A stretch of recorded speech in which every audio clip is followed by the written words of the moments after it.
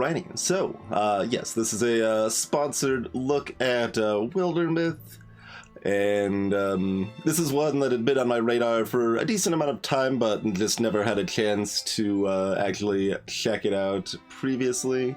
This is a tactics game in the vein of something like XCOM, and let's check it out.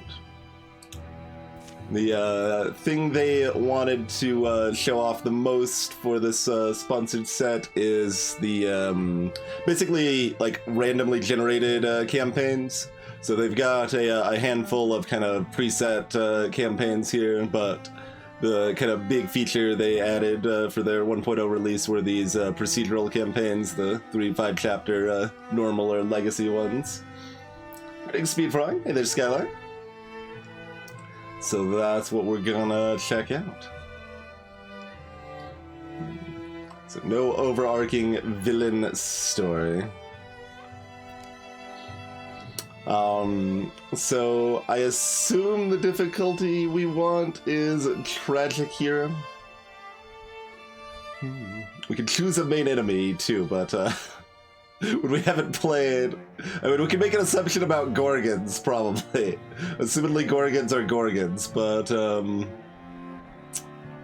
the other one's a little less clear. We'll let that be random and go from there.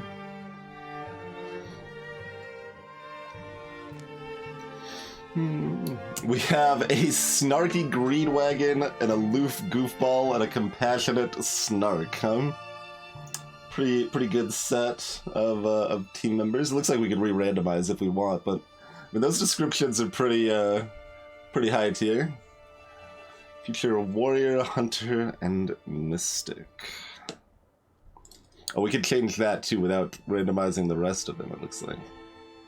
Oh, there's only 3 classes, so I guess we probably want a warrior, hunter, and mystic. Seems fair.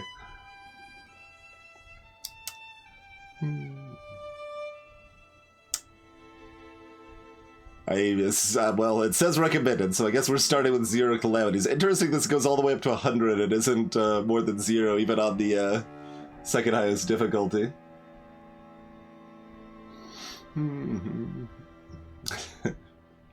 That is a bit of Shaggy, yeah.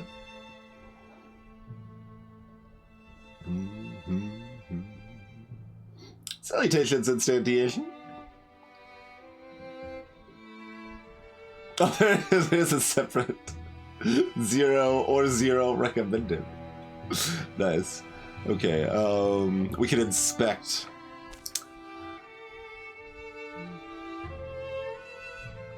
Oh, we can change the name. All right, we've got characters, so we can. Who wants to be?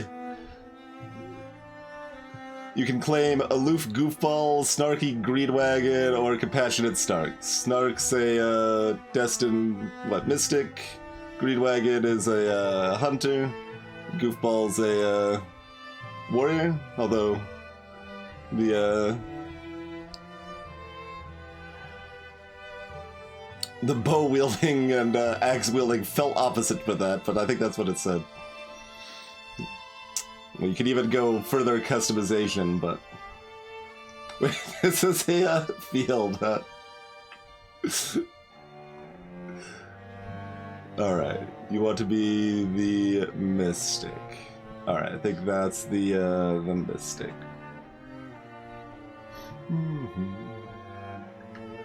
That was the mystic, right? Let me make sure I'm correct on that. Yeah, that's mystic.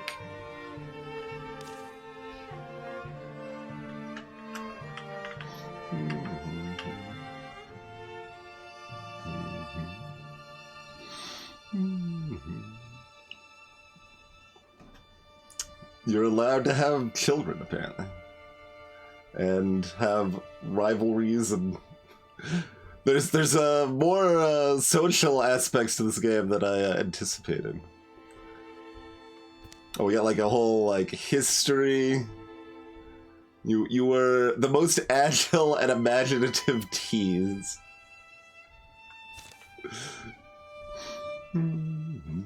Alright, would anyone else like to claim a character?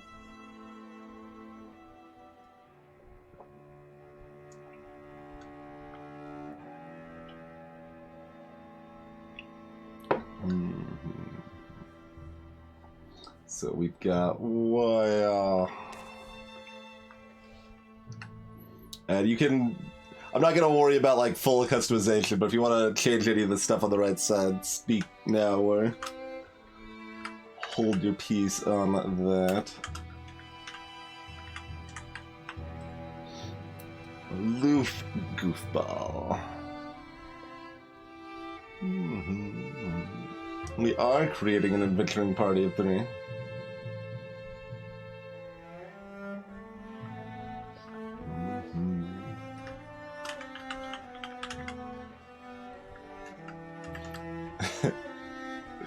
Sounds... So there's a lot of ways we can stylize that. We can leave it just as Speed Frog has it. If we have it without the cap, it feels more like a family name or something. They're of the Speed Frog line.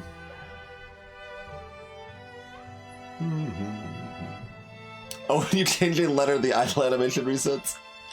Ha! Yup.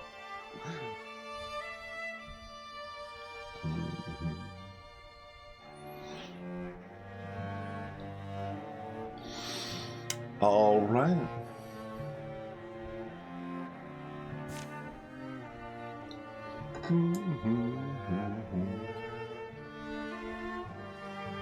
Let's roll then, shall we?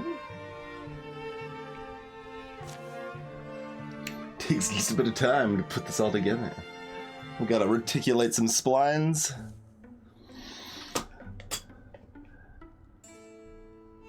Calbridge woke to the red song of chaos, voices bent by fear and rage, panic, pain, flames. We're being attacked the day after I was dumped. Who would attack a peaceful village? That guy. The Grove throws a fire-catching gaze across the devastation, plucking a hungry bowstring. Grab your weapon, Catcher, unless you want to try convincing these flames to quit. I didn't see the italics. The italics a little subtler. Convincing these flames to quit? My weapon? Oh, we get to choose their starting weapon.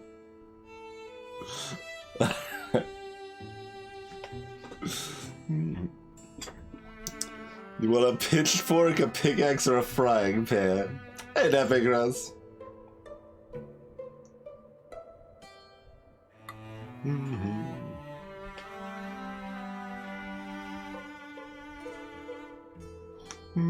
I mean, frying pan does seem like the best pick, the obvious pick.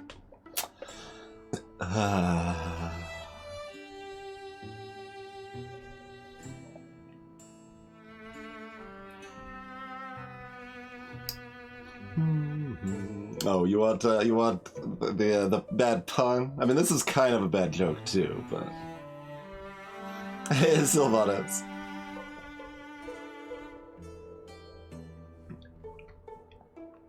Get out. Shaking my fist at Tiffany.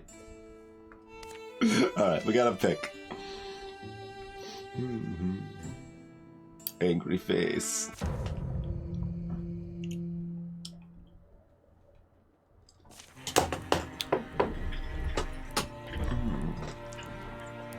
We have a combat modifier that all heroes have armor and warding, apparently. It moves with the warriors bearing barks for the thrill of the fight. We're fighting a tier 1 stump, I'm guessing is how to interpret that.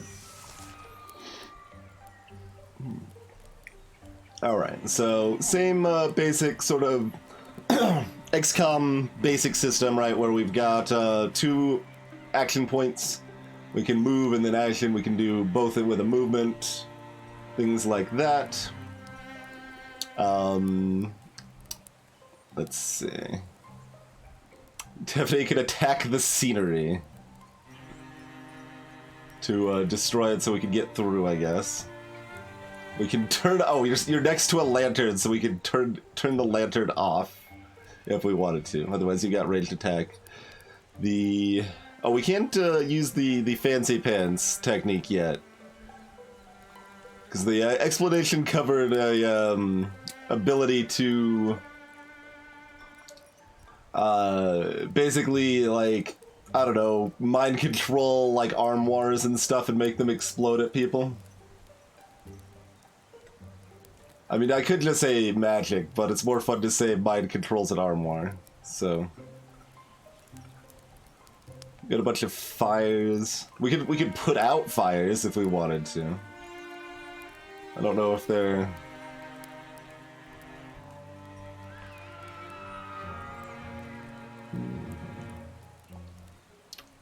So Kacho has like a bow, but they don't. Oh wait, no, we've got a swap weapon.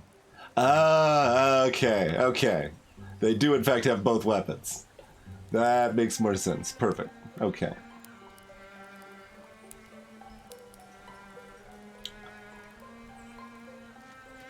Alright, you hop your way over here. Is there an elephant mauling a child nearby?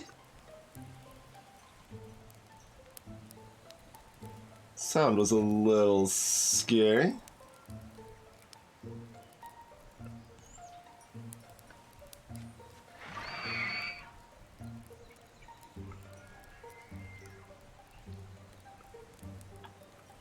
Can't see you.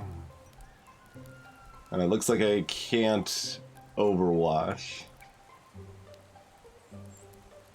We got 8 health. Well, they regenerate at the end of each turn. We don't know how much they move, though.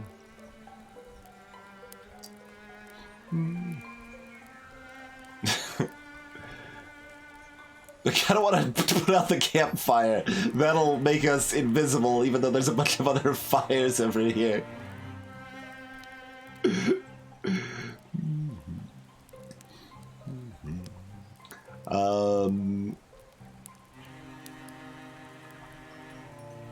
I mean, I guess my instinct is to actually just move back a little bit and try to be out of range of that thing coming. It'll probably like move towards us and. Oh yeah, so important mechanic, we get an armor if we are next to an ally. It doesn't stack, so like Kacho won't have 2 armor if we move down here, but each person will have +1 armor there. So we can wall up with friends there. Oh, reduce damage from attacks. The armor was separate, that was from the stoicism.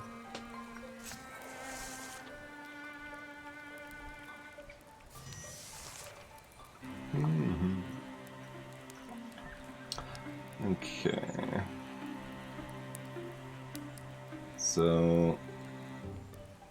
Wait, no. Select Speed Frog, please. Okay. So, I'm gonna move Speed Frog over here. Smack them over here.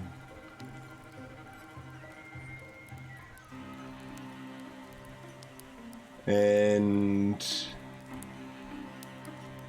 Then since if we're at more than a 90-degree angle from them, we are considered flanking them, so we now have a 100% hit chance from here. Like so. Oh, but then they still turn towards me, so I would still need to go from a different angle here, but that's fine. Yeah, we can go over here.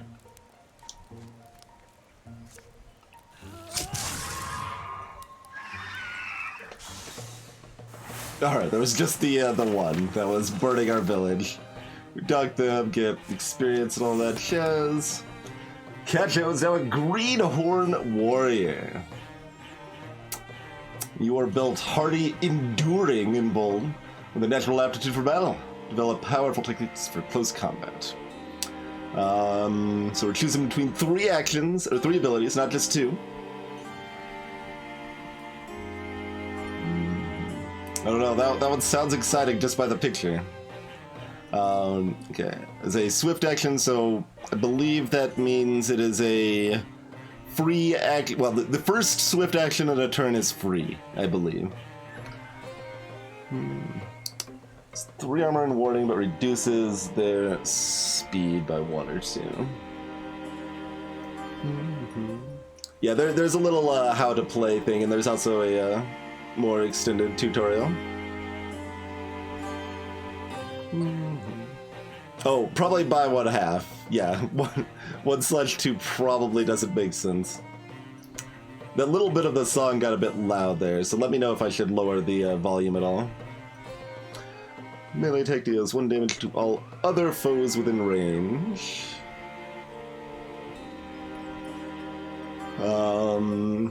Can start a fire.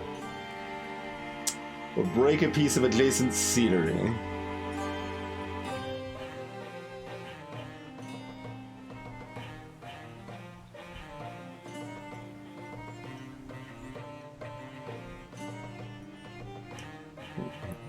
We apparently don't... Okay, and both of these will scale up, is the thing. So as we get maybe equipment or artifacts or whatever that increase our bonus damage or potency, that'll increase these effects, yeah.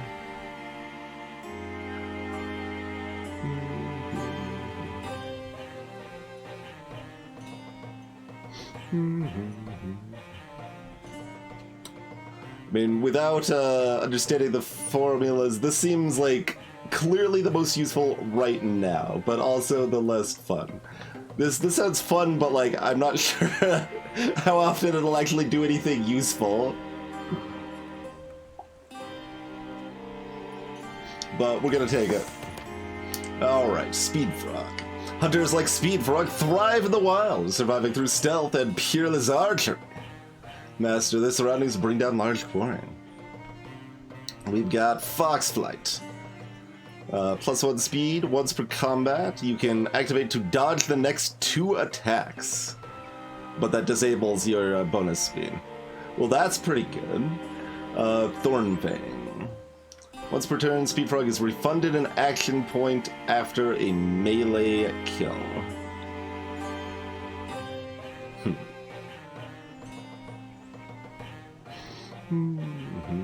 And Flash Cone. Once per combat, Speed Frog throws a Flash Cone that blinds enemies. Deals 0 magic damage, based on potency and spell damage. If thrown an ally, they will be hidden. Huh.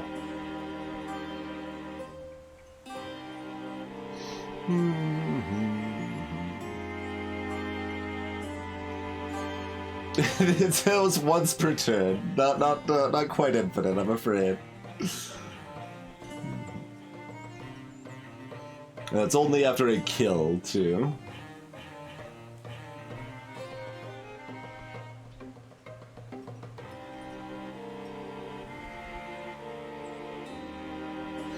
And that's only once per combat.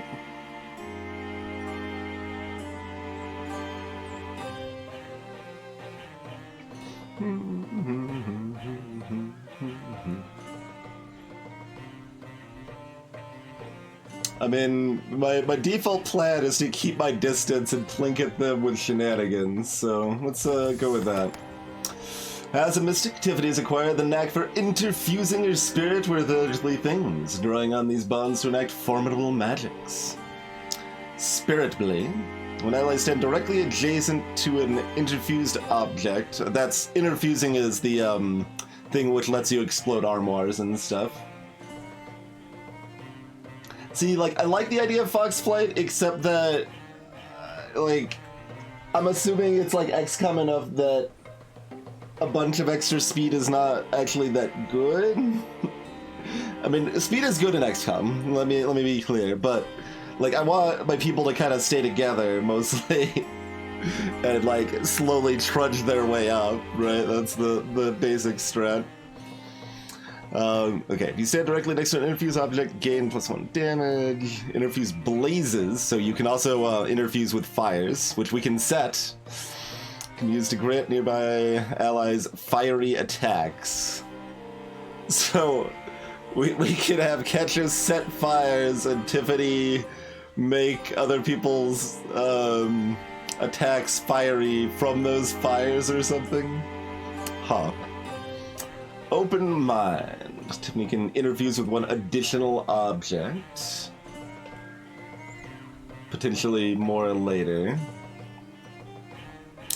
So it sounds like we can only interfuse with one object to start. Vigor Flow. For each interfuse object, Tiffany's physical attacks gain +2 damage. Interfuse objects take 1 damage whenever a physical attack is used. Sure. You can take control of an armoire and then punch people with the armoire's energy.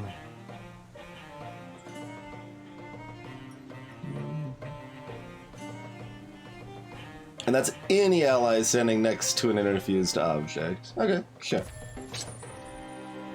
And we found the Bracelet of Divinity. Yeah, warding reduces damage from magical attacks.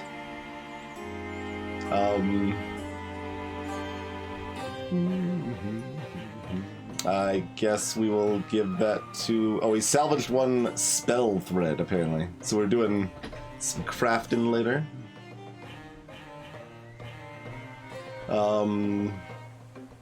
So either give it to who has the least or give it to who's most likely to be up front.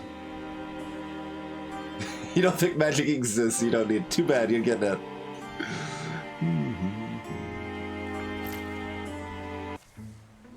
Battle ends. They did what danger demanded. Speedfrog, Catcher, and Tiffany are left standing. It'd be kind of funny if you, like, threw the first fight and one of your people died immediately. Like, I wonder if this would adjust with that. The fires don't swallow the town. They're fought down to cinders and buried. The folks of the burned village will have a trying time, salvaging a whole ruined lane, squeezing people under crowded roofs. They'll manage much better than they expect, though. Catcher and I agree. We're not going to let that be it. We can't really just go back to our lines. It'd be awkward. Or, I mean, it'd be dumb. And who's smart? Us. The character even talks like Tim. Everything seems a lot more tenuous than it did yesterday. Yeah. The Draven that attacked their homes had mostly moved on by the time Speedfrog and the others were roused. It means they can easily return. Them or others. Perhaps more and fiercer and with a deadlier will. Let's go be who we have to be, right? A bit, Game Face, yeah. Like, this is the procedural campaign. They have some preset campaigns as well. Oh, that might be Tiffany. We might have been able to turn it into spell thread if we... That would make sense for the item we got, too. Your enemies improve their strategies after every fight.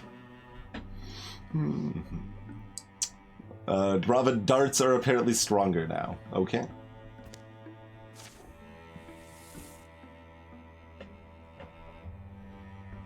Okay.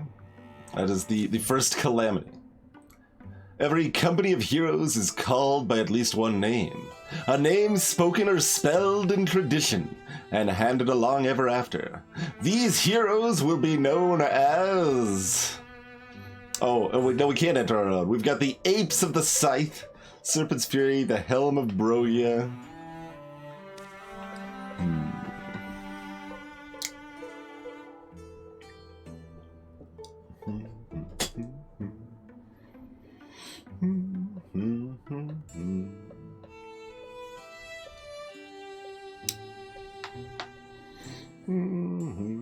Yeah, exactly. Like, we're definitely getting a little ahead of ourselves. It's like, all right, there was one ne'er-do-well setting fires to our village, and we took them out.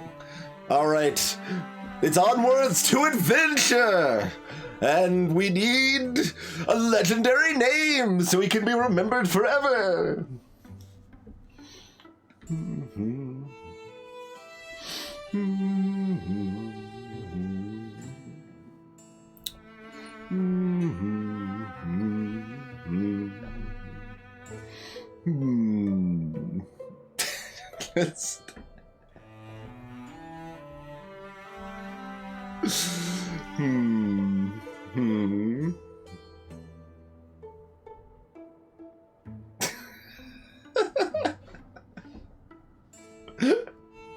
Alright, all lowercase and everything. Yeah, I'm alright, fine, I'm down.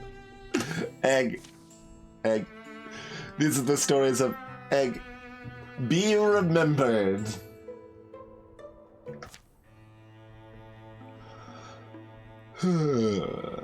Alright. So, yeah, this, there's like, I mean, like ActRaiser to some extent, right? Like we've got kind of two modes, right? We've got kind of a more overarching city thing where we're scouting out and finding enemy encampments and stuff like that. And I think we can, someone at Caldbird Bridge wishes to join Egg. Which costs 3 legacy. How much? Oh, we've got 6 legacy points. Okay.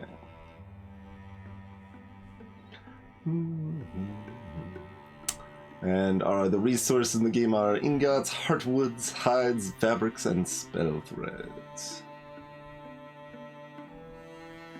And even maybe we should have taken the spell thread if like there's only 3 chapters and we're getting like kind of 4 resources at the end of chapter. Like resources are at least somewhat valuable, huh?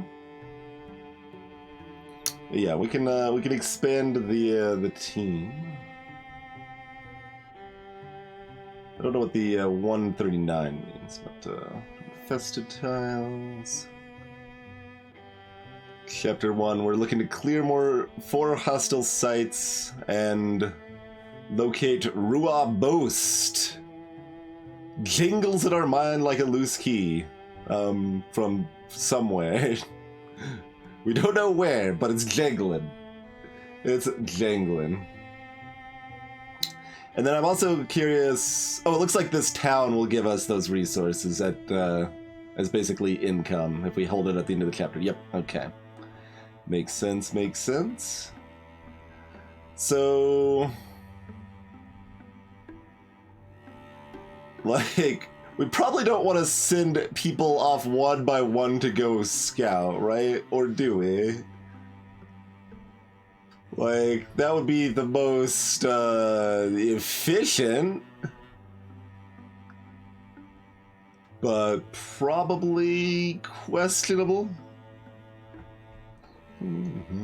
Probably questionable. Crew are important! Exclamation mark, the wolf thinks otherwise.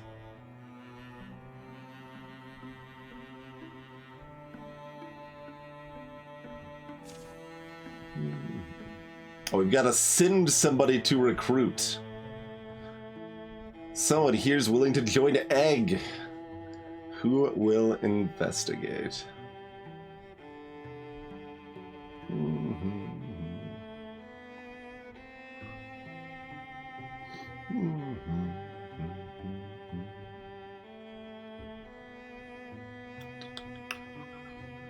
We just, Oh,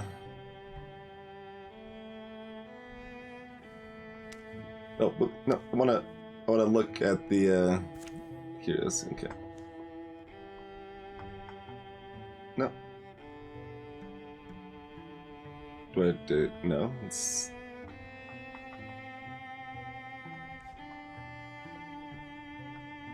There we go. Okay, I'm like...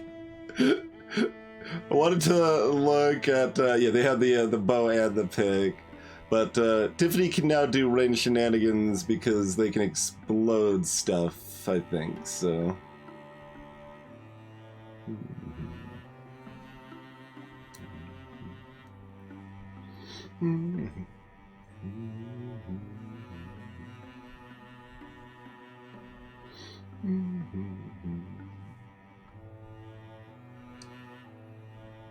Oh, Speedfrog also has a knife. Wait, the warrior does as much damage with the bow as the hunter, huh?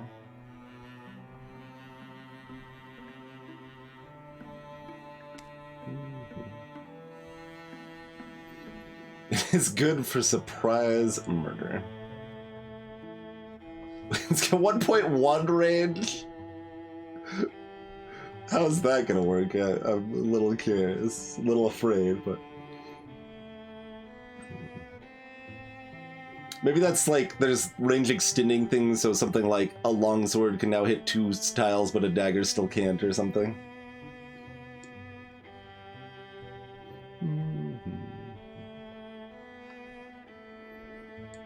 So you've got a walking staff, but you've got interfuse to blow stuff up now. Okay.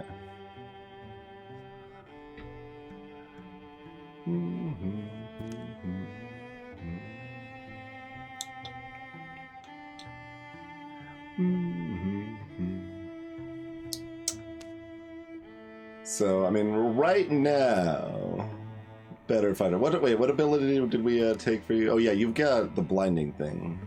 So maybe that makes it enough better. Like, yeah, I was kind of like loosely planning on just like having the party of 3 the whole time, but we're going to be splitting stuff up all the time, so that that changes a fair bit. It looks like it's mostly, yeah, like gear-based stats. You don't appear to have... Oh, no, you do have charisma. Never mind. There is charisma afoot. Alright. Humans are charismatic. I don't know about that. Okay, what's tenacity do? Aptitude for overcoming obstacles, exhibiting poise, and maintaining mental focus.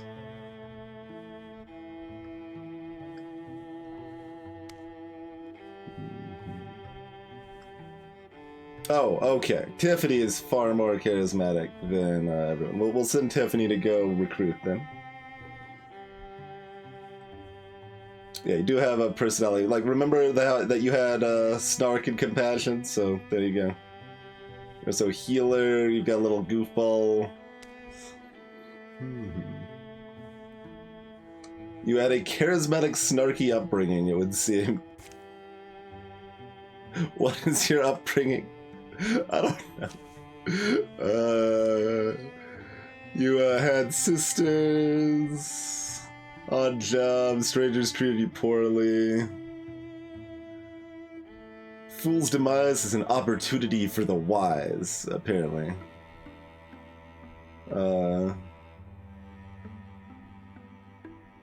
You have +5 retirement age. we don't have a particularly like it's not Dwarf Fortress level of backstory, so you just have bonuses because upbringing, I'm afraid.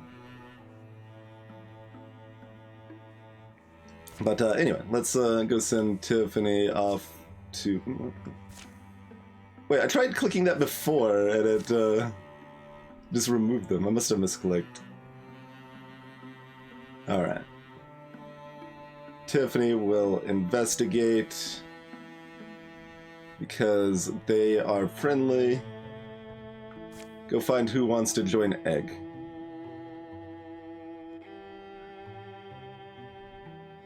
And then we've got like this, like, separated by river at this lock symbol.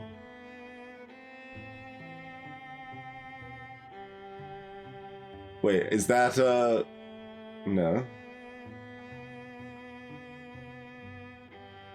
I don't know what this relates to Rua Boast, but we'll maybe find out. Oh, hi, Corona. To not beeline for the months? Don't be ridiculous.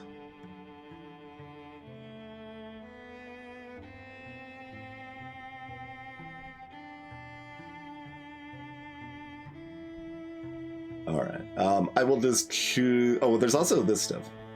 I assume we can't do that.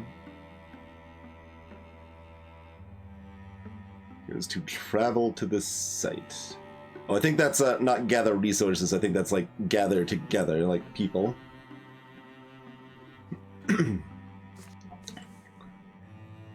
Whoa. Getting fancy-pantsy here. So, unsurprisingly, we need resources to build things. Alright. Let's go, Scout. Both of you go.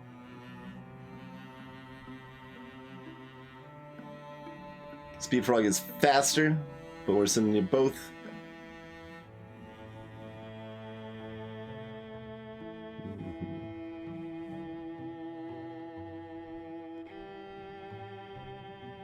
I guess this is like they are good at scouting. So that probably means like Speed Frog could scout by themselves and it would be okay.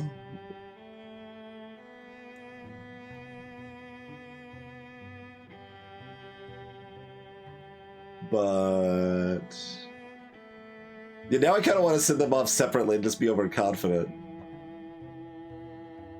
But no, well, we'll send them together. It seems more prudent.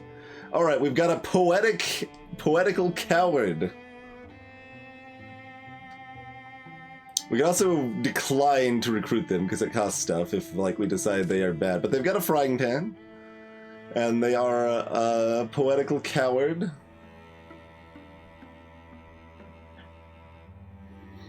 Would anybody like to be a coward? Let's see. You a moderately charismatic coward. That oh, we can't see anything about gear abilities stuff, I guess.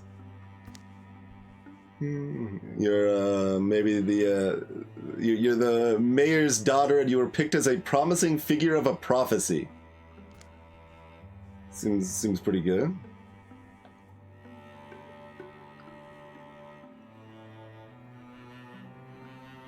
Are they gritty and loyal? Yes. I guess I'd probably said that somewhere else.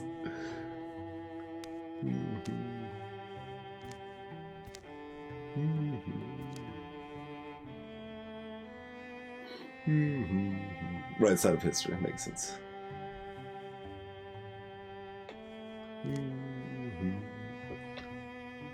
Hook. Oh yeah, you can change these, okay. But yeah, sure. We've got a poetical coward then, huh?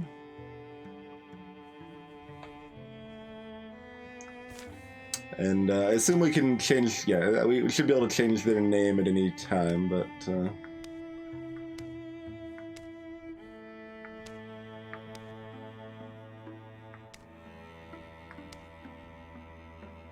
Oda Morn page.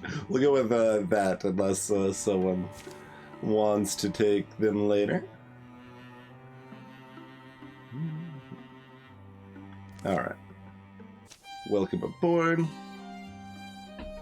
It didn't take long to trek back to the burnt village, and the town still seemed like the best bet for finding another able pair of hands. You're not there. What are you nodding? You're already wandering off elsewhere.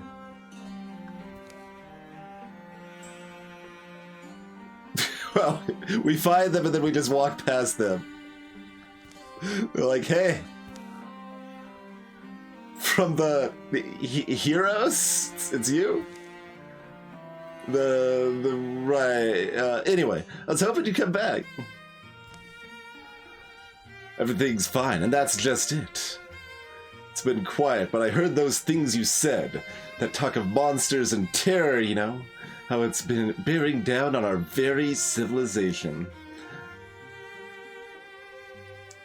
They are classless right now. They'll get a class as soon as they get one fight, I imagine. It's a hard city name to pronounce, Cape Fitz. But stuck with me more than I would have thought.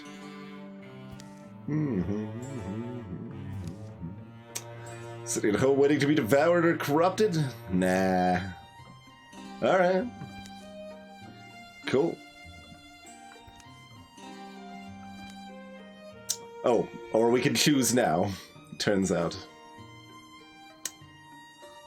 I mean, Poetic Coward feels like Mystic to me. So, sure.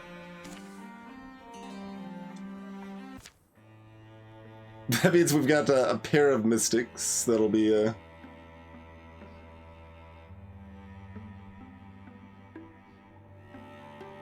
Oh, Oda needs help getting their gear ready. Okay.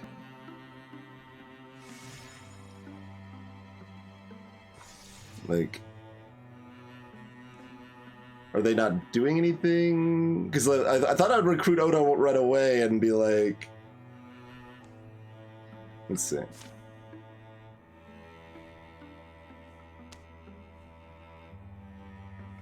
We can actually interrupt their other action if we wanted them to. Okay, no, they are helping. It's just actually really slow. Oda needs like a month to prepare, it would seem.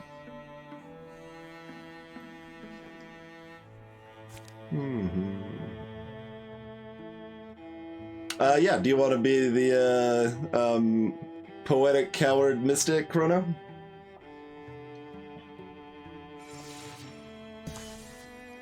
Cherry Fields has been revealed. Okay. One prairie outpost. You can build a station here to collect resources. Yeah, look, we went over here to explore this area that took like 9 days, and look at how little this banner's filled. Recruiting takes 1 million years, apparently. Okay, there's a bridge over to the Arta Wild.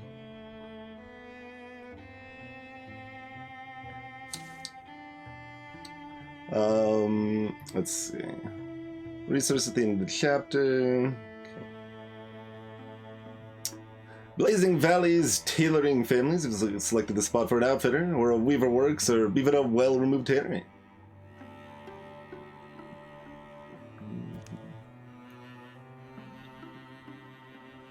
Get a hide to fabric, or 2 fabrics, or 2 hides. Oh, I'm not gonna... We're gonna take 2 different things, since I don't want to spend the time to figure out exactly what we need. That would take way too long. And our weapons and stuff might change before then anyway. And it might not even be worth spending the legacy point on this, but yeah, no, this is fine. We'll go ahead and do this. That has 25 days to complete. 40 days if it's just the one, but I want to keep scouting, so alright. We're generally speaking on a larger time scale here. So I'm gonna have Catcher start building that up, and we'll have Speed Frog keep scouting here. We'll scout all the nearby things to, like, this is an area we want to protect the most, so let's keep scouting nearby. Oh, this is the time until the next calamity, I think, yeah. We've got a leather distillery that we could assault if we wanted to. Occupied by Drabin. 2 hides if captured and developed, or 1 spell thread if captured and developed, or both, maybe both.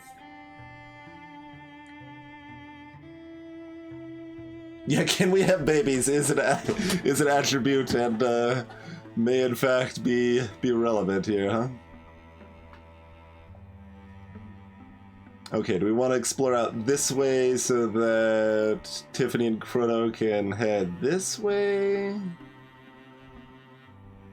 And then meet back in the middle to assault this, and maybe by the time they'll be done doing this? Yeah, okay. Let's go scouting.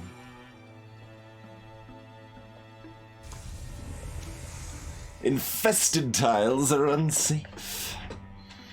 Infestations increase the strength of the source threat. Can ambush groups of 2 or 1 heroes. Oh, like Speedfrog, for example. And over time will spread and turn into an incursion. You can clear infestations by taking out the source or patrolling the tile of the group of heroes.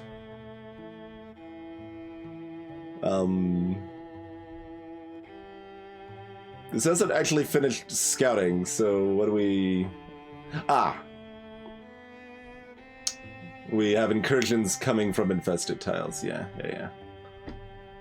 And I think the idea is that, like, incursions kind of, like, rampage the countryside and, like, get weaker at everything they destroy, and you can, like, try to stop them early, and Otherwise, they'll peter out if they destroy enough stuff or whatever. So I think that's the general idea there. We've got Belnook, which has ingots and spell thread, also strength 3. These mountains are impassable, and apparently we can't explore out further this way.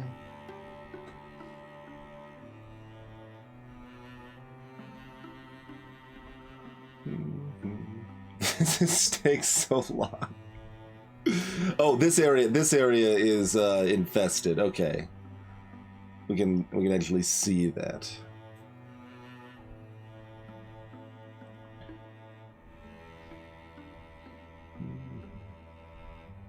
So we want to deal with that before 330 days.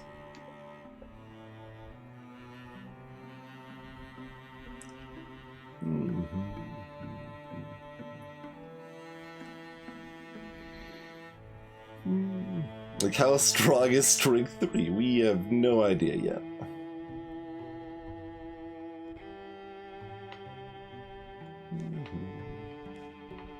Like, yeah, it's 15 days because I think they've got to go down and around, probably.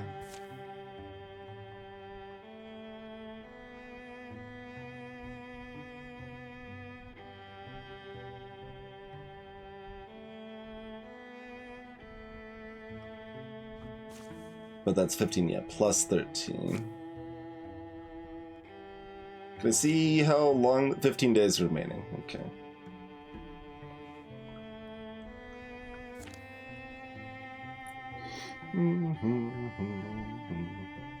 You're busy getting your stuff ready, Chrono. It took you like a month.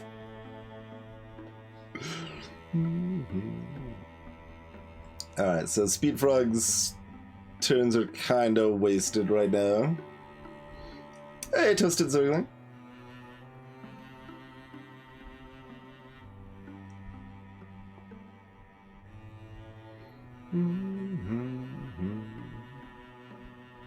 But I don't really know what else to do. Alright, so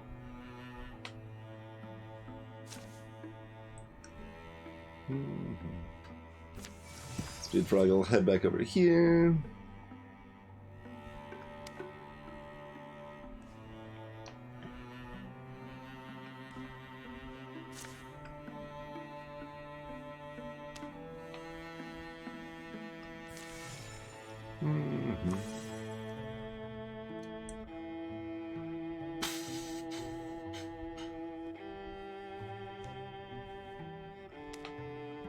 Alright, do we try to take this on with 2 people? Or do we wait for our friends to help here?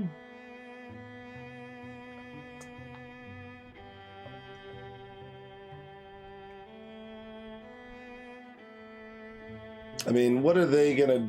Well, I mean, I guess this will probably be kind of instant, right? So then everyone could go over here if they wanted to.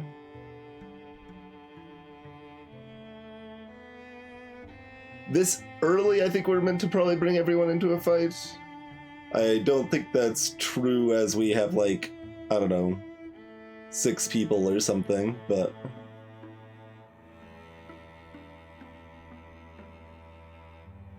We also don't know how injurious injuries are. No, I'll do the investigation after we take the distillery, I think. We can do it in either order, really, but...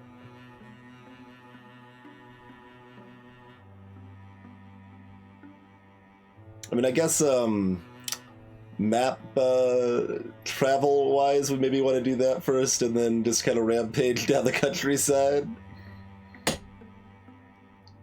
Alternatively, we could just be overconfident and be like, yeah, Strength 3 doesn't sound that bad, let's, dance.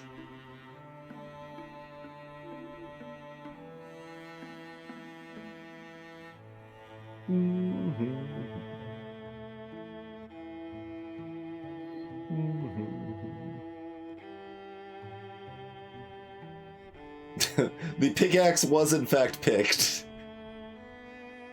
Although the other options did not include alternative axes.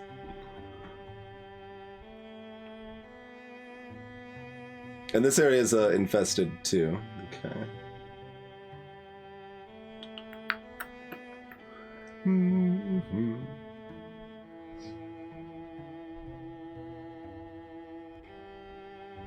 Oh, can we see info about this?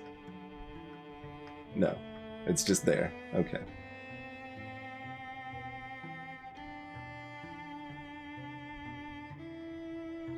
So, I mean, baseline assumption, right, is that string 3 means there's 3 enemies. Are they all grouped together?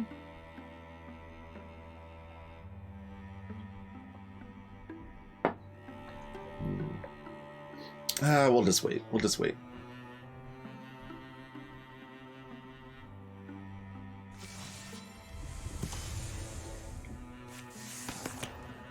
All right. Oh, you don't even have to get in battle. You do get a ability right off the go here. Compulsion. Briefly interfuses with an enemy and forces it to move where you please. Well, that sounds great. Arches. It probably can't move that far, but even like a little bit's pretty good. I mean, I guess it probably costs my turn, so I'm not like attacking them instead, so maybe it's not as great, but... bonds with the earth and summons from Seedling and Silt, a wondrous tree that pins surrounding enemies.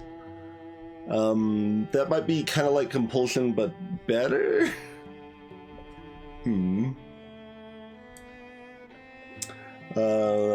Interfuse with 1 additional target. Yeah, alright, let's do tree. I'm doing tree.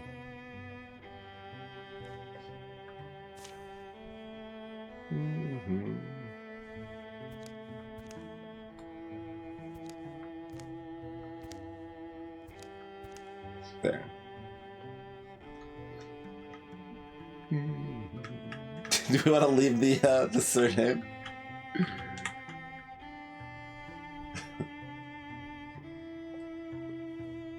Fine either way, but...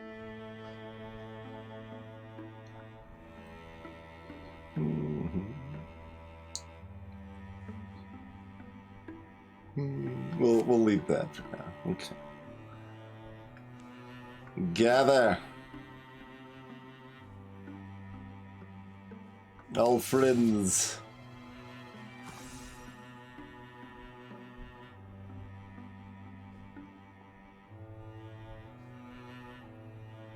The surname could be Metrix, but they're poetical, so I liked the name Morn Page.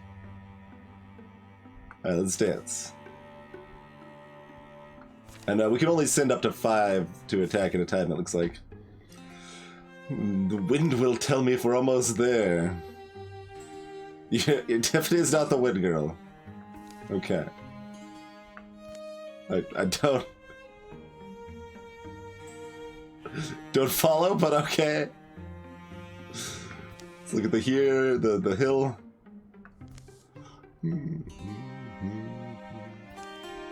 Egg! It is destined!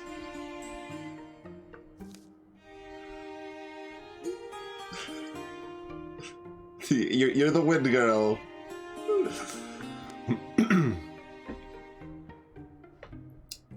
You realize we have to take this and raise our own little craggy. 44% chance.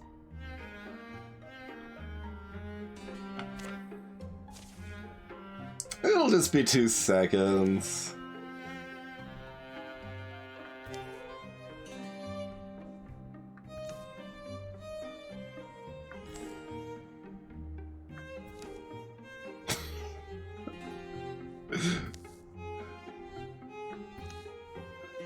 Oh, we're still stealing the egg. Alright. Thought it'd be like, okay. Giant birds attacking. Maybe just leave the egg at this point. But, duck! No, it looks more like a giant eagle than a duck to me, but...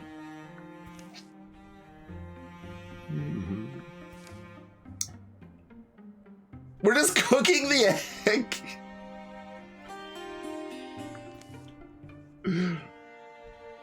Crag Eagle omelets give you the power of flight. All right, Tiffany. Oh no, you're keeping it warm. Okay, you're just being cheeky. Okay.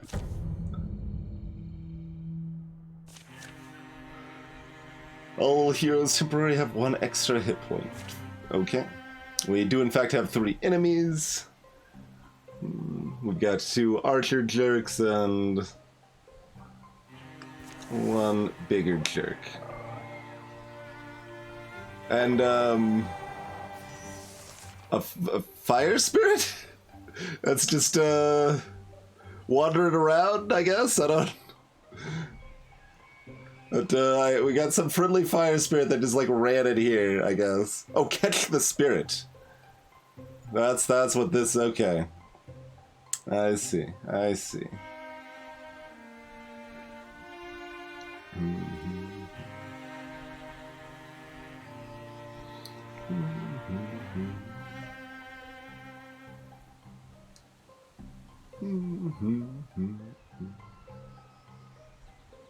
Yeah, it's Meld that's running away from us.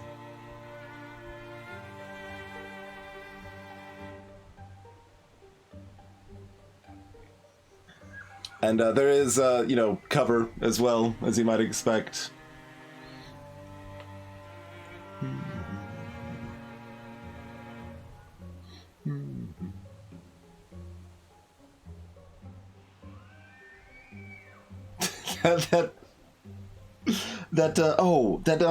That's the noise of a freaking hind from Ultima Online.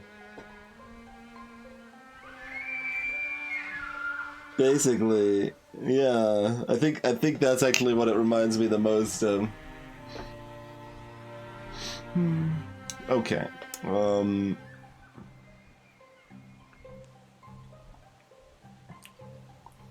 Well, probably stabby and move up a little bit and see what things look like. I mean, you might just run up here and let's see. There's nothing to burn here, though.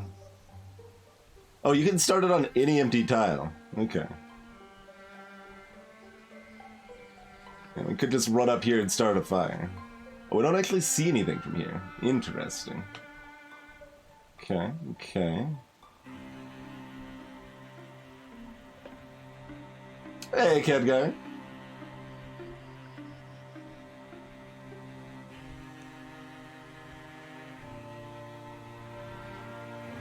Oh, Speedrock's actually got that much movement even without our swift fox thingamajabber, huh?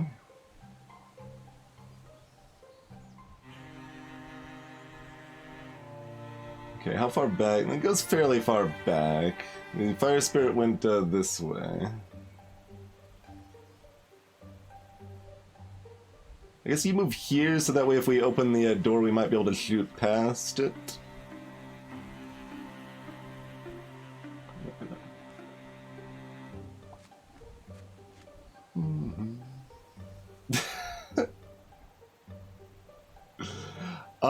I don't actually know on the multiplayer.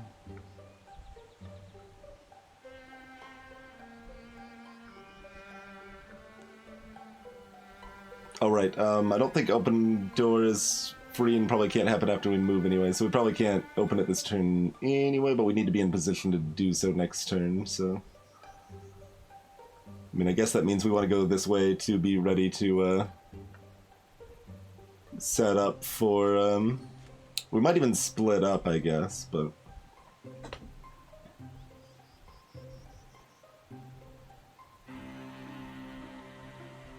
Okay, yeah, it does have multiplayer then. Cool.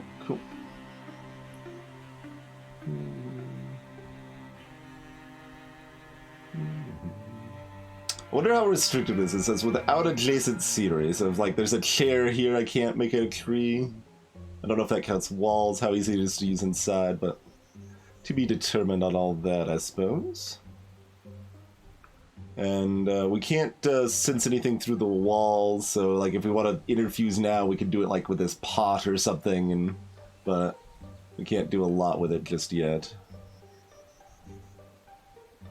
Alright, well Tiffany isn't a coward? I don't remember. Doesn't matter. Go on. And you'll be kind of in between, kind of figure out where you're going afterwards. Oh, and you're a hunter, so yeah, you can go into Gray Plain. You can be all sneaky.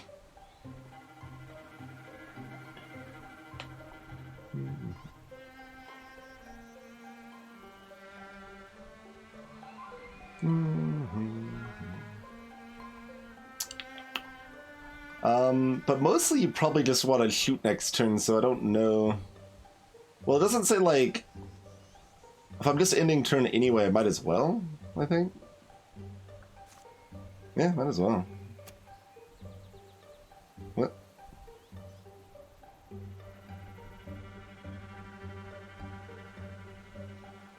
Oh.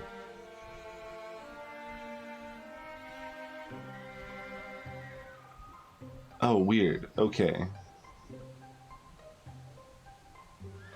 You pop out on the other side all sneaky like. Huh.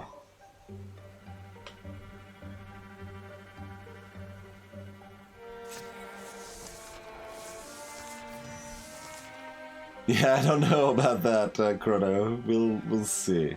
Okay, yeah, so open door is a swift action. Open the door to reveal fabulous prizes. But since like these are both swift actions, so like if we use this, Raider is no longer a swift action, basically. Okay, so we've got a little archer friend over here. Oh, our angle sucks, yeah, because it's got cover there, so.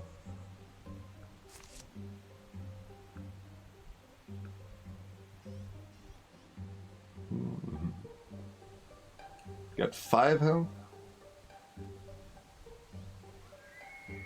4 damage with the pickaxe, you say?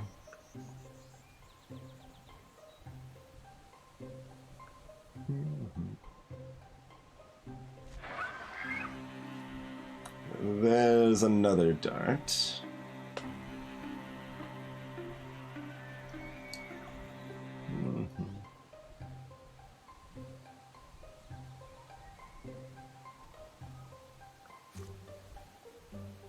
Look, look at me wanting to have that free action stab for Speed Frog now.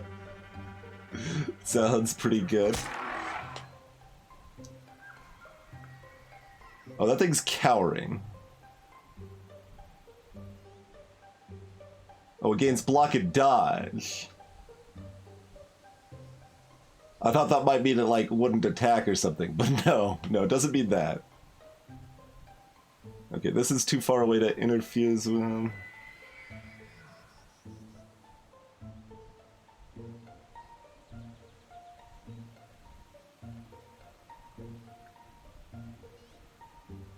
Grain.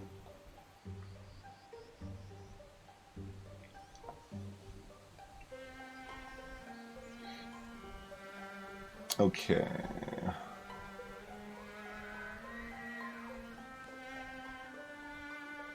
This, even when they're carrying this, well, it might only be 70%, I guess we'll find out.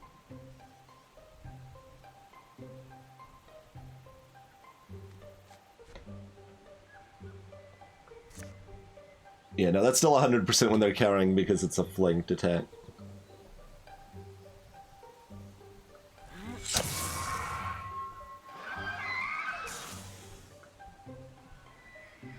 We can turn off this lamp.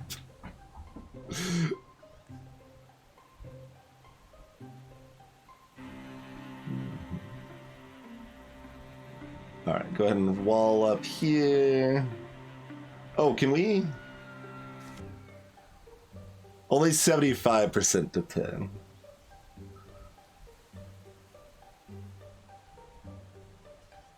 Okay, can Tiffany get close enough to do shenanigans?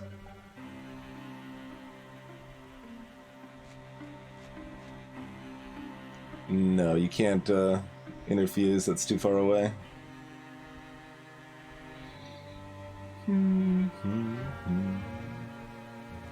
still wall up protectively there, but the 4 damage of this won't actually kill them, so I guess we might as well try the pen. Yeah.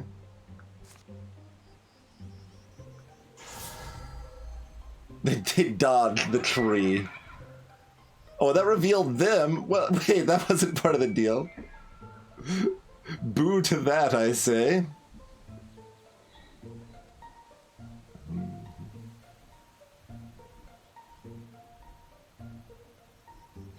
Yeah, the tree saw them, it would seem, yeah.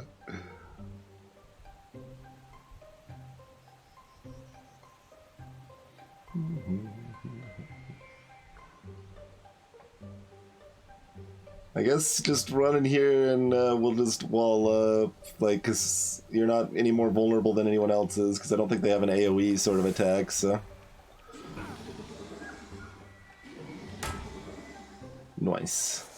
They're using the tree for cover now, how dare you?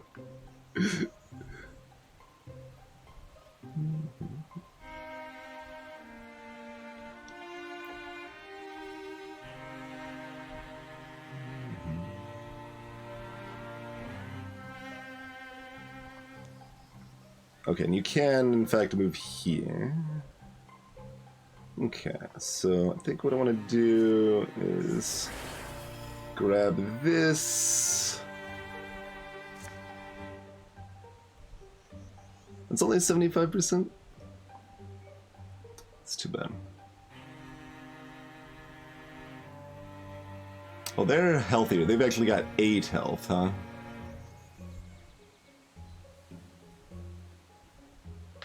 Alright, well, somebody is going to be doing this. This Steel Fire is going to hit someone. I think we can only use it on one, though, yeah. And it ends turn. Yep, okay.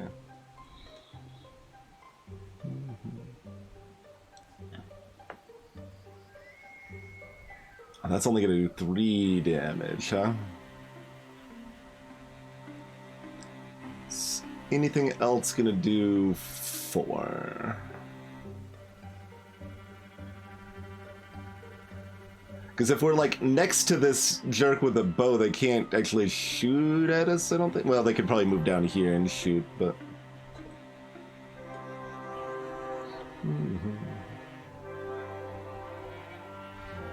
Oh, they would take the 1 fire damage before their next turn. Gotcha. Good to know, good to know.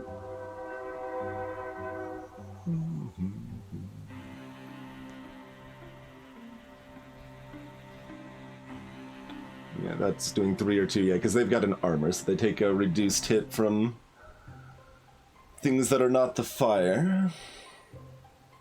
So, yeah, if we burn and pickaxe this jerk, they die, and then we can maybe just surround them so they can't attack us? Question mark?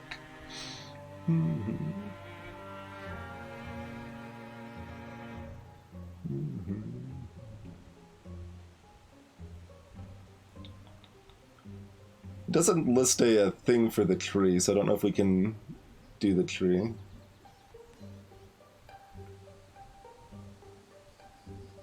Oh, we can. Okay.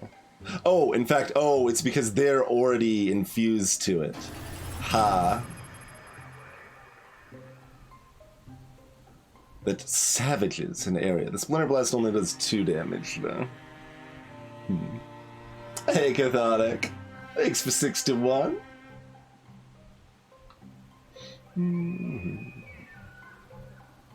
Oh, you can set the tree on fire with that? Sure. I am not that enthusiastic about that, probably. Although that fire, if we then interfused with that fire, we might be able to, yeah, it's curious. Yeah, so this is interfused. So that should mean Cacho could one-shot the dart if they wanted to, right?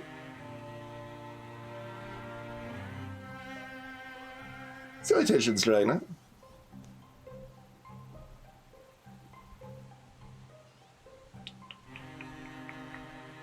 I mean, they only got like an 85% chance, but then everyone else can hit the other one and dunk on them. Let's just try that. It's at least a reasonable idea. Just instant dunk on them.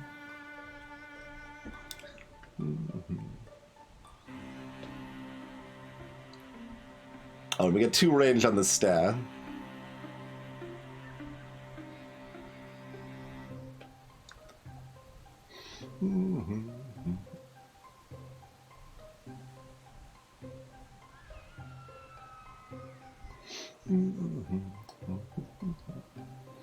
I don't... It seemed like stuff could go past you, but if it can't, I made a mistake, and it's okay.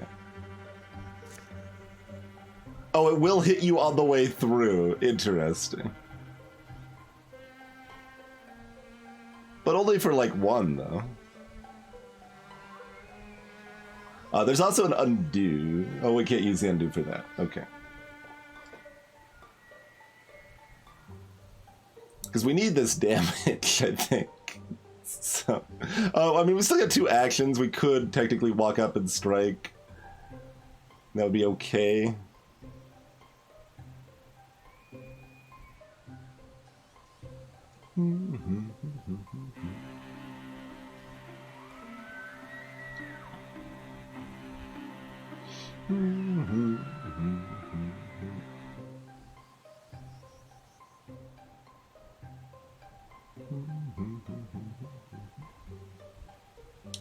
I don't think the range changes the accuracy, because otherwise I think it would actually say.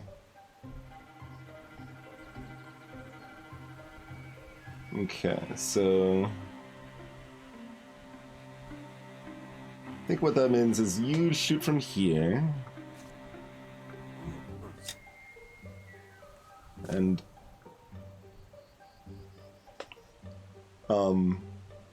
yeah, we've already flanked like 2 or 3 times. I don't. Thanks for the update. Also, do we need to find that fire spirit before we kill this thing? Was that a thing we were supposed to do? I don't know. I guess we'll find out.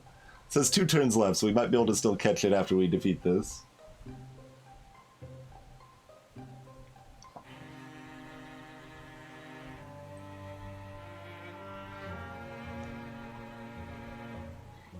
That does in turn, right? Okay. So, okay, no, it shows. 2 tiles just means we can do straight line or diagonal. Yeah, so we can't do an L shape. No knightly attacks. So I mean, we could do that for 4, aka 3. And then the fire could still kill them. The fire might still need to go through there. So let's set them on fire first, including Katya. I understand the risks. All right, we do what we need to do.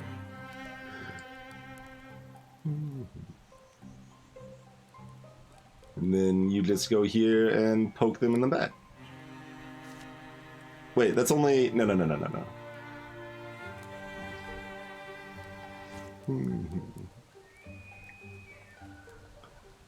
Forgot we needed to move here for the... Also, wait, why did it turn?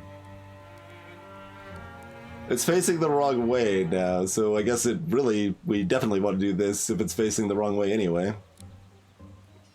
But it was supposed to be facing here. I guess if you undo, or maybe the fire. I don't actually know why it turned around.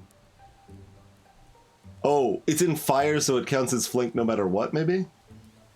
So it doesn't matter which way it's facing. Oh, that's probably why. Okay.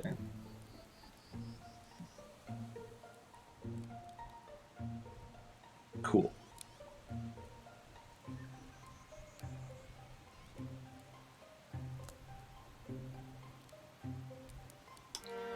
Oh, and our own interfusion doesn't help us get bonus damage.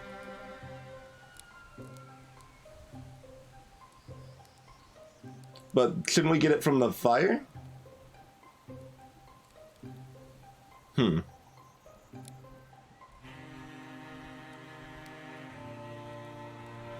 Alright, well, we'll go here for the wall, I guess.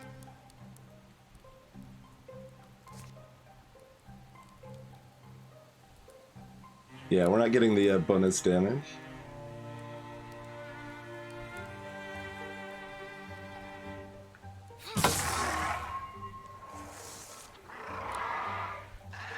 Oh, they took 2 damage from the fire. Okay. Apparently the fire does 2 damage, and we do still have time to look for our friend.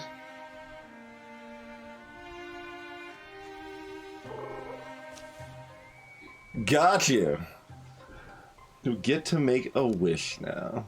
We do. Oh, and it's specifically who caught them gets the benefit unless we just take a legacy point. Alright, do we want a fire bow or a fire dagger?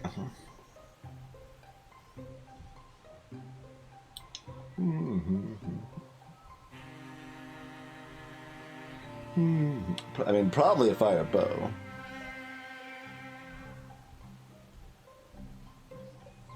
Let's take a fire bow. Fire spirit's like, yee! Just gonna jump on your fire. We got the Crimson Striker.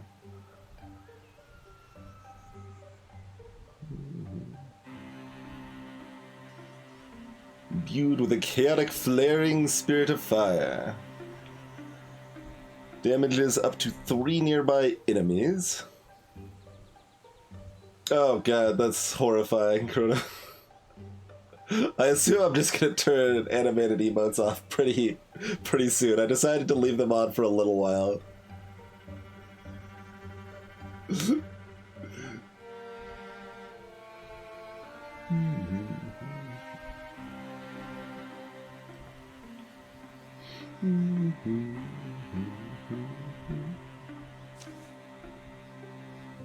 So does an extra damage and also has the damage nearby enemies. Pretty good.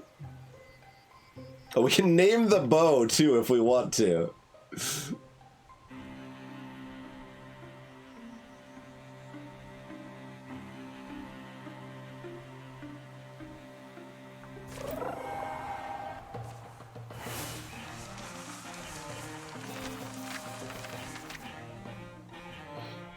Oh, I think we spread out the experience gain if we bring more people, potentially, huh?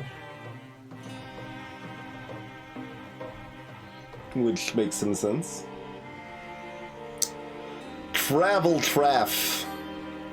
Hunter armor.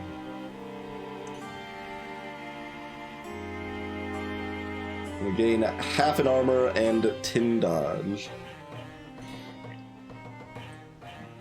It's interesting because, like, I wonder how often it's going to be actually better to salvage if we know. Because that salvaging is like half or a third of crafting exactly what we want, rather than taking what we find.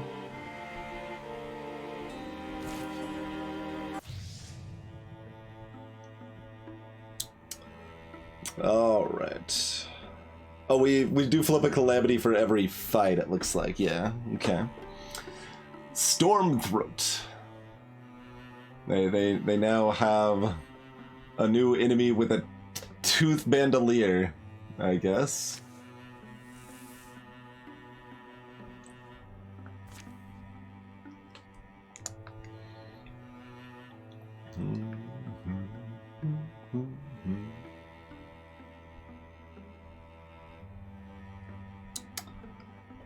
Alright, are we just going as a group to clear this?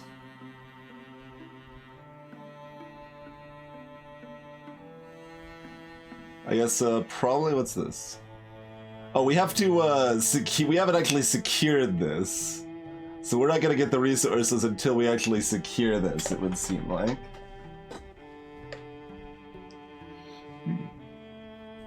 How long is that gonna take?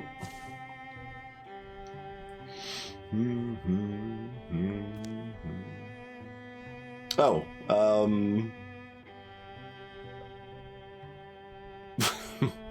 we can choose if it's gonna be fast or slow. I want an item though.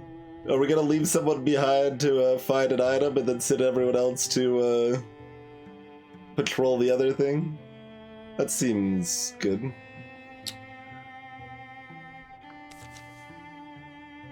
"24 days, yeah. And probably even more if we split up. Okay, and they do stay hurt. I wonder if they have to specifically spend time to heal up or what. Let's see. Oh god! Okay. Comb through every detail. Why yes, this will take me 4.5 months. Mystics are good at searching through stuff, apparently.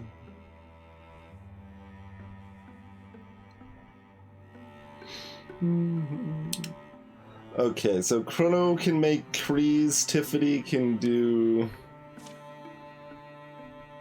Oh, the Spirit Blade. Yeah, those are both quite good. And they work well together, too.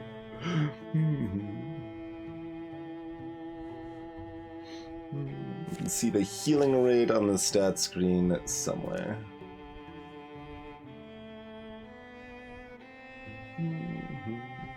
One health per 3-ish days. Okay.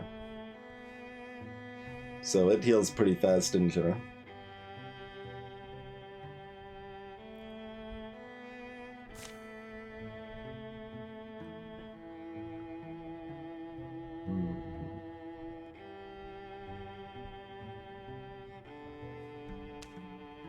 Huh. Hey there, Biff.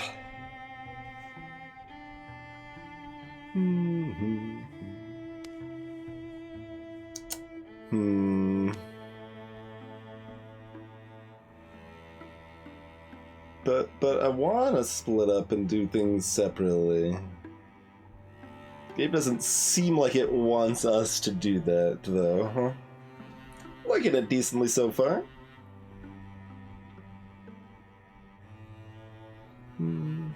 How oh, that's still a ways out. Okay. Well, it's not about being brave, Tiffany. It's about, like, it's not even faster. Like, if it was actually faster, I would do it. I want to be brave. That was the plan. But, like, if I leave just one person behind to work on this, it's going to take 70 days. All the characters are currently claimed, I'm afraid, Beth.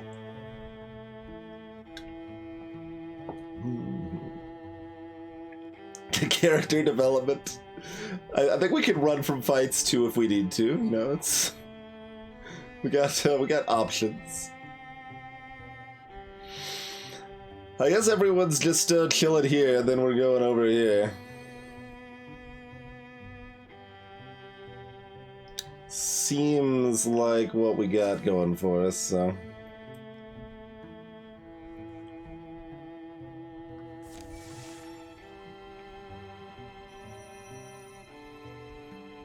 Gives Catcher time to heal up. I guess I would have healed up on the walk over anyway.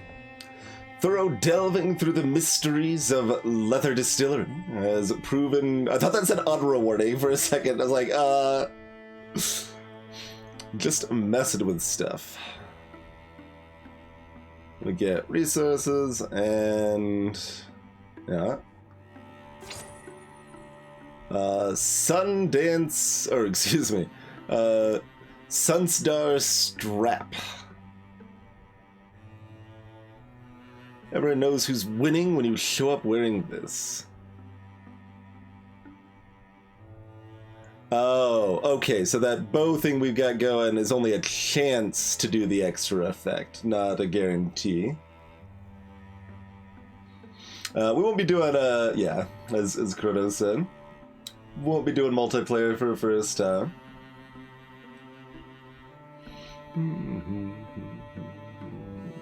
Okay, so...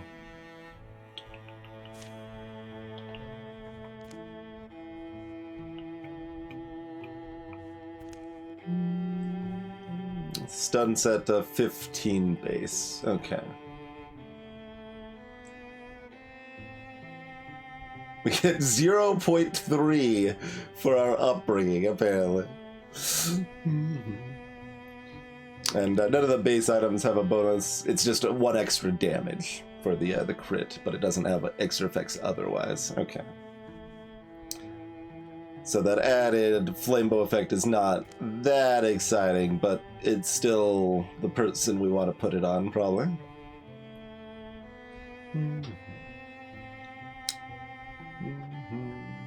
Yeah, everyone's got the same base stunt chance here.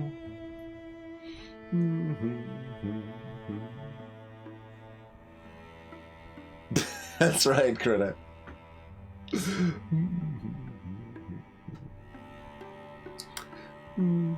Okay. Yeah. So here you go. Have more stunt.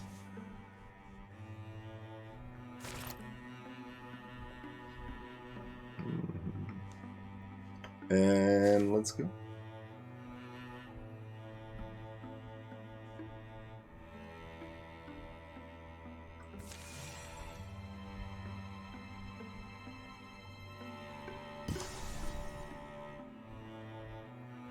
So those are separate things. Ah, if we clear the infestation, it makes it easier to fight the site. So pretty straightforward order and plan here.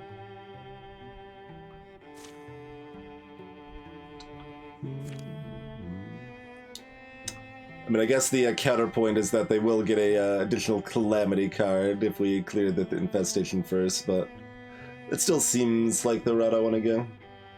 Hard to guess. You never bothered to patrol, huh?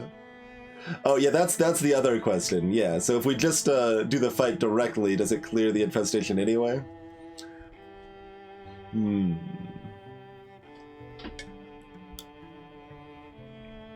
Oh, and an additional thought by Cacho. If it's harder, we might get more experience. That is a thought. That is a thought.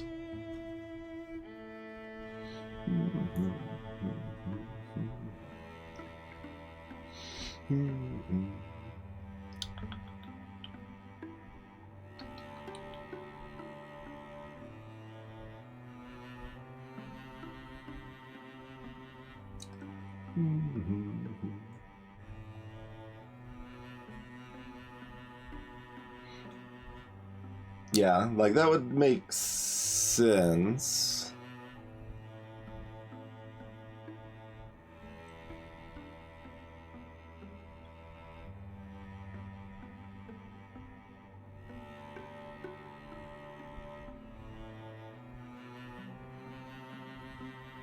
I mean, yeah, does anyone like know that this just seemed to theorize rather than anyone clarifying? If we just attack it, does it clear the infestation anyway?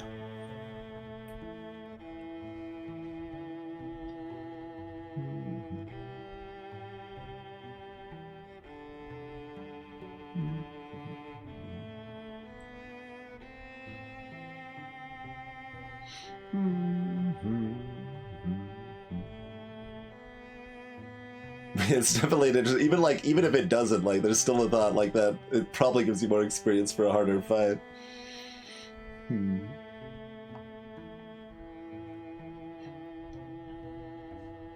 All right.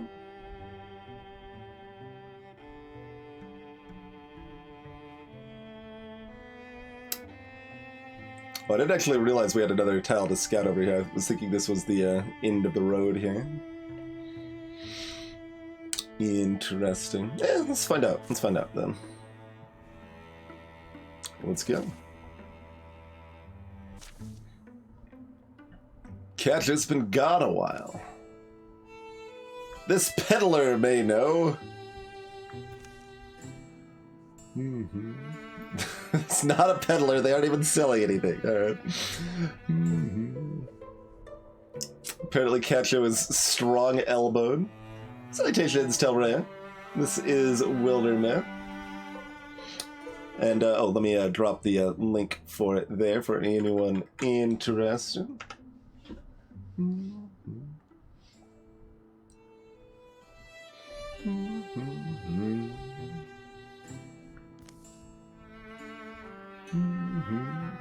Anytime in the past couple days.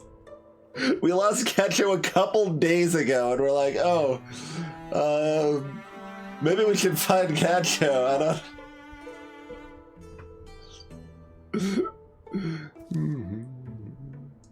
Corley chimes. Where's he headed?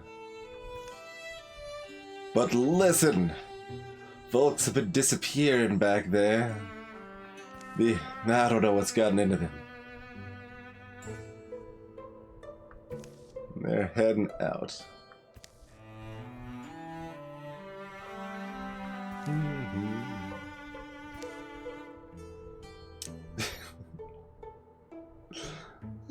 We doubt they all packed up and left. From a gully among the rocks rises a brief gust of voices.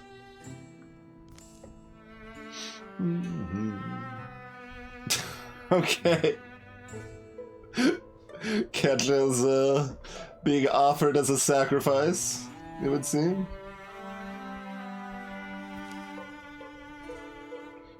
They look around, it's like, no, they're not coming.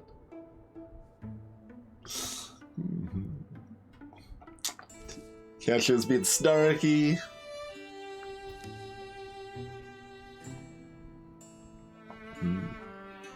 Ketsu cage is makeshift but sturdy.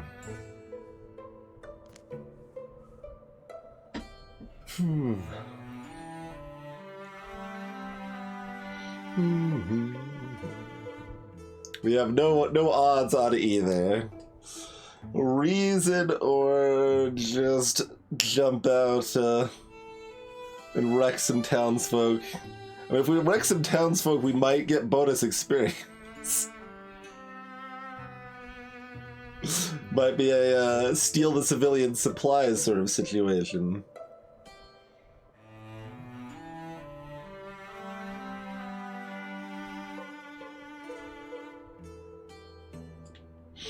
Making the, lighting the cage you are enclosed upon on fire.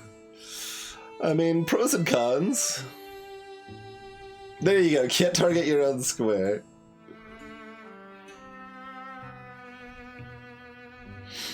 Alright, let's just chat with the townsfolk. What's up? Try to get us all killed, or just yourself?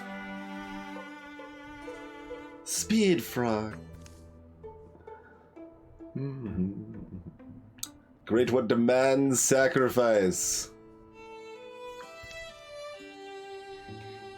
Great One comes with a host of shadow-spitting horrors, burns, eats, or rages and kills across the countryside. So we'll kill it. We'll kill it. Won't we? Will we? Yeah. Do battle with a deadly monster? It's slightly more palatable than killing you. If we fail, it gets to eat us anyway.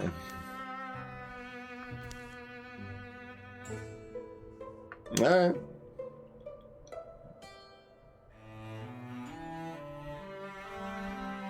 We don't have to fight a Great One now. They let us... We've broken you out. We can just leave. Blue glow grow. Oh, I thought the blue glow was growling.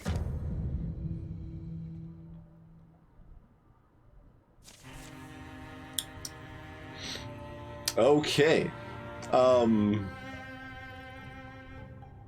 Well, that's potentially scarier than we thought we signed up for, but we'll see how it goes.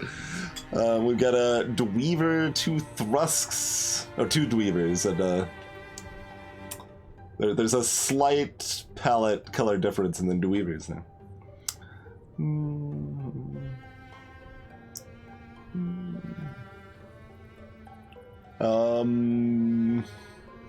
So it loosely sounds like both are melee. Great One has flames crackling on its back, whispering beguiling words.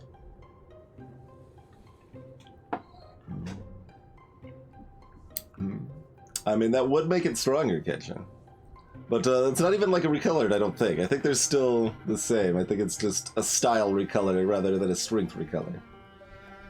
Hey, BSPin. Ha!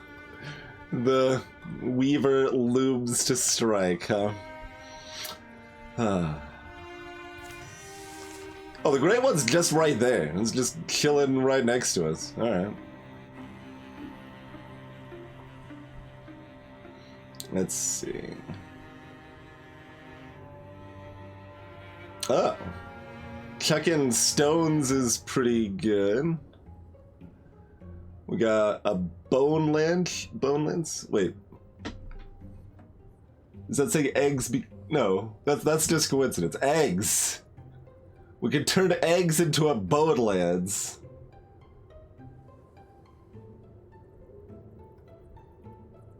What's the range on this one? Oh, that can hit. Yeah, because the Great One takes 2 tiles. Okay. Oh, hey, Raven.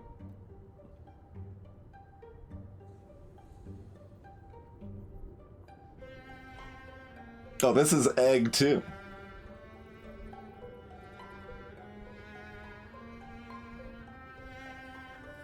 I guess this is maybe the same. Well, no, it's not the same thing because this one's lit up.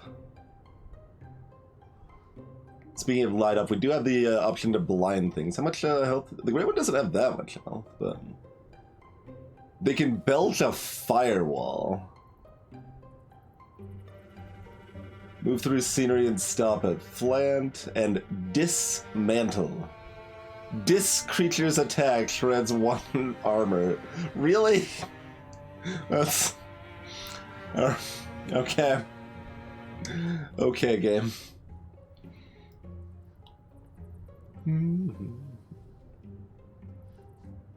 So what does this look like?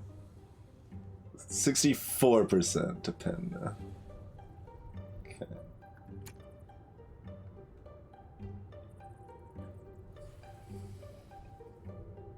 Every pod brings you closer to Persians.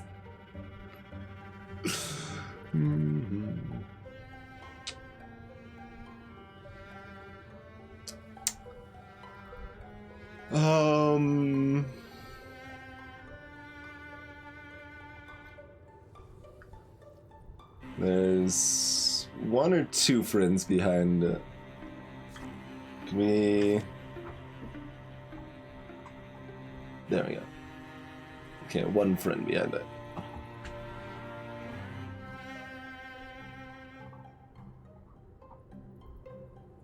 Okay.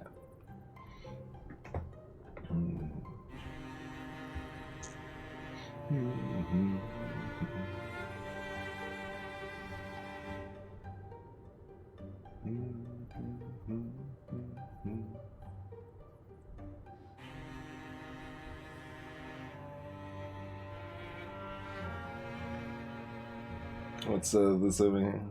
Oh, just splinters. Okay.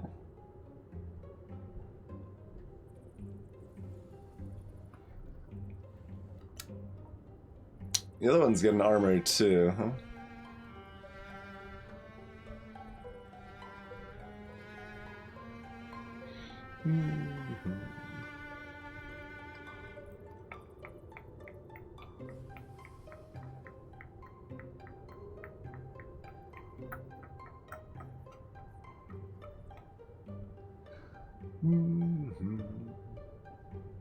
Is this affected by its armor? If so, do we want to light a fire?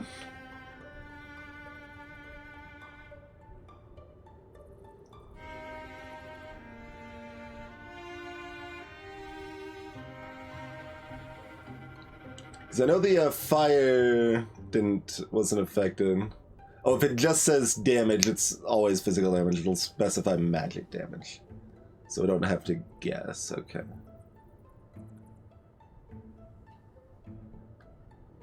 Gotcha, gotcha. kind of expected us to like beat up the little things and then find the great one further behind, and we'd kind of sneak in sort of thing, but no. The great one's just here to dance right from the start.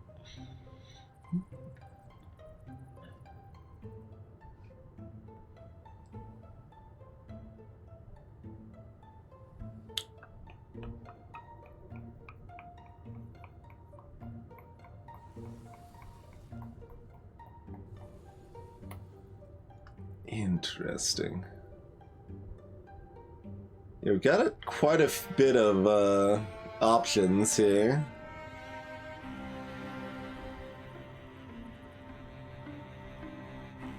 Because, like, we can attack and then flank by flinging rock, and the rock will bounce and hit the other one. Cool.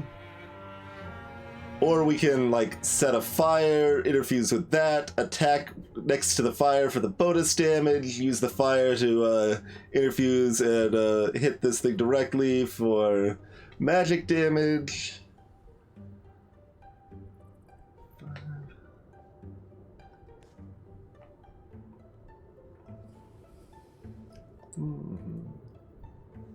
Oh, and this shreds armor, too. Interesting.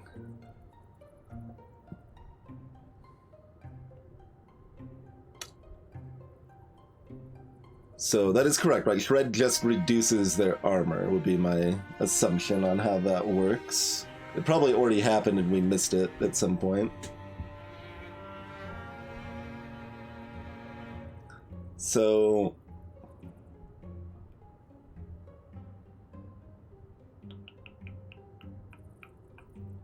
if I do all of what I'm saying, assuming we don't miss is also a thing. We'll still have options to miss, but this will do 2 damage. Fire will do 4 plus 2 for the effect they'll be on fire.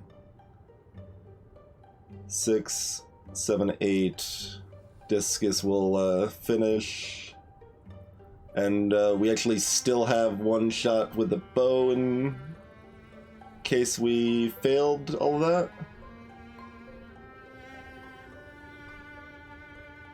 So I don't think we treat... What are your attacks?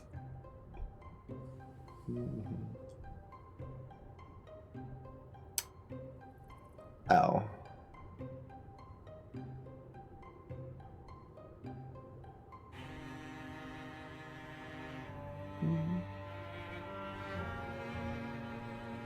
So...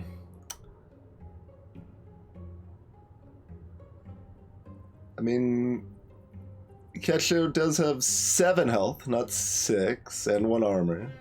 So they would only take up to 5. So probably safe. I mean, if everything goes perfectly, this thing might be dead too.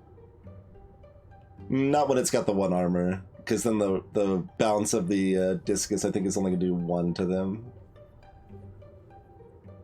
But yeah, let's go with this plan that looks like it can hopefully kill the Great One before it attacks. And if it doesn't, we're probably in a lot of trouble.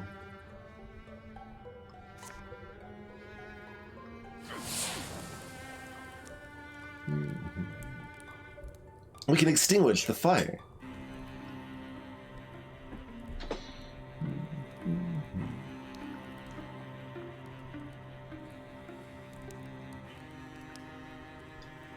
Okay, and it highlights blue if we're close enough to activate things.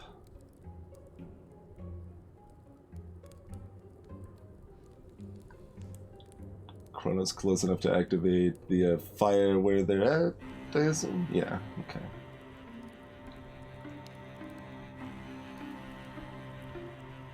Actually, they're close enough to do the discus too, yeah. So... assuming Speedfrog can walk past, yeah. Okay, so you just want to be here.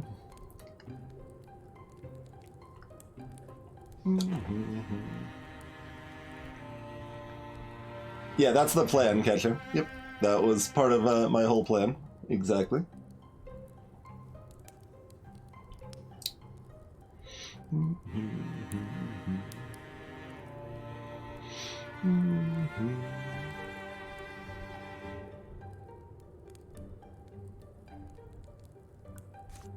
Oh, infused grants you vision. That's why we were able to see with the tree at that one point. This might reveal something further back too, which would be scary, but hopefully it can't get close enough to attack this turn. Regardless.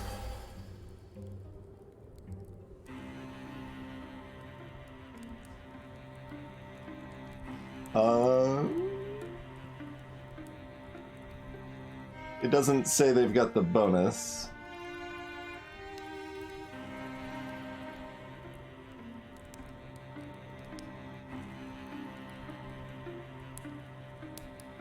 Why not?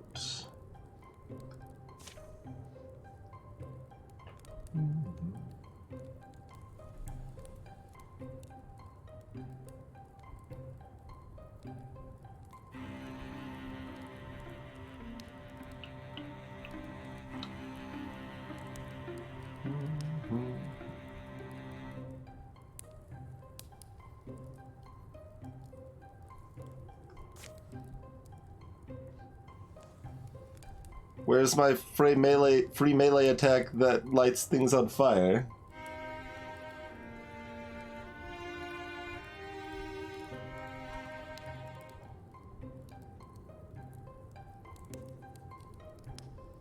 It's not a free melee attack? That's what it just said, isn't it? When interfused with a blaze, grants a free melee attack to a nearby ally.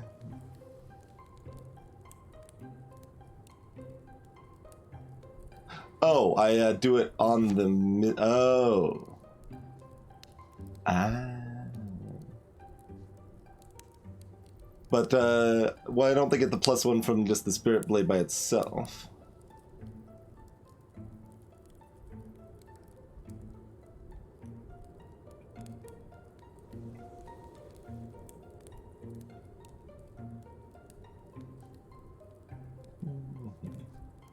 Because we kind of need this.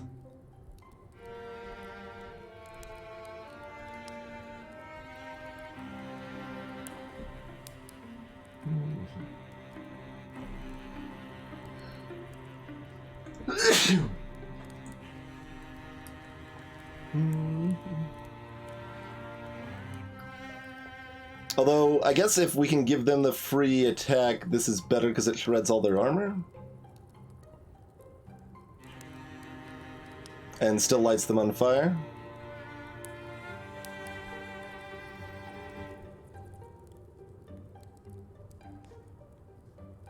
Because it says bonus damage.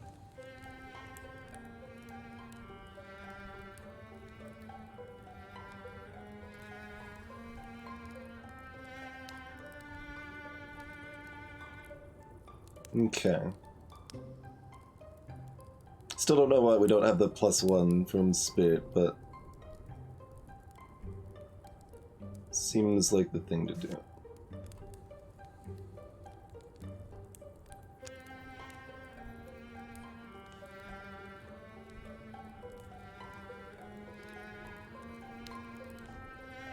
Huh?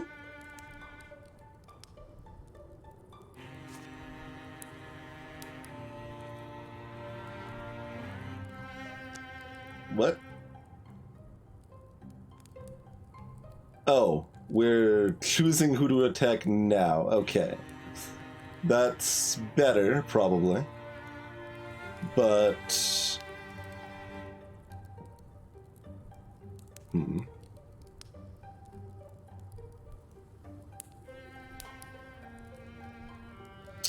We try to do anything weird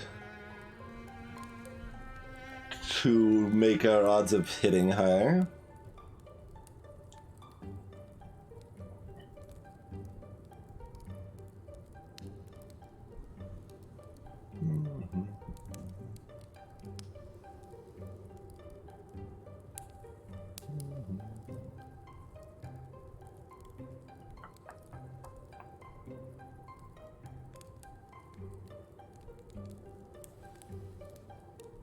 Is that even gonna be a flank, though? I don't know, like, which way they're gonna be facing. They'd be facing this way?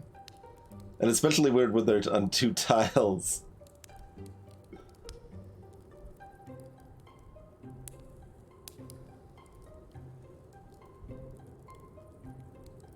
It's hard to say if that's gonna be a flank or not. I'm not sure. What's over here? More egg?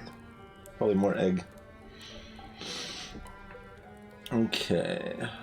Backup option, we can always blind it. Well, yeah, well, I mean, it's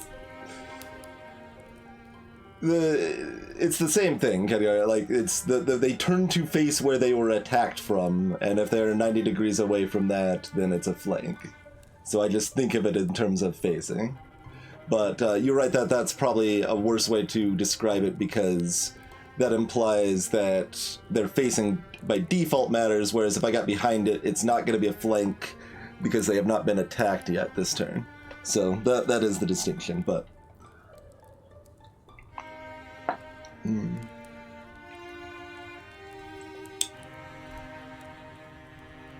I mean, enemies have always turned to face whatever has attacked them so far.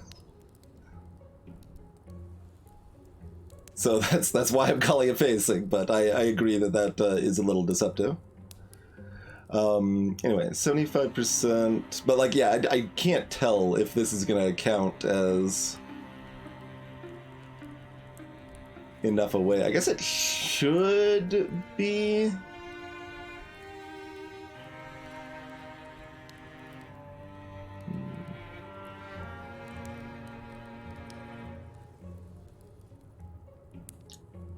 But we would be doing less damage with that if that's the case. Yeah, I can't use these rocks at this point.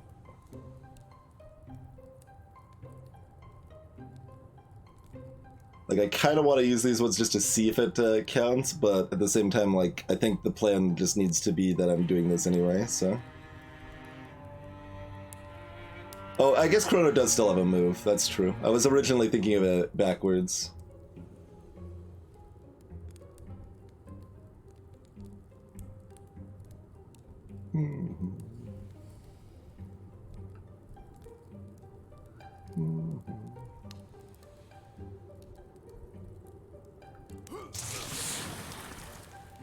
Alright.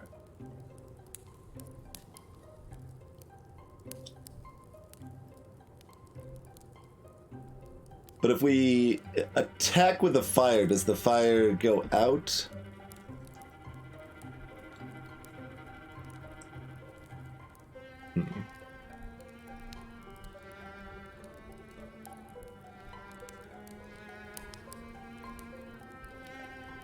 I guess it won't matter, because it would be 4 damage in this theoretical scenario.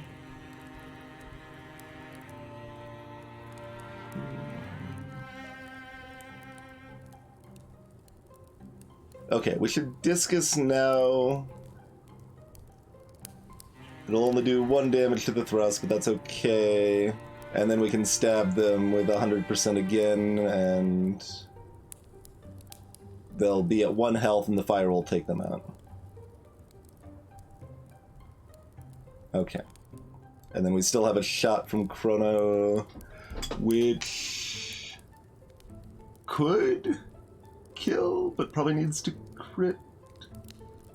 How much health does that have? Does it have 3 health? Oh no, it just needs to hit. Yeah, no, we might actually be golden here.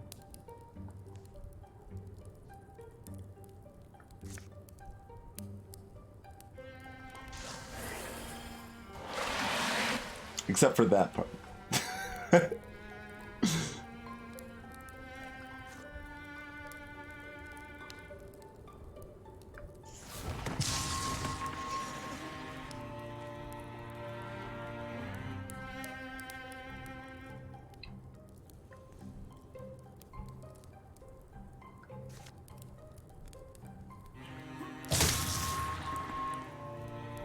Okay. Those things are pretty far away. They're next to a creepy pile of bones. Apparently that counts as garb. Can we steal the bone cloak?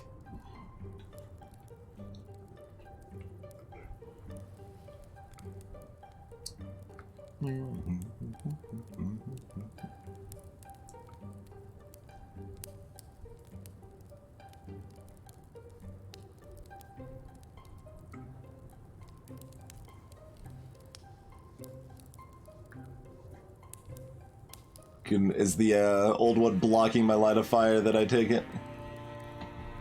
Let's see.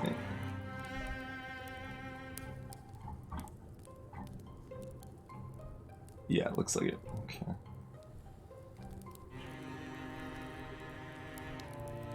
Need to be at least here to have line of fire to it.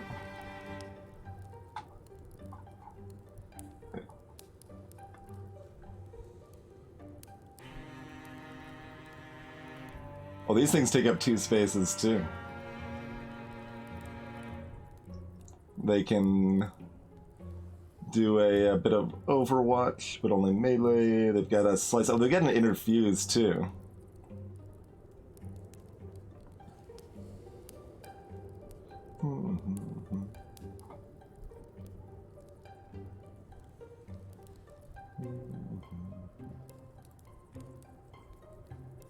It's like, I'm like, well, do we want to be next to the rubble to take cover? I guess it's the rubble's gonna attack me, but...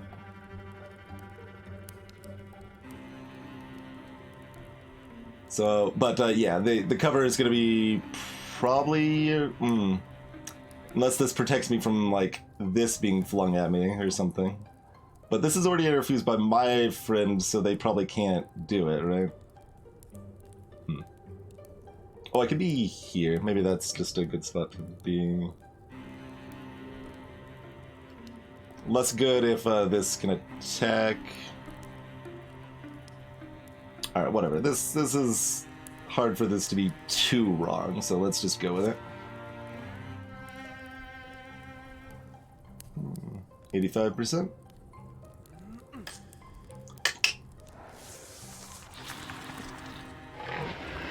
Oh, warding protects against fire also. Well.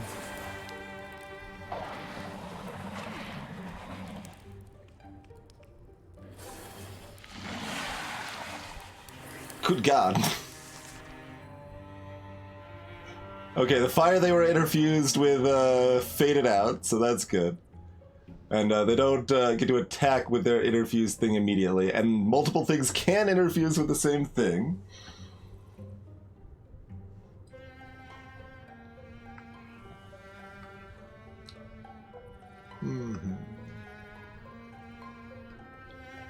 Interesting. So that one shouldn't be a problem. We can get away from that.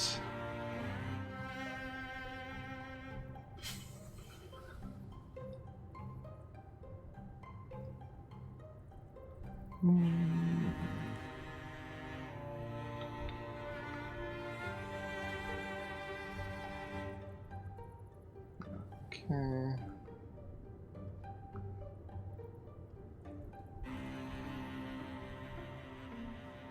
So if we stay here, they're safe from this also. These things are healthy too.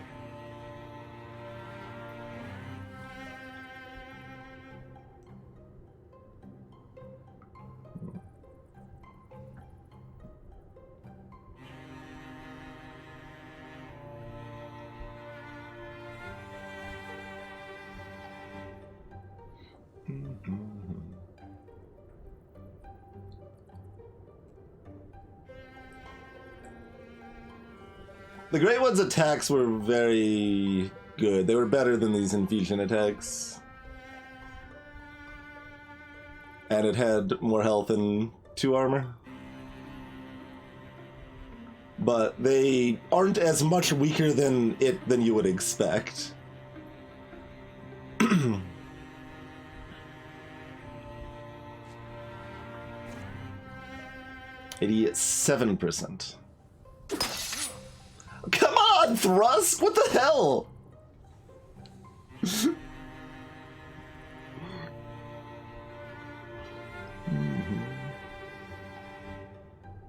Pinning any surrounding enemies, you say?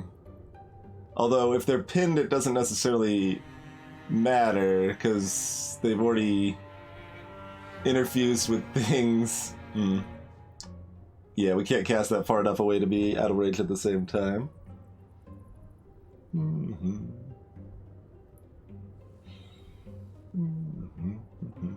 He should have made a fire.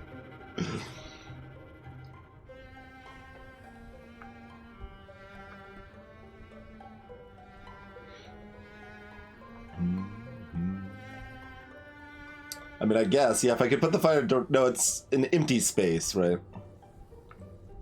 I guess I can't look at it now, but I think it was an empty space, so that shouldn't really matter. I guess it would give me a little more flexibility, right? Because right now, if we want to one-shot it, we have to use speed frying.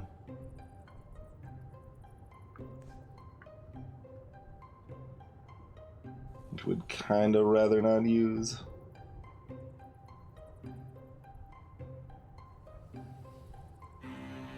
Oh, this has both Splinter Blast and Stone. I guess you get to choose.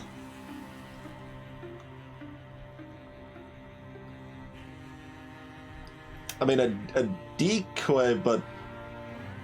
I mean, I guess that maybe works. Like, as if this one's like, oh, this isn't close enough, I'm gonna go down and interfuse with that, and then we're far enough away again. But, like, we don't want... Oh, no, because they self-extinguish.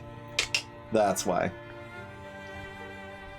That would be the ticket. I'm like, we don't want them to have fire. That's scarier than anything else I can interfuse with. Well, the rocks are probably as bad because we don't have a lot of armor.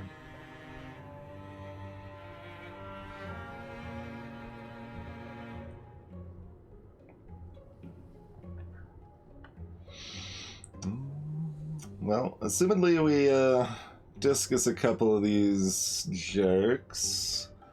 We shoot this one and just kill it with Speed Frog.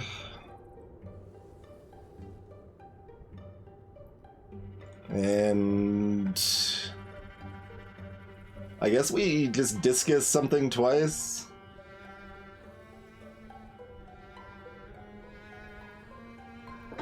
Yeah, there's only a certain number of stones in the pile. Wait, if we do this twice, does that break their ability to use it? Maybe.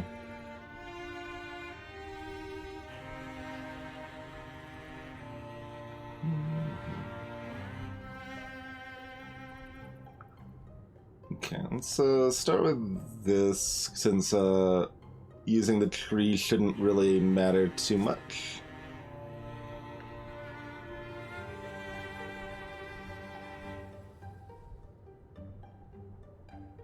I guess we should hit this in case I need to use the rubble here instead.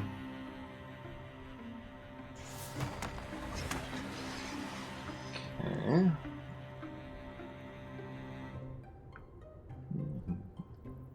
So, yeah, this is down to 2 health, so...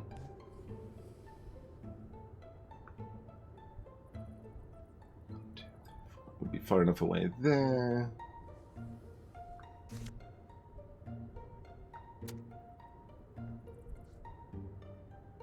Oh, okay. It's not letting us interfuse with this. Oh, using it broke their interfusion with it. Hmm.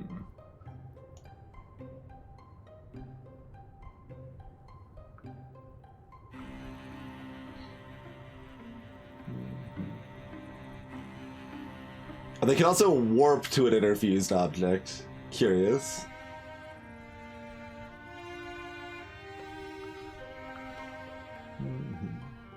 And this one does 3 damage either way. But only to stuff adjacent. Okay.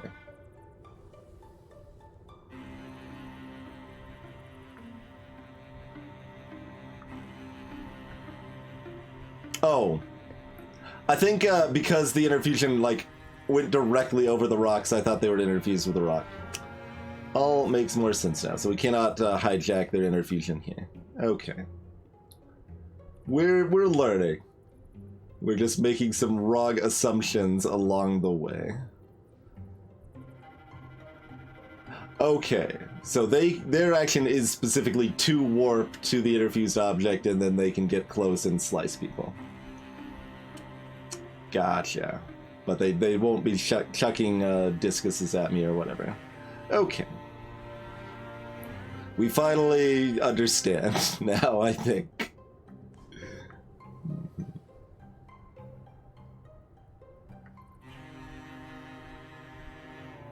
Target will mix their next attack if they're blinded.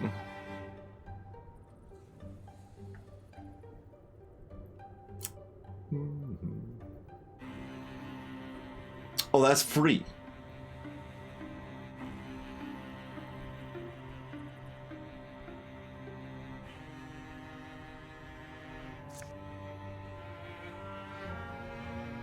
Oh, we're not quite close enough to land it right in here. Dang. Well, if they're gonna miss their next attack anyway, though, I can do this. So we just move up like right here.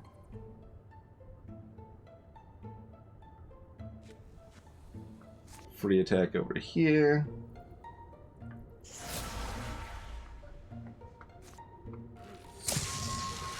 Everybody get dunked on.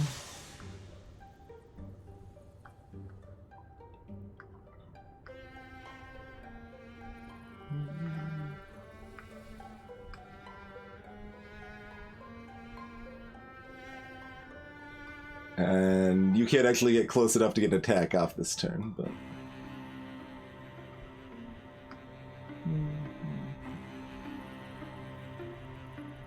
1, 2, 3, 4, yeah.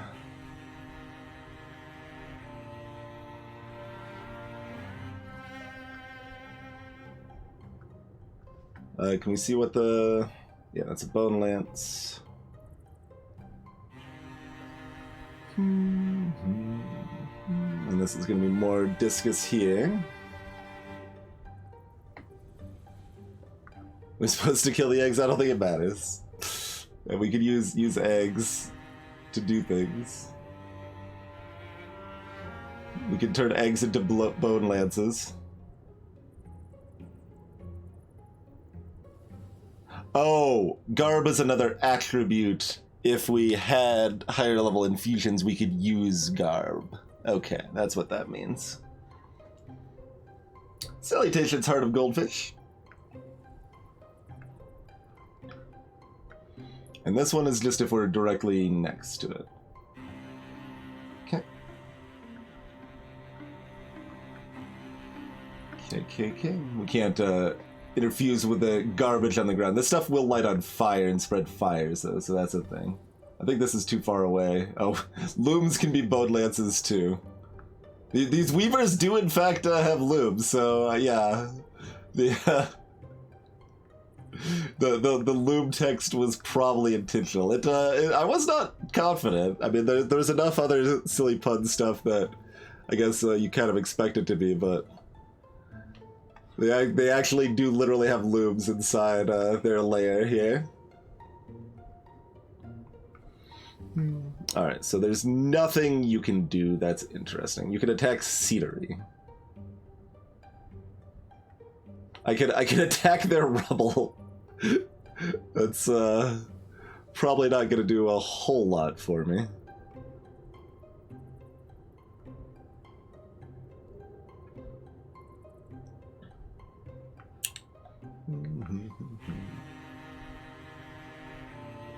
I guess we'll just interfuse these rocks. I thought we started with only one interfusion. I thought we had to upgrade to get 2 with that ability.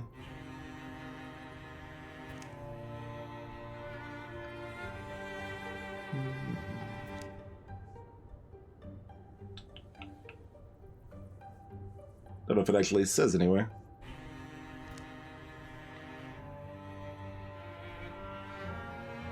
Well, let's find out, I suppose. Gonna find out just fine.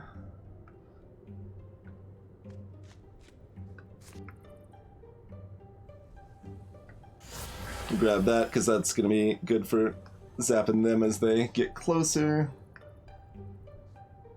Yeah, looks like we can do 2. Well, it might shift it, I guess. We're not certain, but...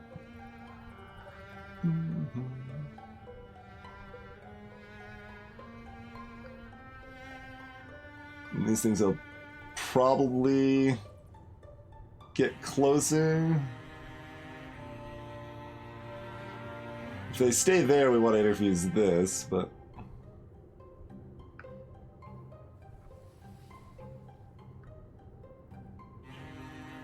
I mean, we can still interfuse and then attack if need be. Assumedly, we can shift our interfuse. Oh, we'd have to withdraw, but if we were... Yeah, that would still be fine. Okay.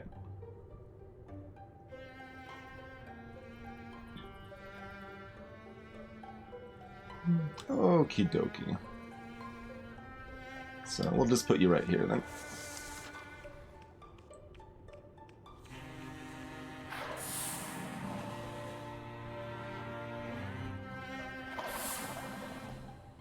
Oh, I guess even blinded, they could probably set up a shenanigans, right?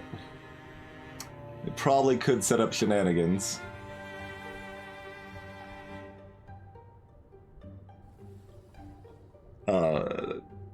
Flanking attacks. Couldn't think of the term, so let's just call them shenanigans for a little while.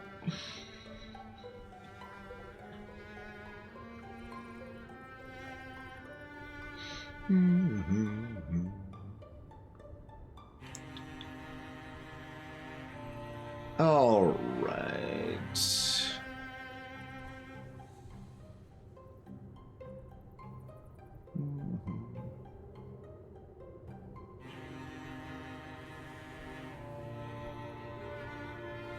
So this is more threatening, because that can do 4 damage to armored, and up to 6 damage otherwise.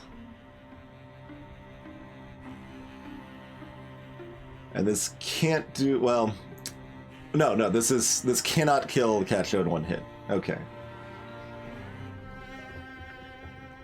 So we would like to take out the Thrusk if we can. Hey, Vermino, you cannot normally double attack, yeah.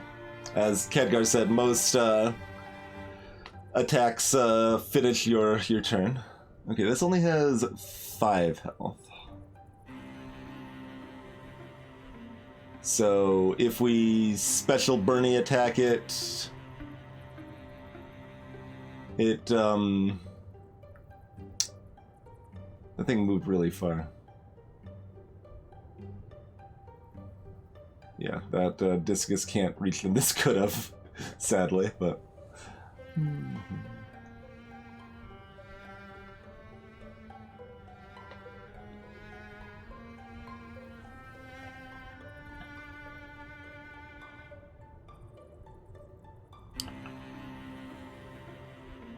Well, one of these is getting hit by this, but we should be able to kill both of these, I think is likely.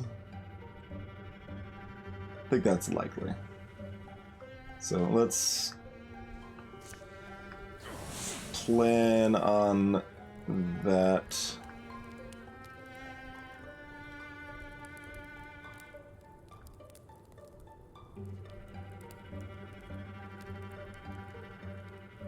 Oh, wait. There... Can you... Oh, you can attack this. Great. Great. Perfect. I was like, because we're setting up to get a free attack, but that doesn't matter if I don't need the second attack.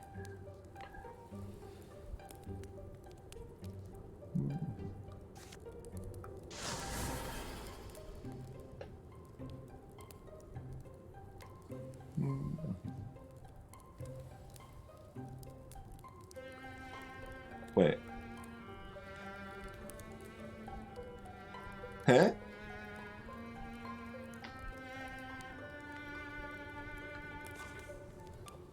Oh, it's the wrong person! Right, that's only Tiffany that can do that. Dagnabbit.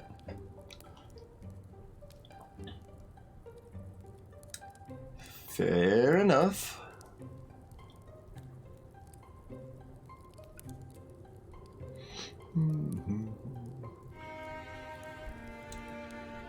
You can make trees. Less good against these jerks. That's true. I could still withdraw and discus.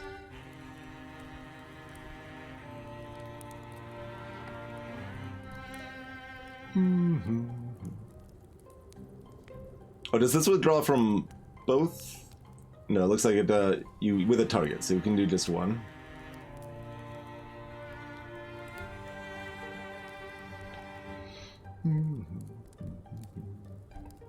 mean, that seems better for my plan in general. But I guess it probably doesn't matter, because we still probably don't have enough to kill this. We basically end up with an extra attack if everything goes perfectly on this, but...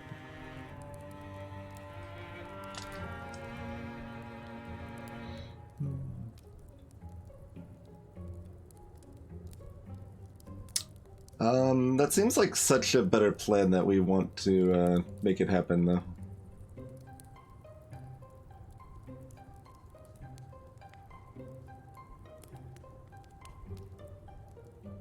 Out of curiosity, does this, yeah, that's still close enough. Oh, it actually hits both at low odds. Huh. I thought it just said an adjacent.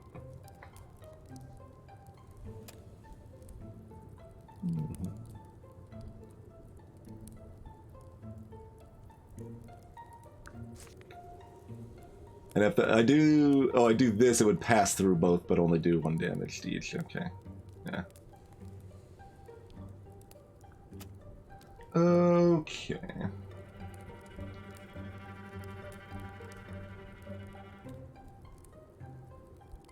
Picks one randomly. Why were the percentages so low?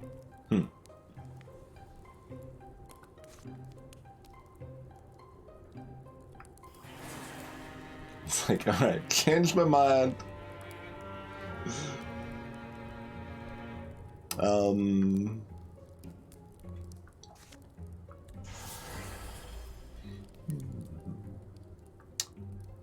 mean, wherever you want to be, I guess it doesn't matter too much. Wait, can you shoot this from here? You cannot.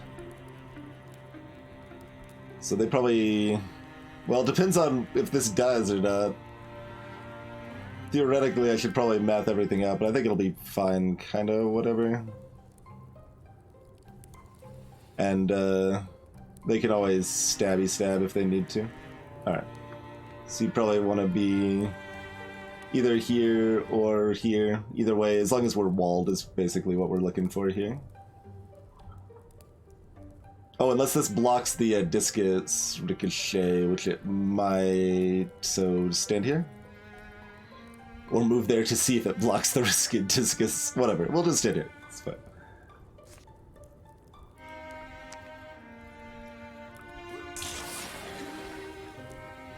Okay.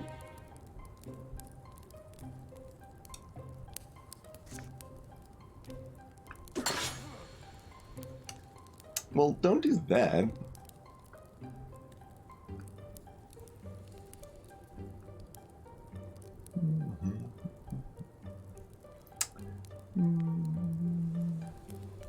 Alright, we just get 2 attacks on it and it's dead, and that's fine.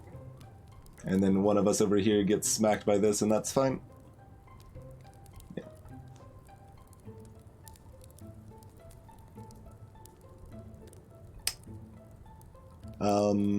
Is it better to discus? I guess, because it might hit this. It's not really gonna matter. Alright, whatever. This is fine. Just do a thing.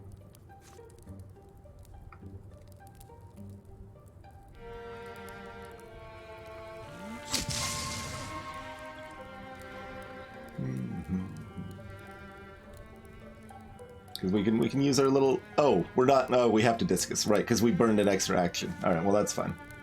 Looks like the discus can still hit through allies.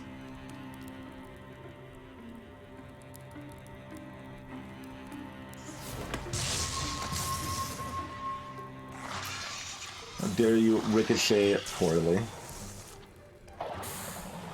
Oh, we dodged anyway. Good work. Fancy pants armor doing the trick.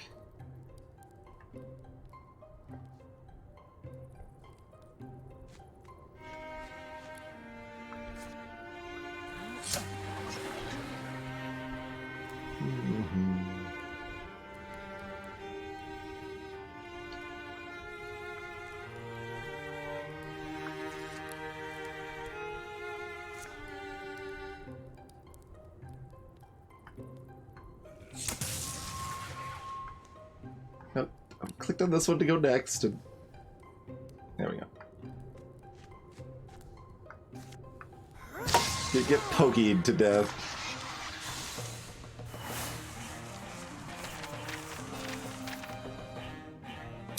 That's the same exact experience we got for the Strength 3 fight, right? So fighting the harder fight did not increase the experience we got, it looks like.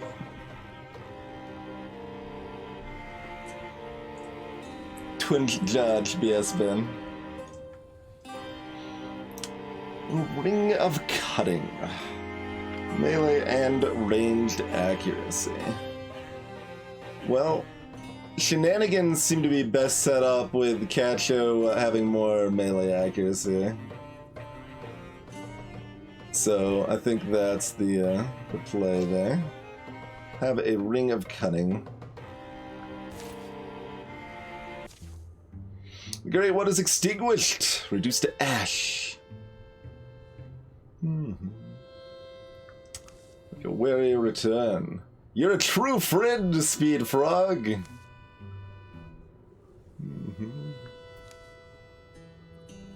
To think the Great One chose me.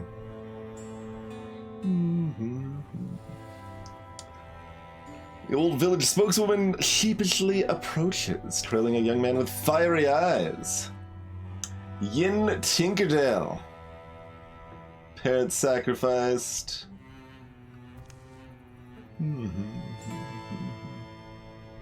Broken the power. We wrest our home back.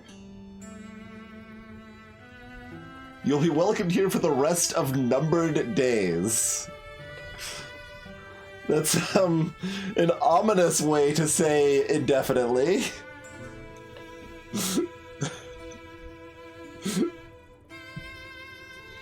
And the name of Egg shall never fade. The people here will be strong, believing in the courage of Egg. The lair of the Great One will be overgrown with flowers. 3 egg points. And now Dweavers have more health.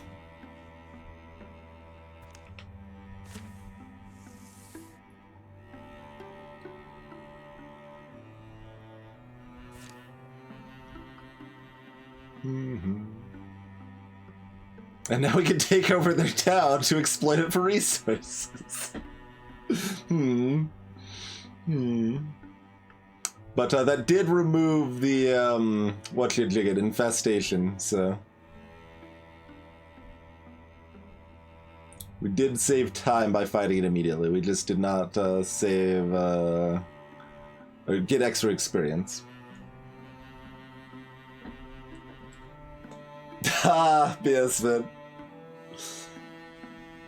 Hey, Riven. The campaign we are playing is procedurally generated, and I assume there is some level of hard end that you can have before successfully completing the campaign. So, like, adjacent, but it's a relevantly longer campaign than the length of what you think of as a roguelike most of the time. I do not believe I have looked at the important picture you have posted, no.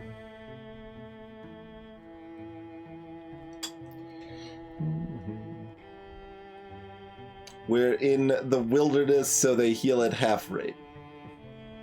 Wait. This isn't a town? We just rescued a town and we're there right now. Why are we healing at half rate?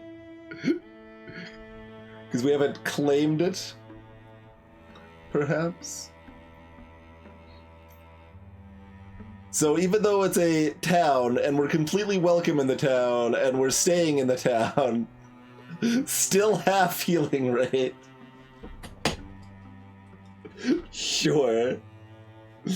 Sure. Be that way. Maybe they shouldn't have called, this town, then, since this was clearly a town.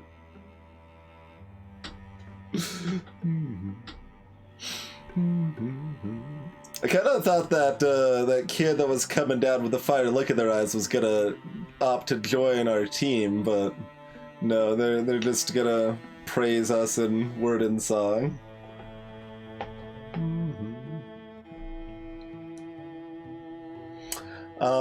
Anyway, let's see.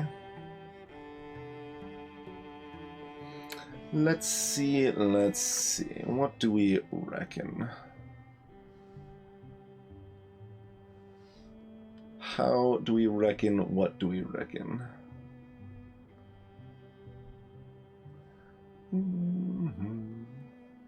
That is a pretty important picture. Have I not seen that cat before? Probably. I don't know. They don't. Their face looks different than cats I am familiar with.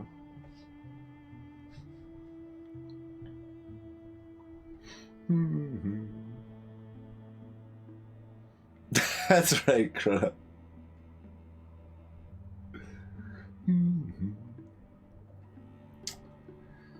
So, I mean, we have fulfilled our sponsorship obligations in any case.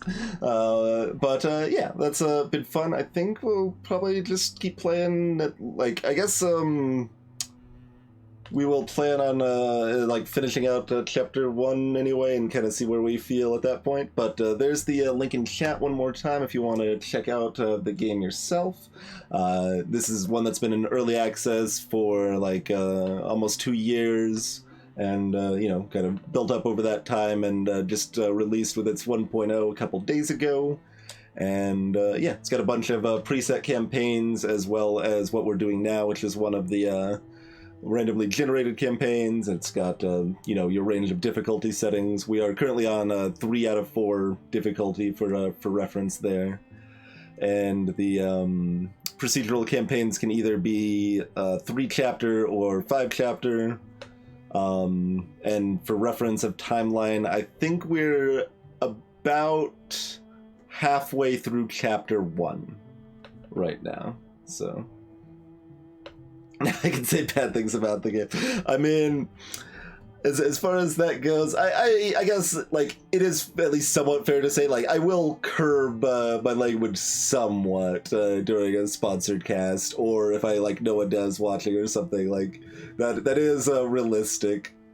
But even in a sponsored game, I'm still, like, if I think it's, like, actively bad or anything like that, I will still say so. But yeah, no, this seems pretty good. Like, seems a competent tactics game. There's some interesting stuff going on with the infusions. You've got a lot of your standard sort of mechanics you would see in XCOM or whatever, but some nice little twists on it. And we've also got kind of I guess the kind of town side of things seems at least potentially more interesting than the kind of town side of XCOM, which I never really found very interesting myself.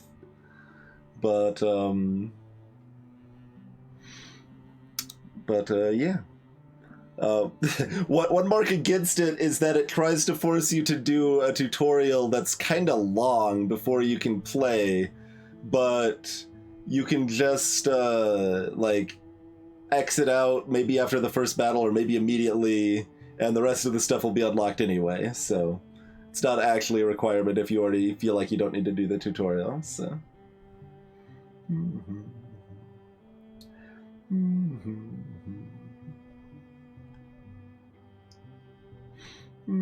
yeah, you can skip the dialogue and stuff like that too. Yep.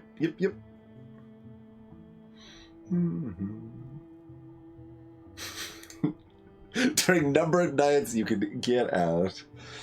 That's saying that people need to leave the town during the night's a little too real for racist history.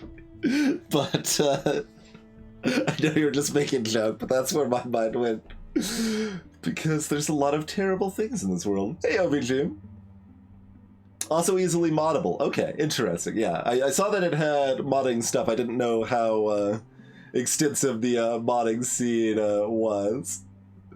And to be fair, I don't think most people would like that would come to mind right away for most folks. But That is a thing with the sundown towns.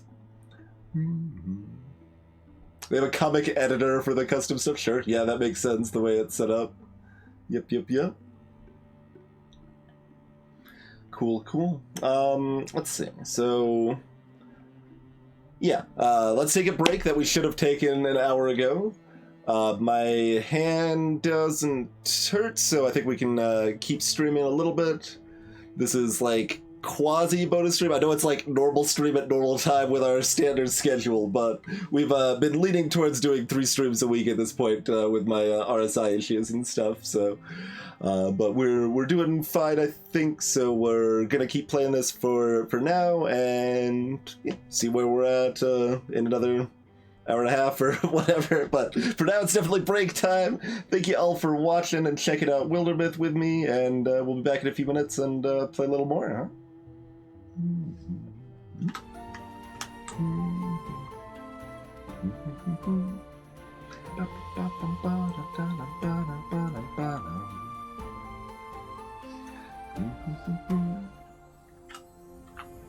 Yes, it's actually supported for the modding.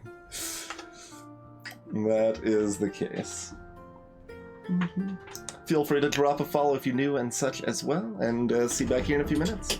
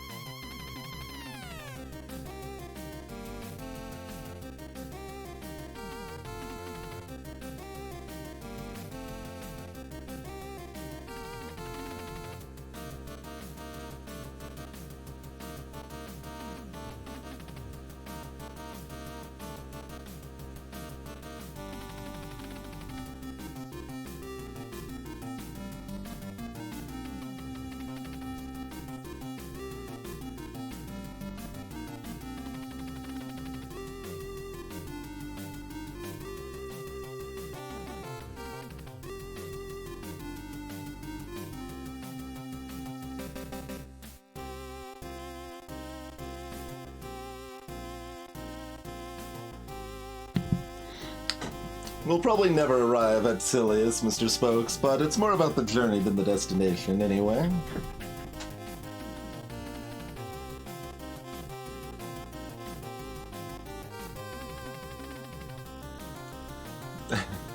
If we were to play weird NES games on stream, that is probably not one we would play. I mean, we have played weird NES games on stream, I guess.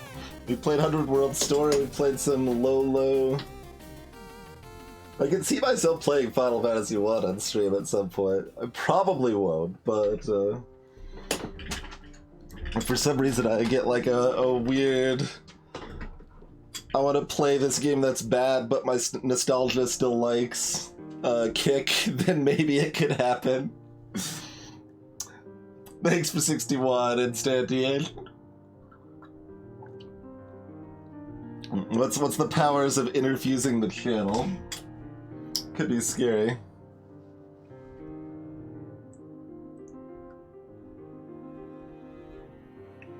It's always interesting, like, certain songs come on, because, like, this, is... Well, I guess I could check how many times this is played. This is not played many times. So, like, I'm like, what is this song? This has to be, like, one of, like, two things, because I don't recognize it, basically. But I recognize it once we hear that core melody there.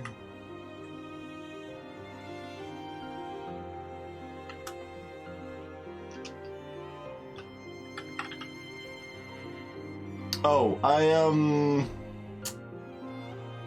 never actually added it to the Winamp library, so I can't actually see how many times it's played. This is probably like the second or third time the song is played on stream. We do actually know what happens if you interfuse an egg. It lets you use bone lands. You can use the egg as bone, basically.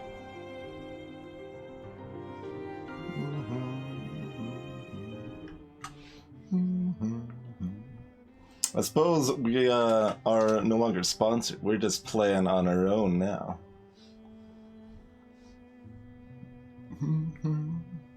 But we'll throw one last link to the game for those that are interested, though. There you go. Hey, Quiet. And greetings, by the way, folks. Yeah, like, I never know, like, how long to ask for a lot of the stuff. Like, the standard I'm defaulting to most of the time right now is 90 minutes. Since, like, most games I'll want to play for at least that long, and a lot of times, like, people don't want to, like, spend money for much longer than, like, an hour or something anyway, so, like, that kind of seems like a broadly good kind of middle ground baseline.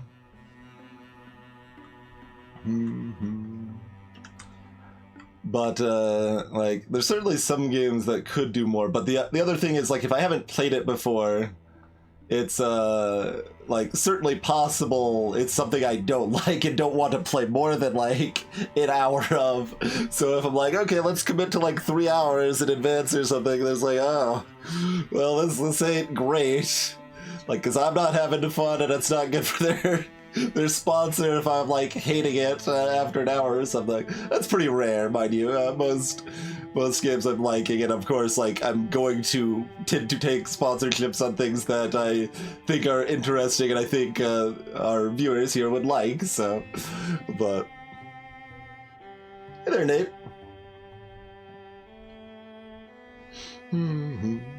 There have been some games we've streamed that are like, we played for a half an hour, we're like, okay, that's enough of that.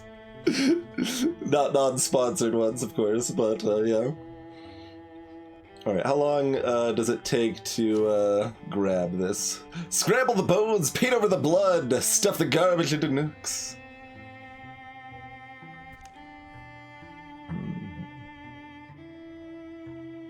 Burn what's not useful. I mean, we don't know how much faster, but items seem pretty good, so... You think Speed Frog should explore alone? I mean, I would, except that that's an infested area, so they would get, like, ambushed, probably. Maybe they're a hunter, so it reduces the chance of that happening, but I don't know.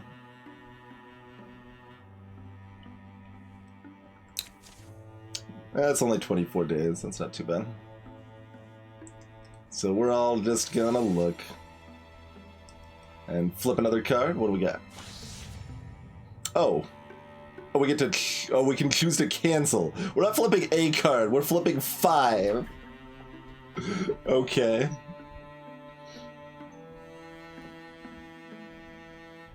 Cheers, Happy Pete. Glad you enjoyed it.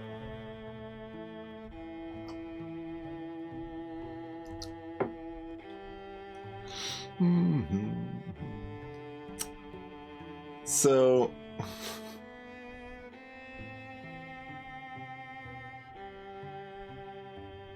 Okay, +2 damage on that is pretty scary.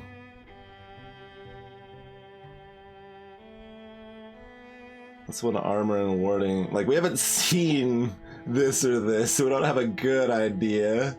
Calls for another to join the battle. They're a slinger, huh?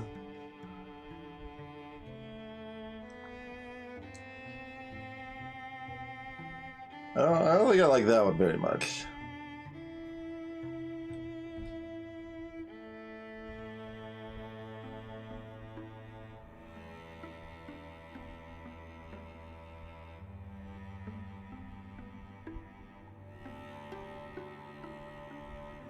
I wonder if we get more experience because another joins the battle. Probably not, based on the fact the harder fight didn't give us more experience.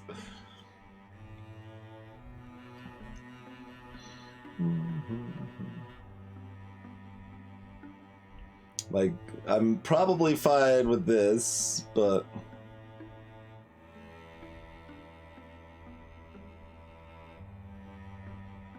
Well, the little archer jerks even get armor. Yeah, indeed, it's the...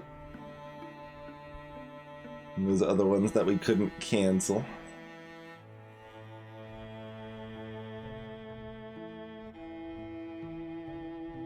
I don't know, part of the thing is, like, since we've seen these before, like, the assumption is we'll see more, because, like... Unless random just means everything. Because it still seemed like there was supposed to be kind of a central nemesis or whatever as the primary threat. But maybe we've got, maybe it's these 3 out of the, like, 5 groups or something. Because we haven't seen the other 2. But...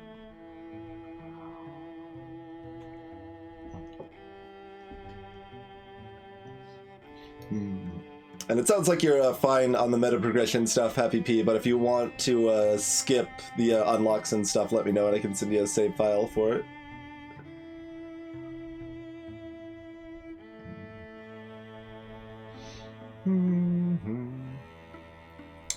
See, the scary thing is, like, adding one more is not that bad, but if there was, like, already 2 of them and they both add another one, that gets scary fast. But if they aren't upgraded, they aren't that scary. I'm just gonna click cancel this though.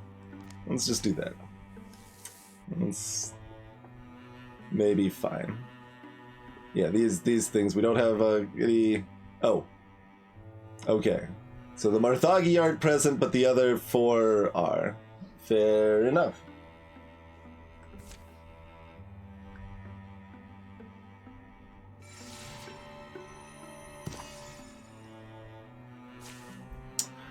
I was mostly just messing with the stuff, says Speed from.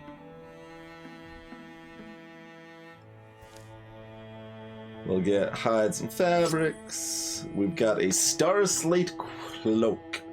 Gives us magic defense. Yeah, I mean, I did actually see a recent poll of this, like, not exhaustive, but, like, a decently sized Twitter account did a poll on how much people like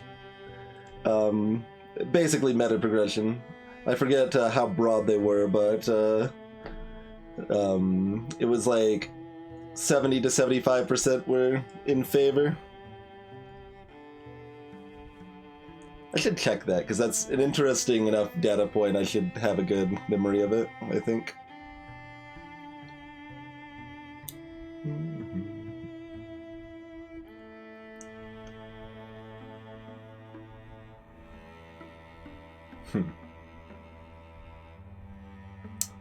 Probably just throw that on Catcha. Yeah, because, like, stack defense seems kind of the way to go, but it's like, I don't know. There's benefits to both. Yeah, there's definitely benefits to both. Because it's kind of like, well, just the difference between 0 and 1 is fantastic, but also Catcha is the one most likely to actually be targeted. So yeah, I'm okay with this, I think. Put on a cloak.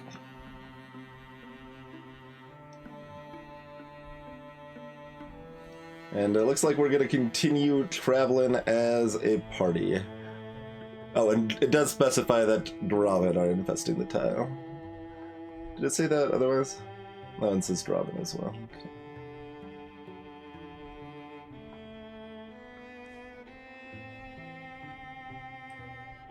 Oh, this tile's now infested too. Okay. Right. Or maybe it already was. Yeah. Okay.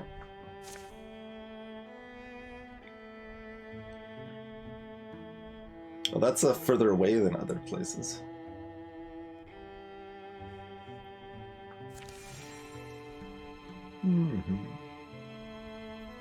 Yeah, basically, OBG, pretty much. That's a pretty good way to think of it. Clan Bluff. I don't have intentions to return to town. I don't know if there's a benefit to that I have not paid attention to, but...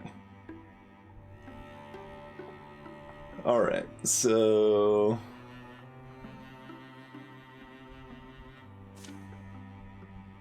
Dart's got defense... Oh, these are just in the deck of possible things we can encounter. No, this is the card view. We wanted to look at the this one. Okay. Yeah, darts have extra health and extra armor. Okay.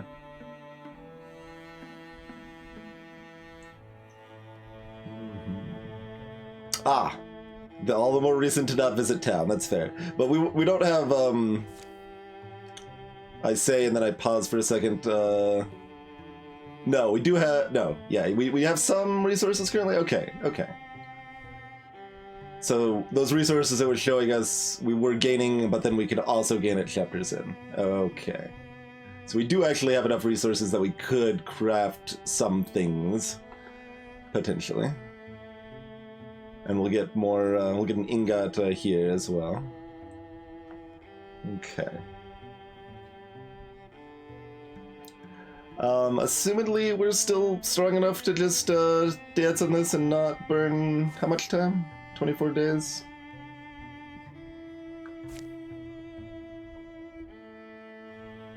So, let's dance.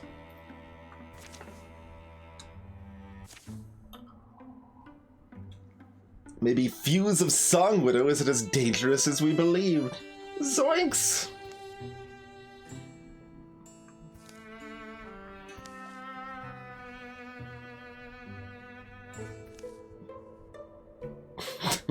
Nobody cares about for a speed frog.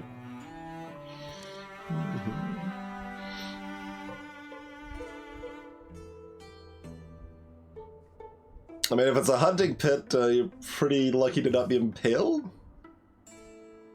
You survive. Some weird artifact or a gritting skeleton. Race to get them out, because there might be... Okay. Or maybe we leave them down there to act as bait.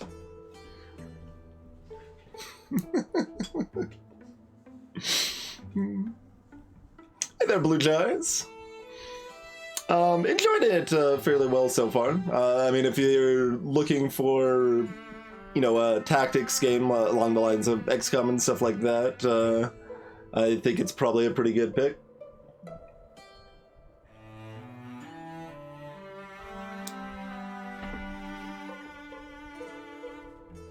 Mm-hmm.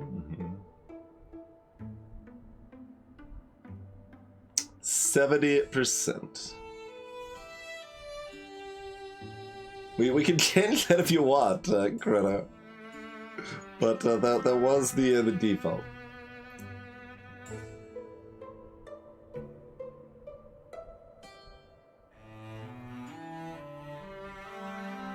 Oh, you're talking about Eltrius. Yeah, no, it's a speed frog that looks like Shaggy. Yep.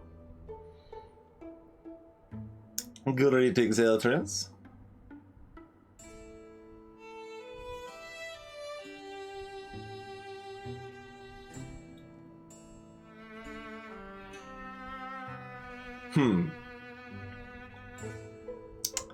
Like, this seems like such a terrible option that I kind of want to do it and see what happens, but if it was Katja, we would probably try leaving them as bait. Like, I like that idea. They're the tanky one.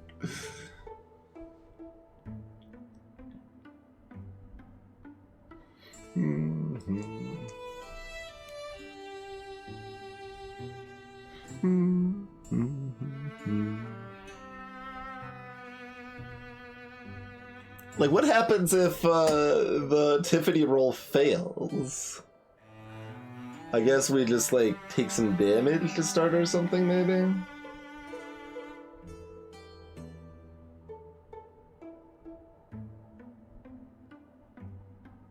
So it's probably risking some damage versus the enemies are closer to us.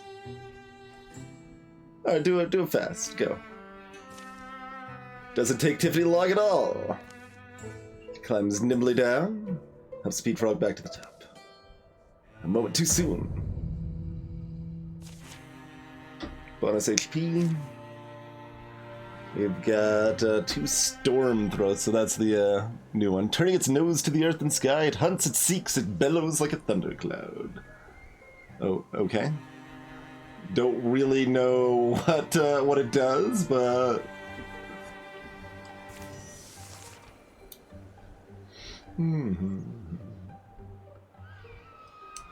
So enemies still spawn directly next to us even when we did the fast option, so I wonder what the difference would have been.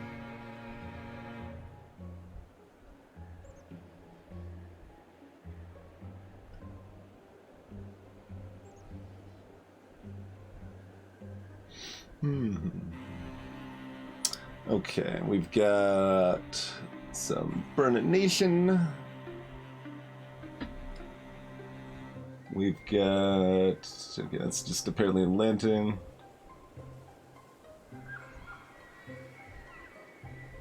I still don't know why we care about turning lights on and off, but someday we may find out.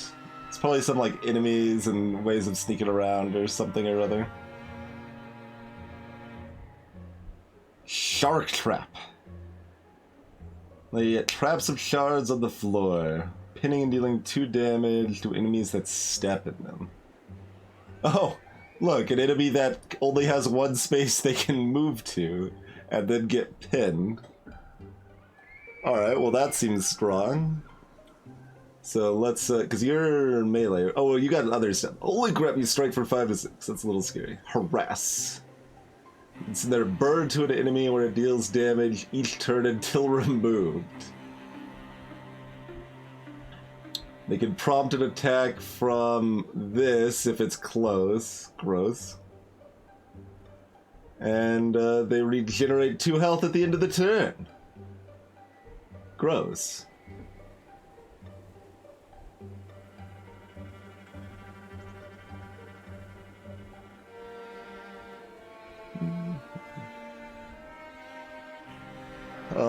We still want to pin it. We can also pin it with a tree. Like, what happens if we put a tree there? Can it move diagonally, or can it move past it? I guess it probably can. Well, I'm not actually sure. I mean, because everyone's got this attack scenery option, so... It's just gonna be stuck next to a tree. And then sucks to be them.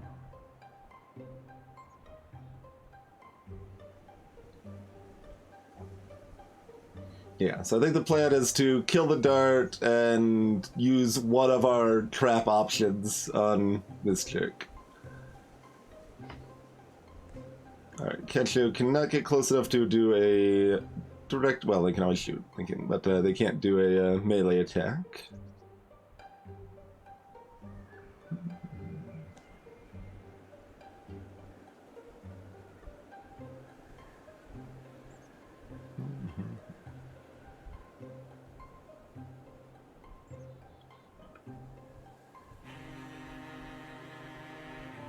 So, one of our friends launches the fire, and then Speed Frog shoots from an angle well enough to flank. And if that fails, we chuck a rock at them or something? Oh, we have to be on one of the mystics to be looking at this stuff. Rock's too far away. I guess we could just poke them a few times, but what is this? Oh, just a stump that's burning, that's glowing with goo. Okay. Goo glowy stump.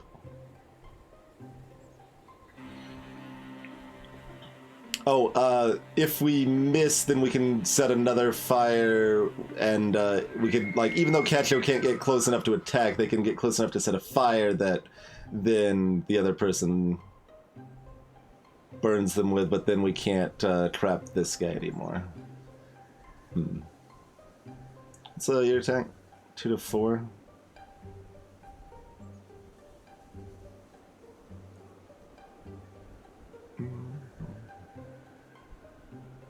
And it looks like all the Graven have regeneration.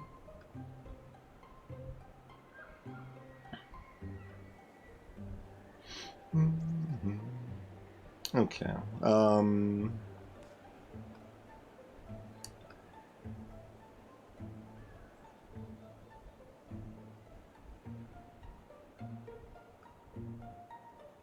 And I don't know how much we care about partial cover, but for some reason we will be there, I suppose.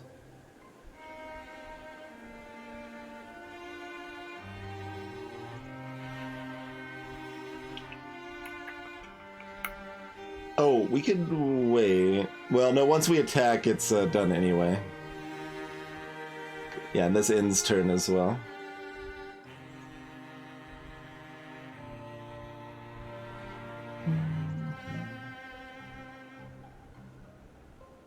Oh, but do we want to consider the bonus damage? Gotta have the right mystic infusing the right thing. Okay, so...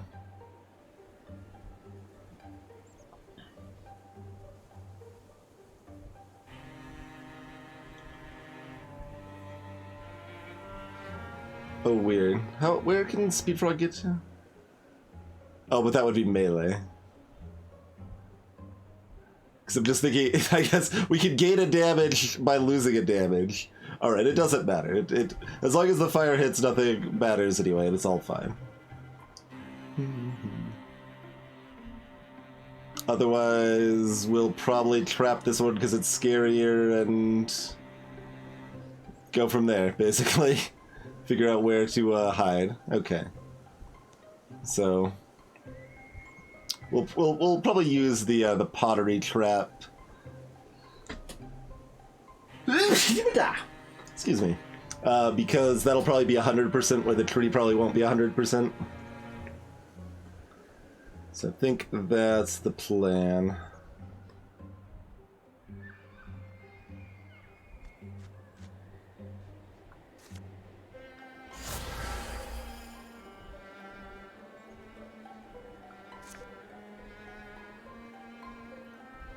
That's 75%.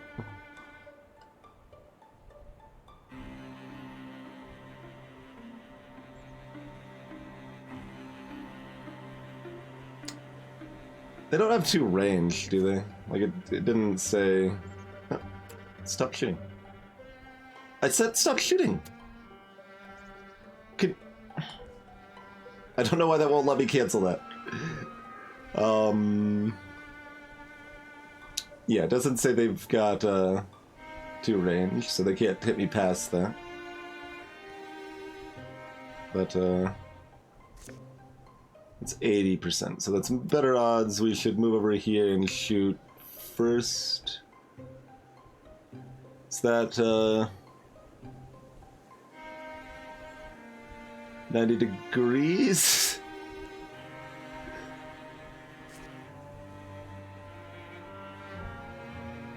I don't know why that shows 2 arrows. It makes it harder to tell where we're looking at here. Like, this guarantees it. That's, like, so close it's hard to tell. I guess let's guarantee it. We've got our flank shot here.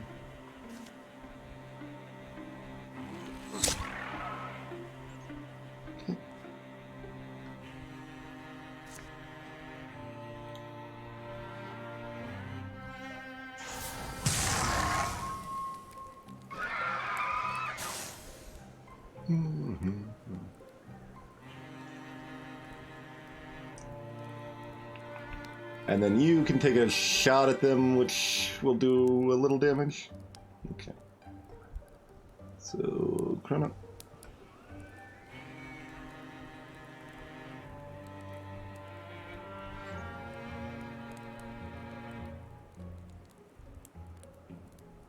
It doesn't really matter. I guess we want the people that are armored closer to wherever bird attacks are potentially happening.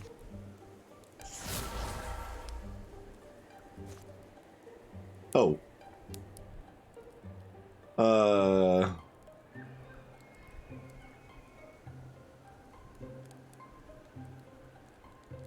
It specifies enemies that move onto them. Okay. I'm like, we're trapping Speed Frog back here. Alright, seems fine.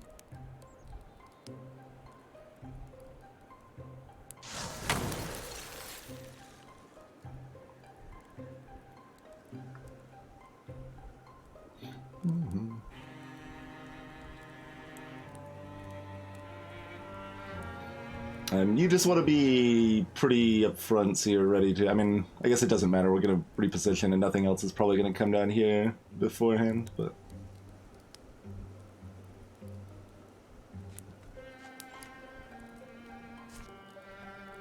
Blink!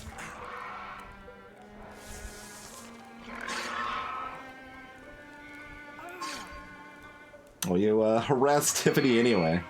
And there is, in fact, more stuff coming down here. 2 of them, in fact. And I'm getting harassed this turn, too.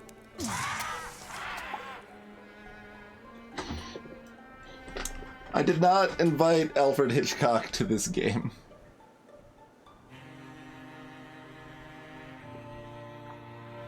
Shoo bird.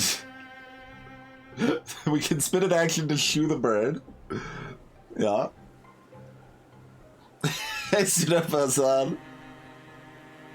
Video and let's see. Since you said it, I heard that that phrase in a specific voice.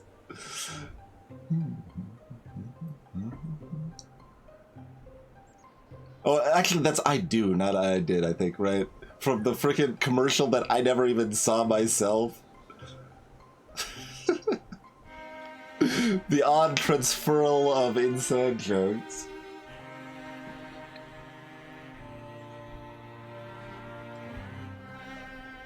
Alright, so you can smack for 4 to 5, and you're another one of these jerks. Do the birds stay around if we clear out the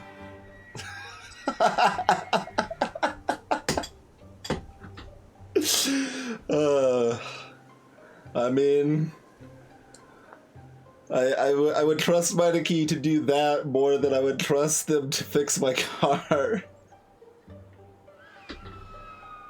So this is pretty reasonable, I think.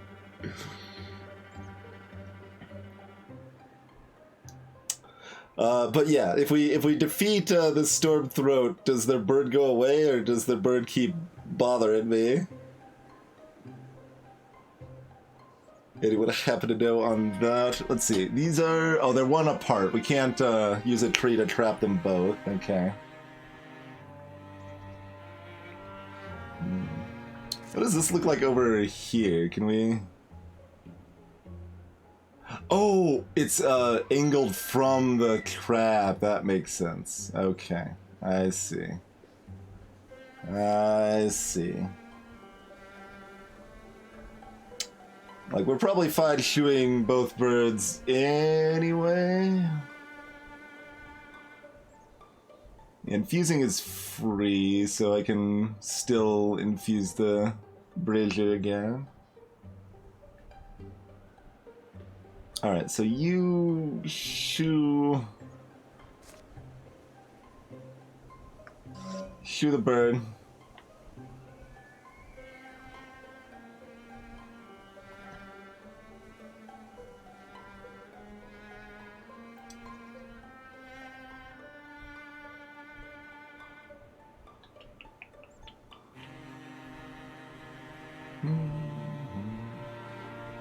What do we want to do with all the fire shenanigans?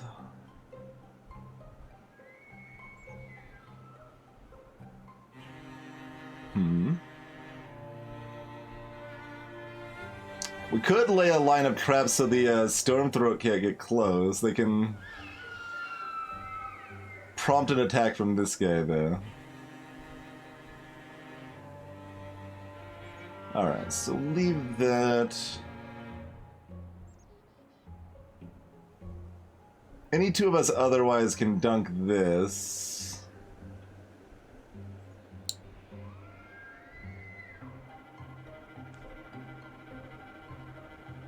So, I mean, I think you want to be here.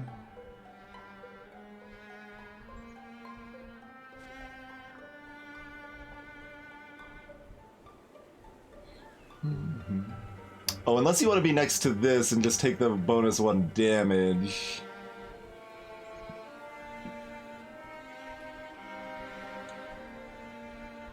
Instead of, doing the fire attack.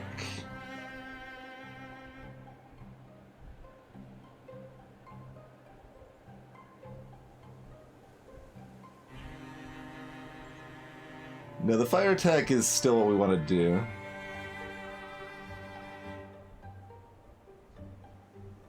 Oh, and we actually... I guess because they were pinned? Is that why it's a free attack? Or like a guaranteed strike on them? Or is it just because they're like bigger and have less dodge or something? I'm guessing it was because they're pinned. Because that would make sense, certainly.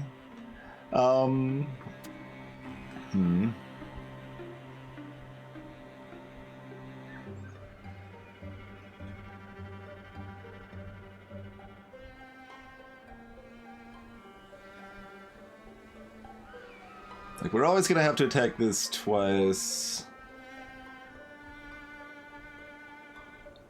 So, we're gonna have Chrono attack, or excuse me, Caccio attack both of them.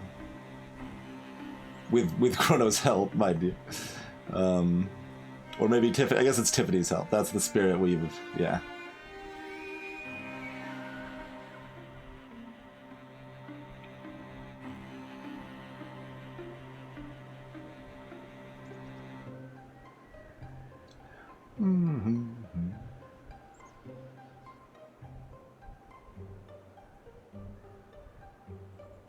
Okay. I think it probably needs to be directly adjacent to spread fires for this debris on the ground. But if it's not, we don't want to put a fire here and have it spread to Chrono, so I think we'll put it here. see. Can I read about fires? We cannot read about fires right now. Okay. Fine.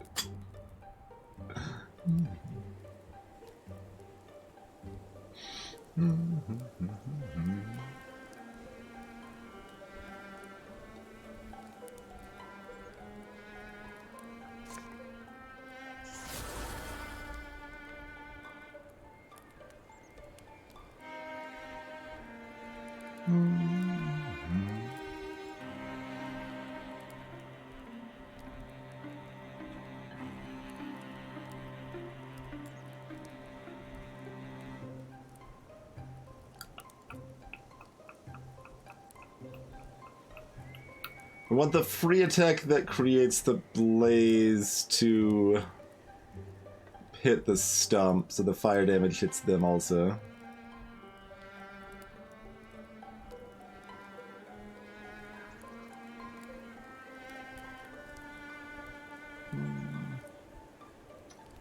Which would kill the stump, and then we don't worry about trapping them, but they're gonna walk up and stab Cacho for 1,000,000 damage, and that's probably okay.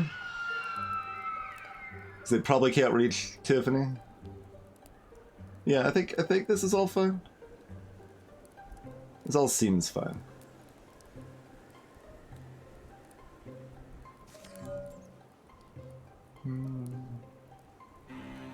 Wait, we scared a bird away.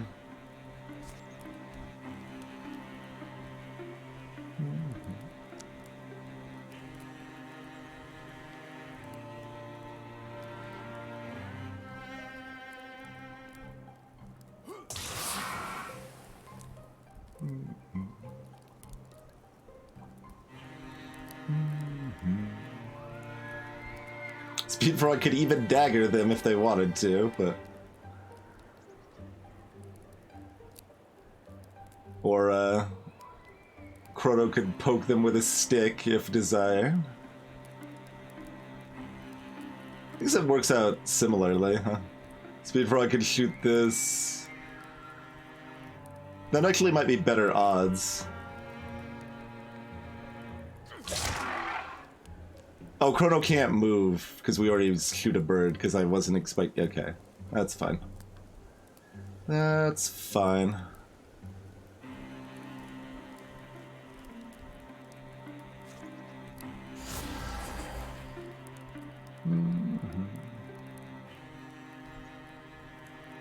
Wait, what?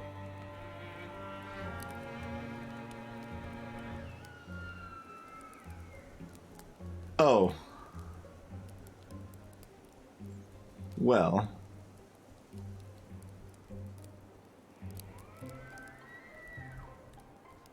That, there's no fire left there, it would seem, is the way that works. Fair enough, fair enough. I guess that probably means we trap the, Storm Throat then, huh?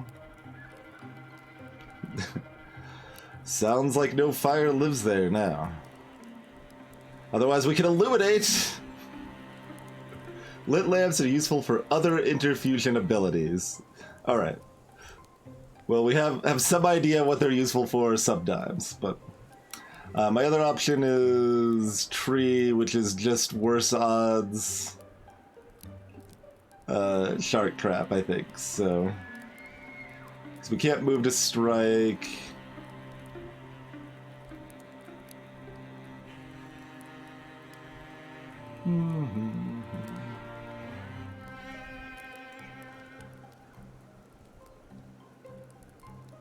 Yeah, that probably does let it light on fire again, yep.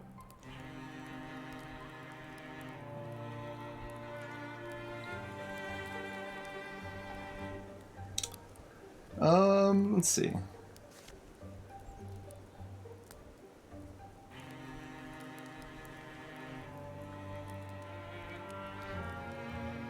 Oh, but if you blind these two, we can't kill anything, huh?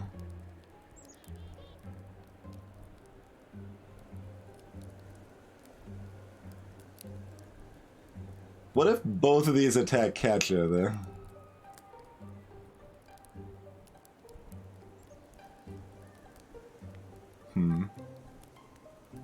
Oh, we could hide Casio.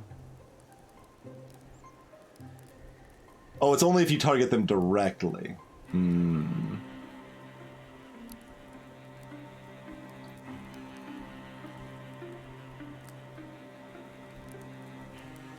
And hidden means they can't see them. And it's different than just 100% dodge.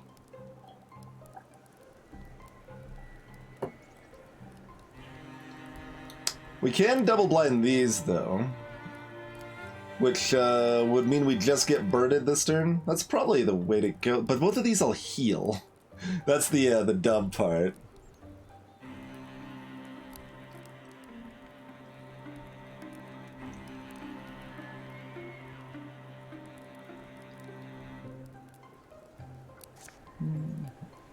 Can I just want to see your info. Why can't I see your info anymore? Please? Have to be on attack? Or no? Why is the tooltip not showing anymore?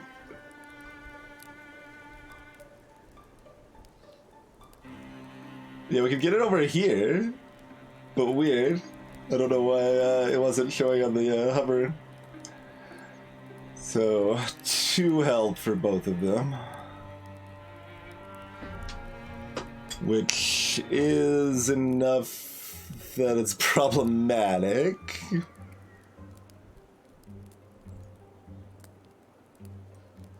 Oh, but this is free. Right. I keep forgetting this is free. Yeah. So we certainly want to use it. And we want to hit both of these if we can.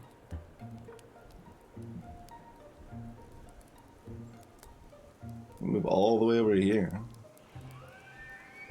Okay, let's have Kurta go ahead and lay this so I know where the trap's gonna be, so I can plan around that. Okay, we can do this. Perfect. So they're gonna be trapped up there.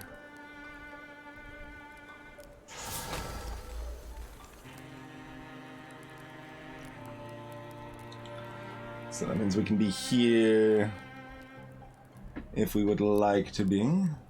Oh wait, well, I mean, Stump's gonna have its turn and it's gonna be blinded. Yeah, everything's fine. Actually, we maybe wanted them trapped closer because then they would try to attack me instead of launching a bird, I think.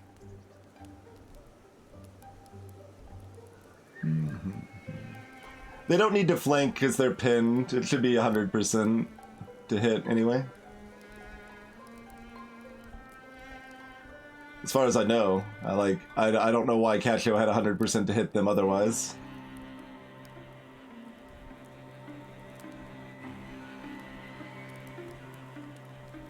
I guess we can actually check it. We can probably undo it if it's no good, but 97%.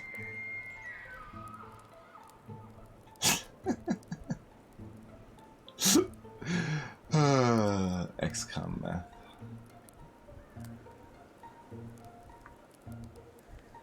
Out of curiosity.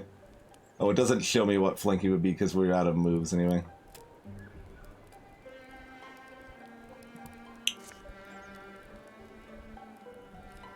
Alright, whatever. It should be fine. And if it's not, we can be a little sad.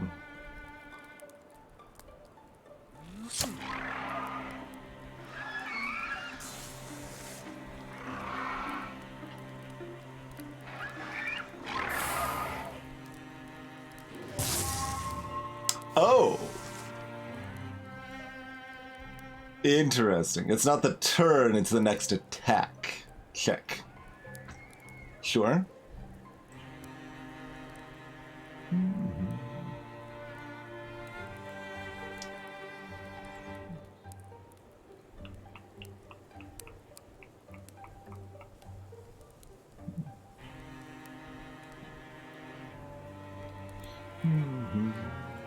Yeah, I imagine it did say it that way. It just hadn't been...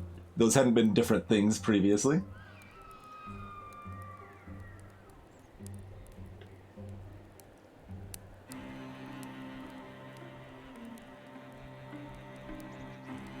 Alright, we should just burninate them. What is the infusion for this if we can reach it? Barrage. Target. Oh, that's good for multi-targets. That's a discus. Or scalding rain. Burns away armor.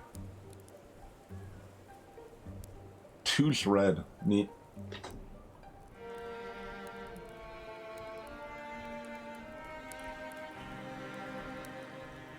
Right, instant. Yeah, we don't have a lot of orbs, so we're not really looking to add a barrage to our deck at present, but maybe it's still a good choice. It's a lantern all the way over there.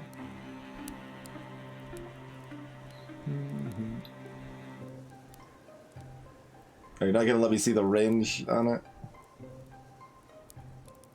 I wanted to see the range on the fire thing, but I think it's 4, and it's at least 3, so.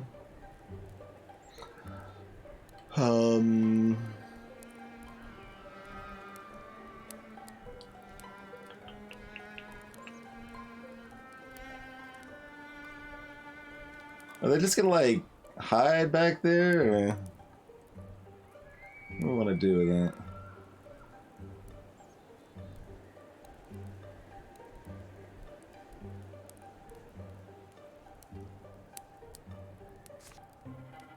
It's only showing what's in range. I don't get to...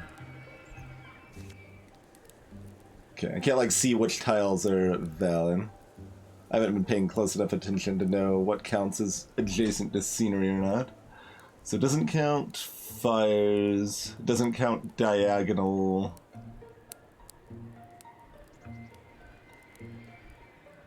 Okay, so yeah, it doesn't count diagonals otherwise, and it doesn't count edges, so... Like, we could put a tree here, for example. If desired.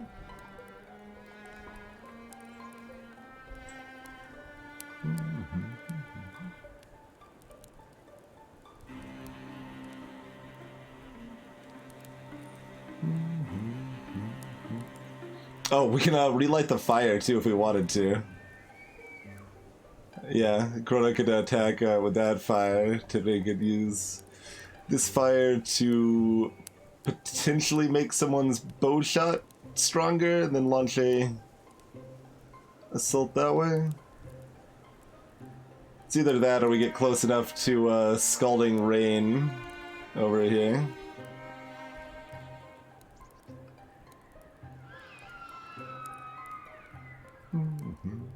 Both of these seem like good lines to me.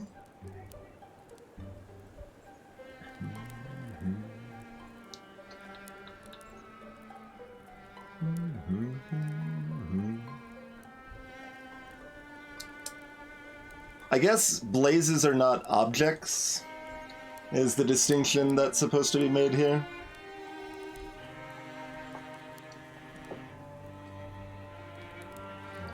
I think that's the difference.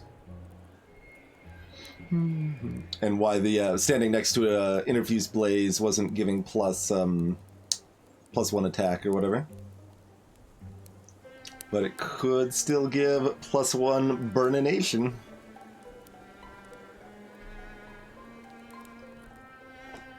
Blazes basically are a better effect, but require it to be done all through the Mystic.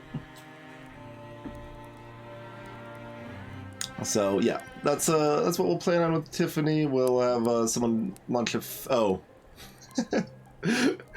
like, I guess if we do that plan, we could just have Casho stab Stump in the face. Yeah, that should be the play. Let's do that then. I guess be behind them, because that way we can still get off a flanking if this misses.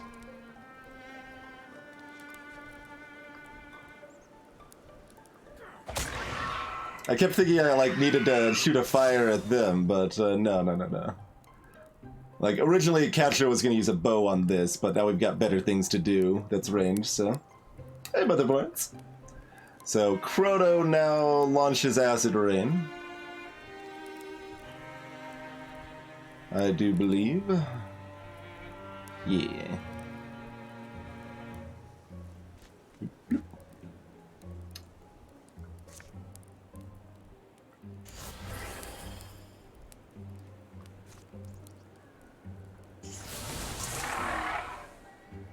Enjoy Acid Rain.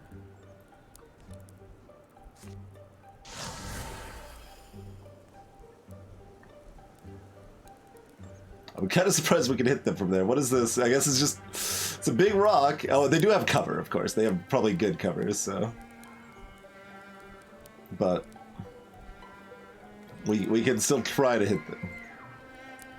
If nothing else, they'll be on fire, and if we actually do hit... Oh, wait.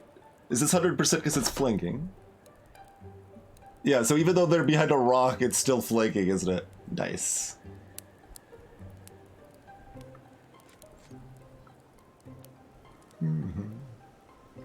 Yeah, so that actually just guarantees it. This is the more fun way to do this, though, so... You can do it this way.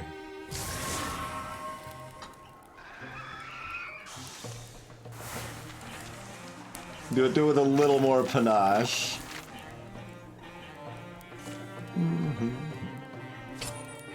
Bracelet of Illumination.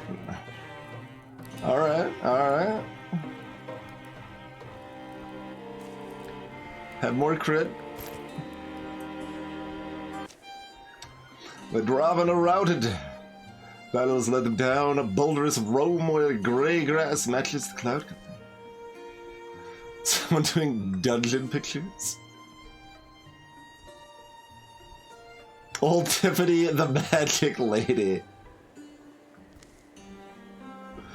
Are you hurt? Huh? So what's your favorite monster?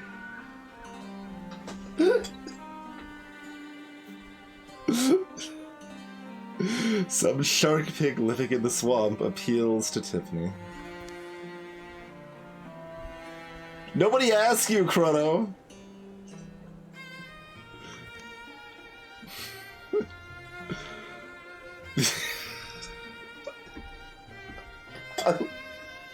This is... I do wonder what they have set up for this. Like, this feels...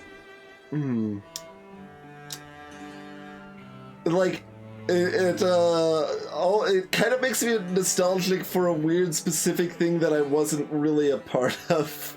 There was like this Microsoft chat program, probably from like early 2000s, that like had this kind of vaguely comic book-esque affair, and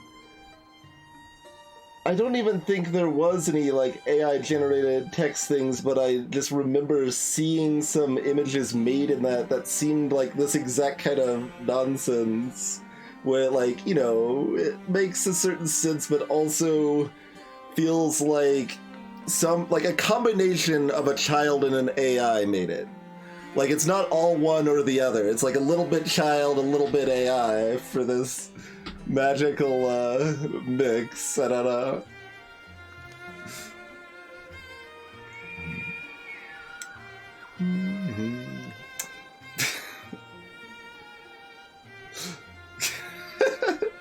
All Catcher's ferocity is an illusion.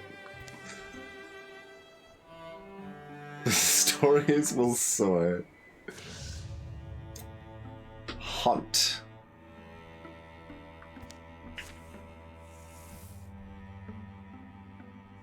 Aye.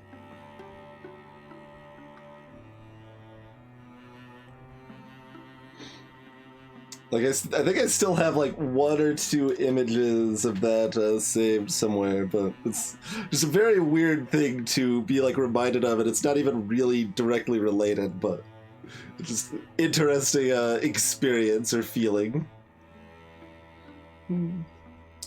Oh, ad hoc.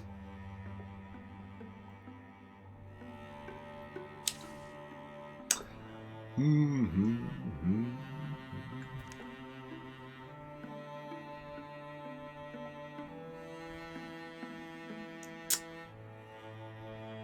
just how much faster is this? I want to see... Like, we go back... Yeah, no, we're set on research as soon as we choose it. We can't find out how much faster it is.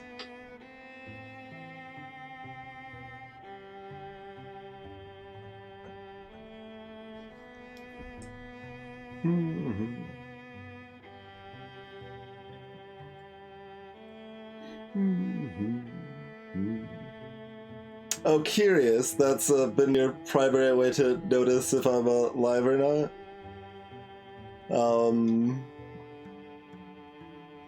But you don't want the notifications on in the Discord? Because that's an easy way. That's already with Discord there.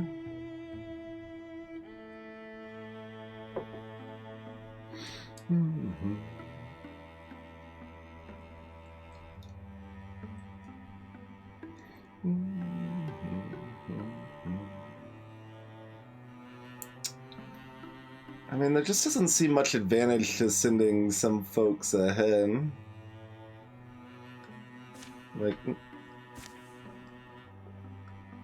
Like, this is fast enough we can still do it, but, like, if they're going ahead, like, who cares? To what end?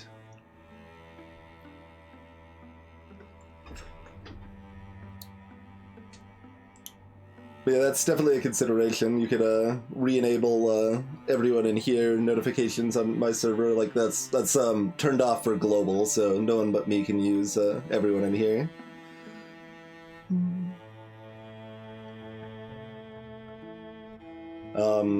But otherwise,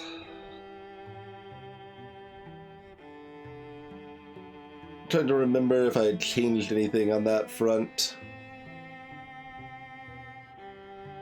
Like, it feels like if I changed it showing my status, it was probably a decent amount of time ago. Like, months, but I could be wrong.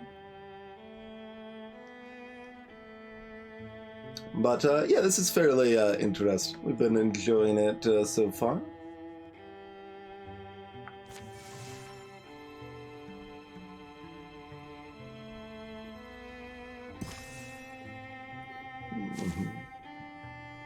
I was hoping for a bit more, honestly. Some goodies. Strap of Divinity. Alright. We can make catching up to 3 already. I think we'll have someone else go up to 1.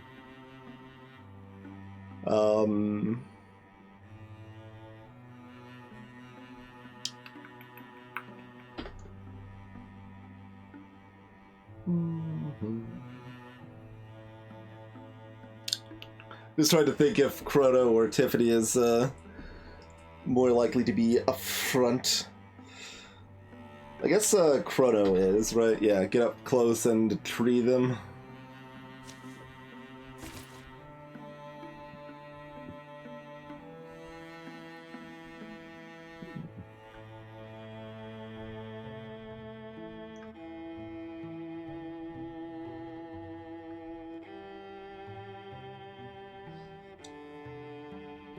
Like, it's not a very big diversion if we want to stop by town to Crow.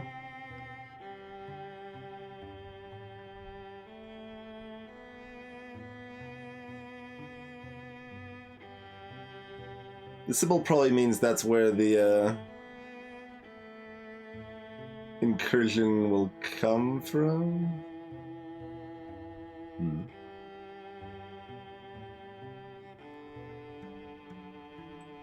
But we strong enough? I mean, you're not wrong.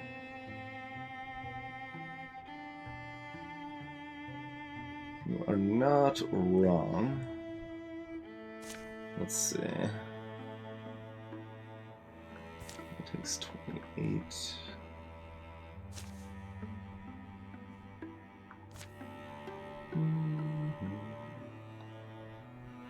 So we lose like 10 days stopping here and however long it takes to craft.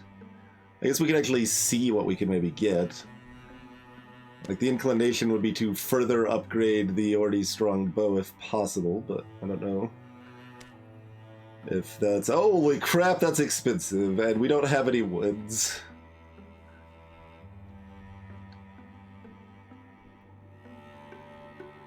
Yeah, the incursions can attack villages, and you can help prepare defenses against them. Yep.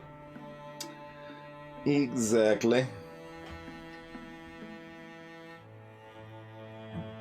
So that's +1 damage and +1 crit damage. Like, it's still not even that amazing or anything, but...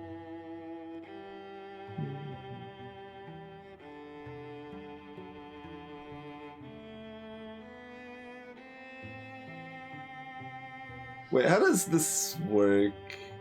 Oh, it probably just doesn't list the minimum. Okay. Or maybe it doesn't have a minimum, because it's a crossbow and you can do it at melee range.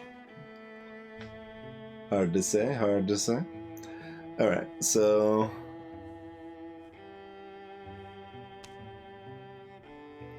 we could make a wand. In theory.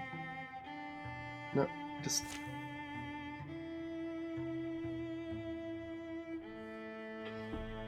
What? Can I change who we're looking... I guess I click on this. Okay, here we go.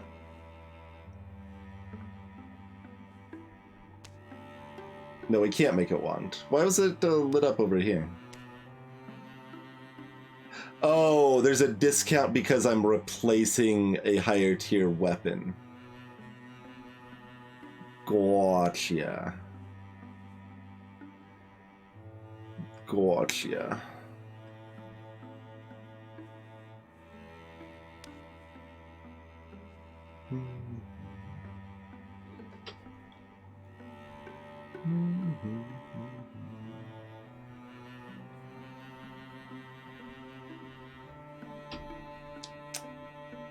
That's not as... Oh, it's also more accurate and gives more crit chance. Oh, it also gives less block, though.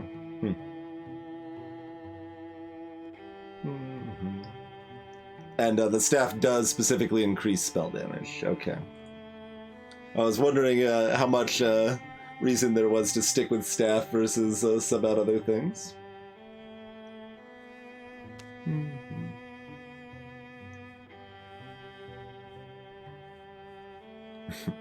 Switch from pick to dagger if desired.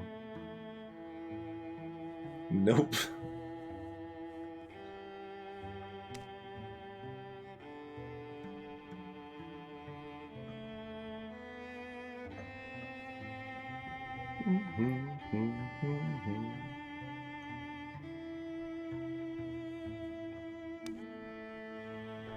Yeah, you could get an offhand poison amulet.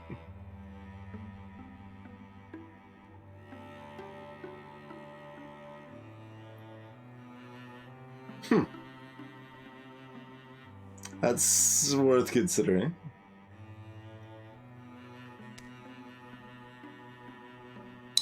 Throwing out. We've got enough immobilization with the tree, probably.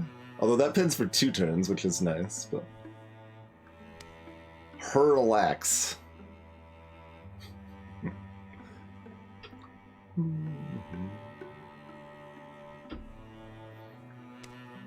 Spectral Lantern. Oh, that just gives you 2 magic defense. Okay. Light some fires, because you're not already good enough at lighting fires. You need more fire lighting options. Yeah, we'll check the armors in a second here.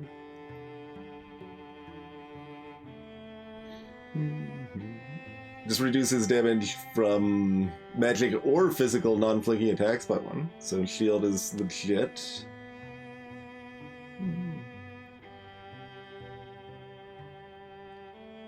Well, how much extra damage do they do with flanking? Because base 2 is real bad, and it would need to be like +3 or something to be exciting.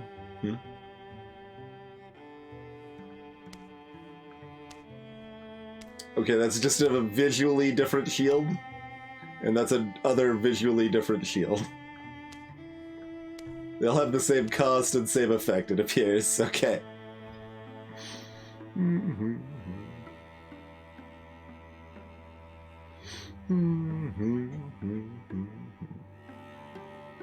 The problem is we don't have any wood. We mostly got like hides and stuff.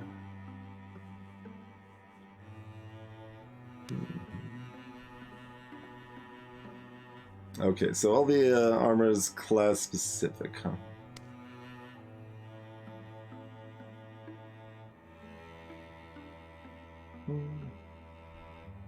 Huh.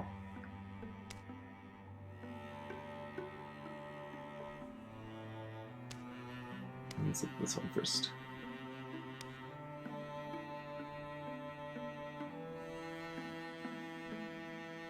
That's good.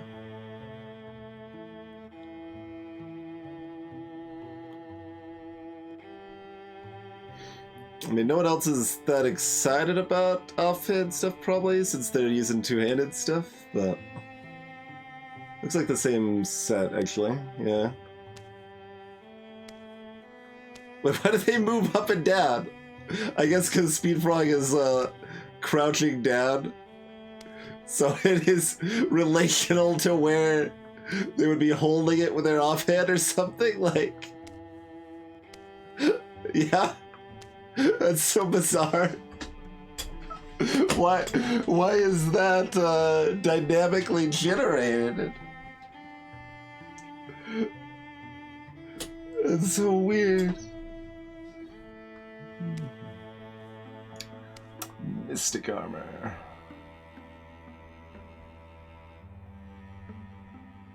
Oh, well, that's quite good.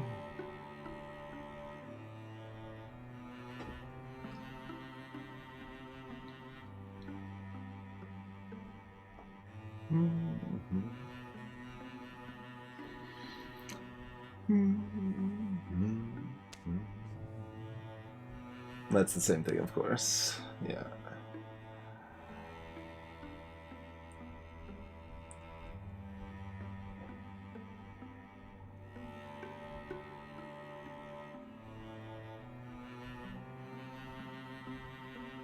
I don't know why. Oh, because we're replacing the armor that's at 0.2 warding. Right. That makes sense.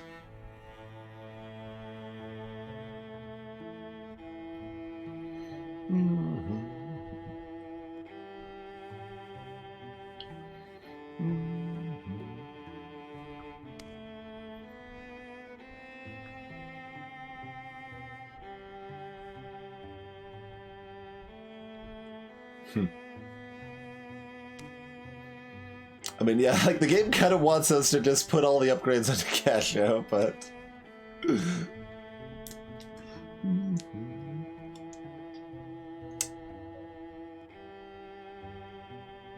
I guess poison is 1 damage? Because it doesn't say.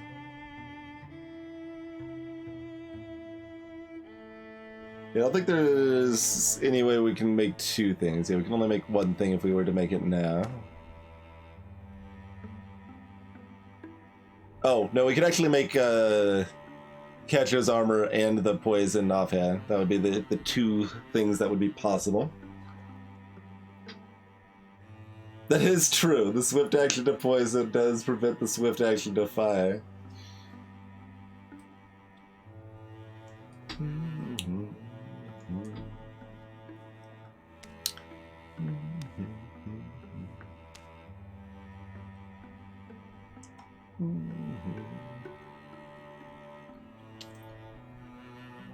That applies it to your weapon, so like you could do it earlier at a time where you don't want to use the fire yet, but... Now the legacy point is an additional cost, Ketcha. I think. Oh, no, I'm wrong. You can spend legacy points instead of... Okay, I gotcha.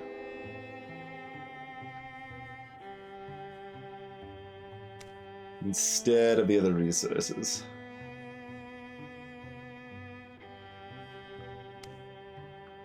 Embergown. That's the full spell damage.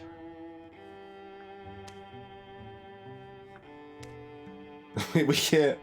That would cost 13 legacy points. Can't quite get there on that one.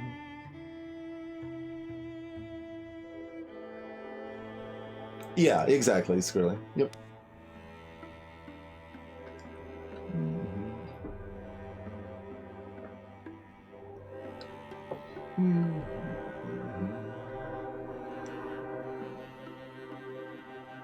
Oh, in fact, it literally has the text there. Like, the text might as well have been invisible for me. I did not, like, see that text at all. Amusing.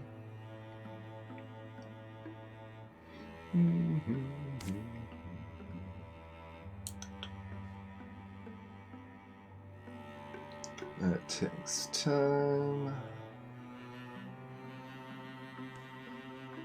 This was only like 28 days.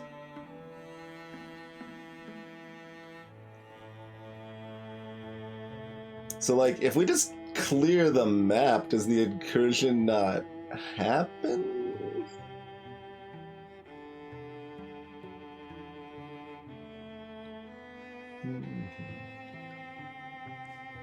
Yeah, we can prepare defenses anywhere that we have claimed.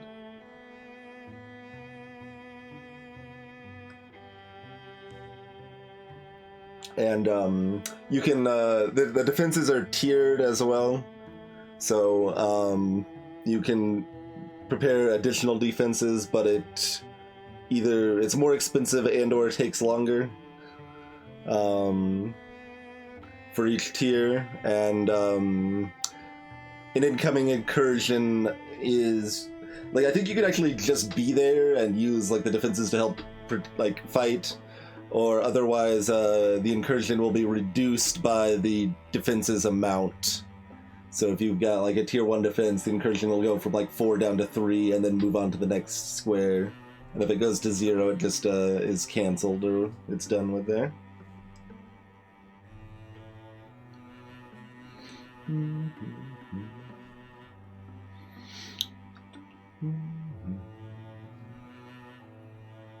Occupied by Draven. No one wants a place that's occupied by Draven. Get some axes flung in your face.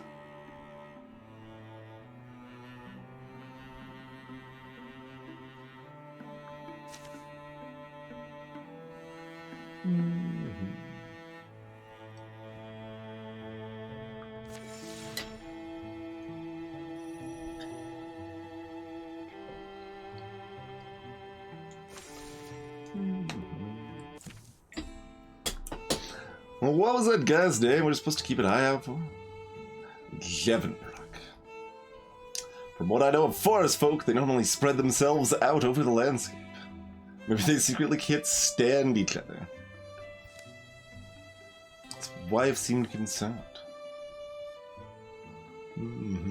Watching the goats?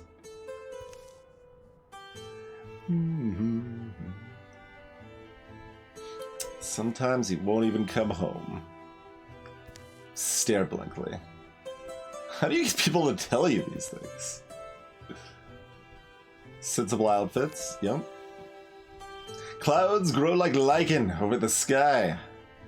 They pick their way through the building bones until a shout rings out from close by. Come on, come on! This man standing against a monument. Darts between the sky and the shadows of approaching Draven.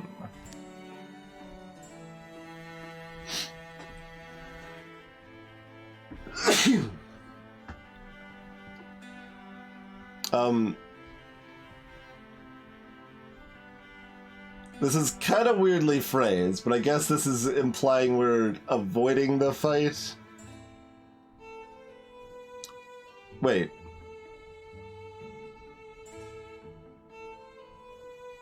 Both of these sound like they're avoiding the fight.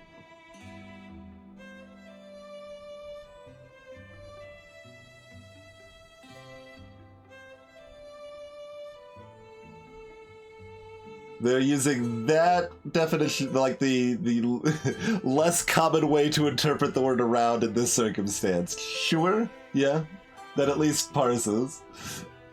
Not the word the phrasing they would want to use, but I agree. That's to protect and that's to run away. Like, I was originally reading this the other way too, right? Like, I thought I was sneaking into, like, the Dravins. While they're distracted, we can sneak in and attack them from behind, basically, but...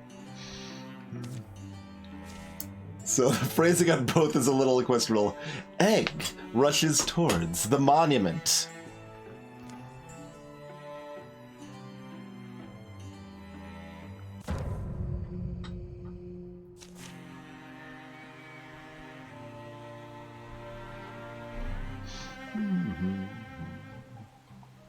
Alright, we've got one of the new haunts. Creeping in the dark. Communicating with gesture and smell.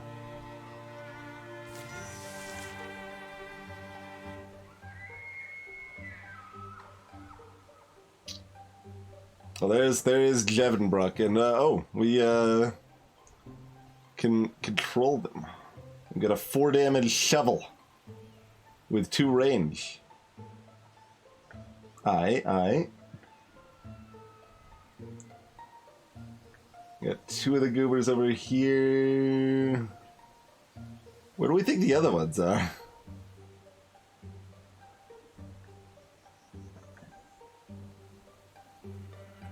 That's right. Maybe we can get dig tech from this.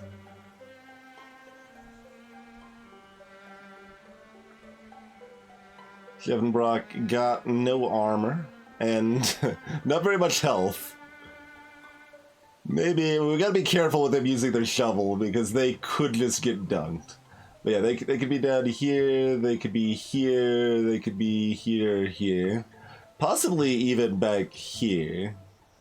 That would be pretty cheeky, but could theoretically be back there.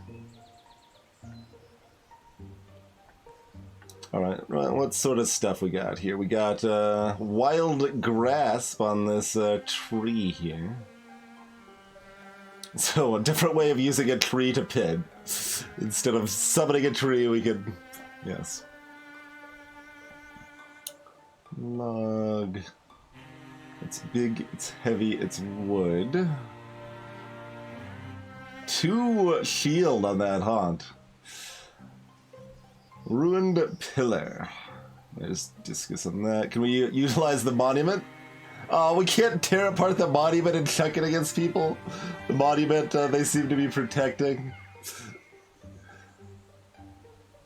Disaster.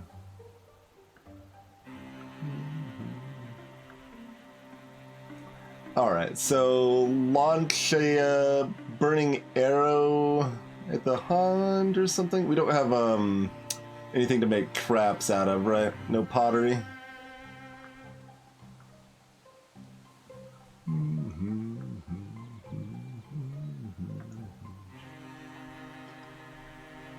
Seems that way. Okay.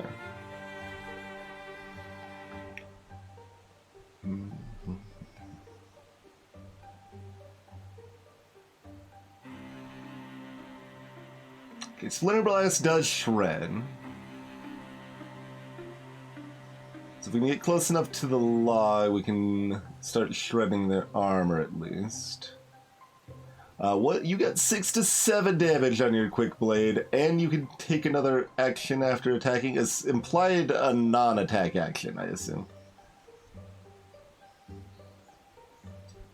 They can make themselves immune to an attack every other turn. Yeah, that is scarier than things we've been facing in the Dravin so far. Oh, I didn't see your spelling the first time, Chrono. Like, fresh. I guess. Maybe the other enemies are hiding back here.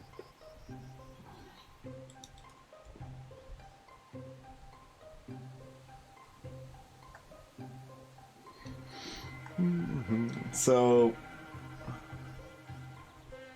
We Splinter Blast, we Fire Arrow,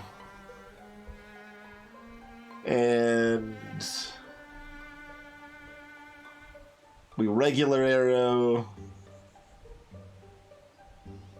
and then we Regular Arrow. That should probably kill the Haunt, right? Or does this? Do they have Spectre Step right now?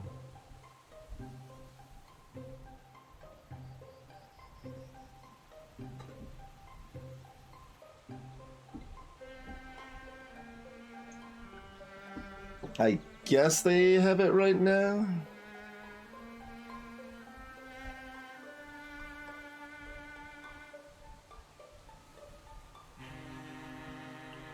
Yeah, that's saying that it does have that attribute at present.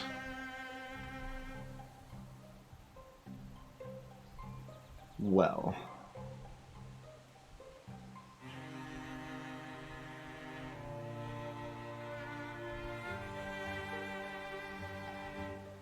Okay,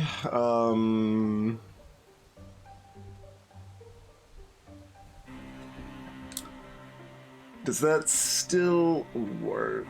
So if we still go with that line, this is 2 damage plus 1 is 3.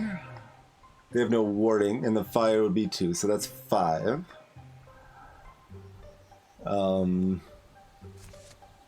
6.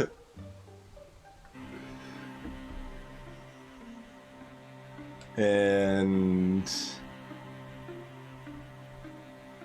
oh, and then a regular attack. 7, 8. So if everything lands, which we only need the first one to land, because then they'll be on fire and everything will hit, I think.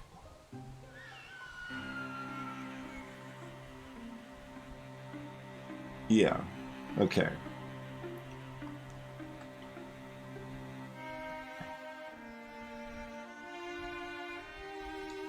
So Crow takes a single step forward.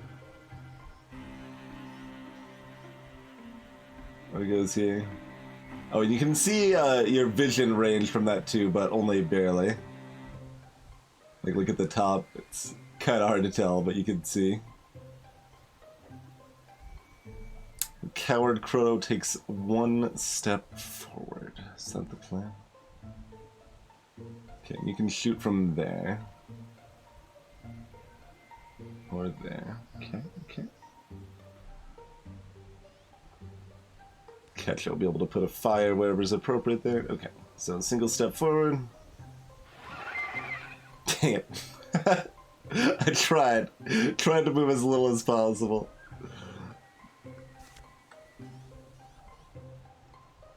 I think we still stick with the plan. I'm sticking with the plan. I guess the interfuse is going to view things regardless.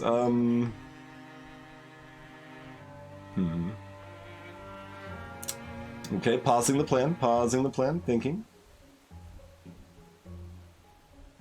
What's the range on this? It doesn't say. I guess I should be able to see right here. 4. But, oh. 4, but also diagonals. Okay. Huh.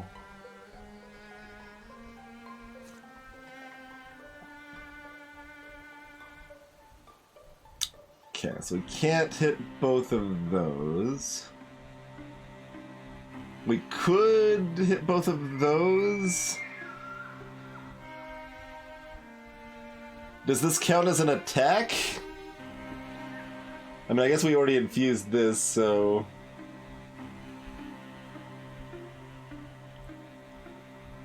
not much doing otherwise.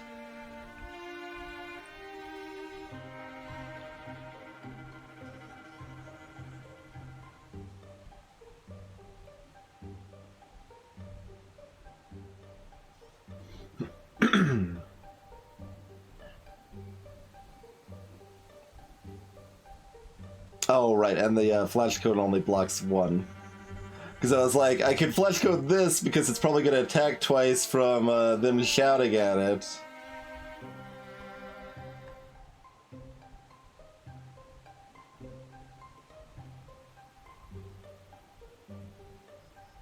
Gross.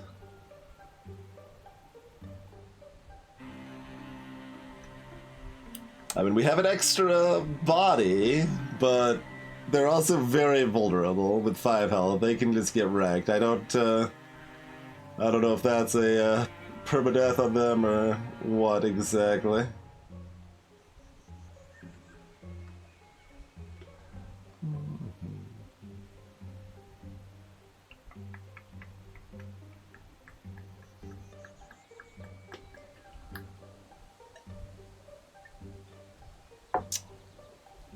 So if we just stick with a normal plan, they get to shoot Speed Frog twice, and that's probably okay. Not really the level of confidence I would like to have here.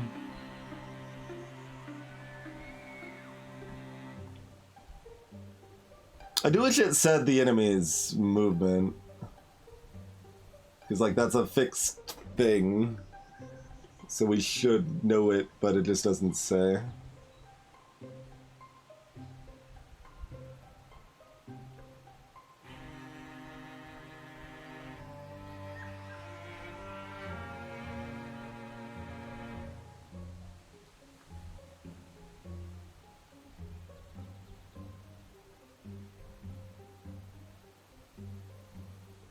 We can shoot nicely over stuff this way too if we want to.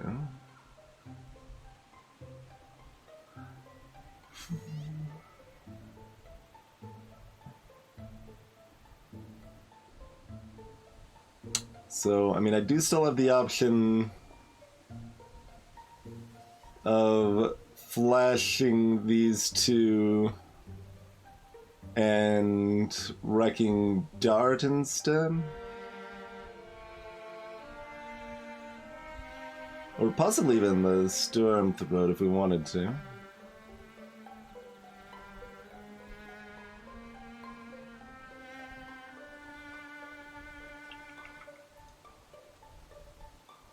Because if we did do a 4 damage plus 2 plus 3, because they're on fire, and we shoot them again.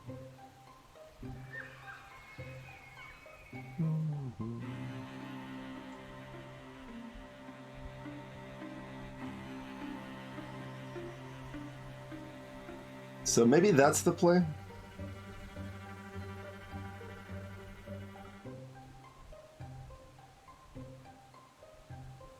Which, again, feels a little wasteful since we already have the log here, but the Stump's armor will be shredded, and then we'll make sure the flash cone hits this, which it might have been blocked by their passive anyway, so that's okay.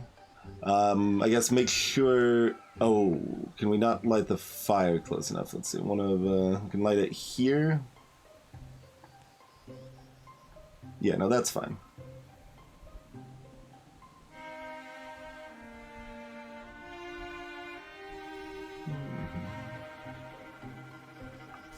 It's fairly precise. We need to make sure. So that's 2 up. Okay, it can be 3 away. So it could be like 3 done. 1, 2, 3. So yeah, we can be here. And yep, okay, good, good, good, good.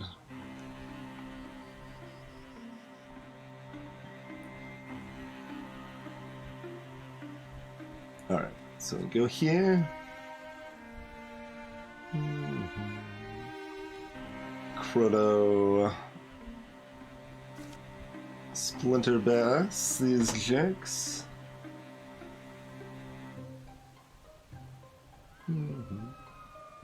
There's a chance of stunting on top of that, apparently.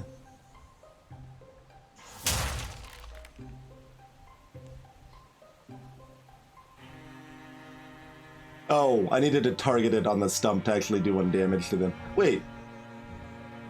No, they just, they missed. Block makes it sound like it... Okay, yeah. That's fine. That's rude, but fine. Mm-hmm.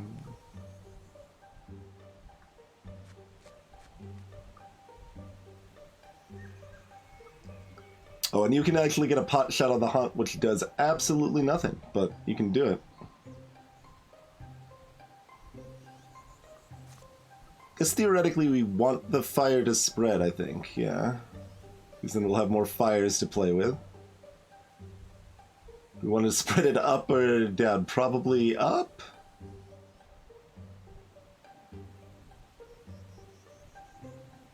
Do we want to spread it multiple turns? Yeah, let's like to spread that up.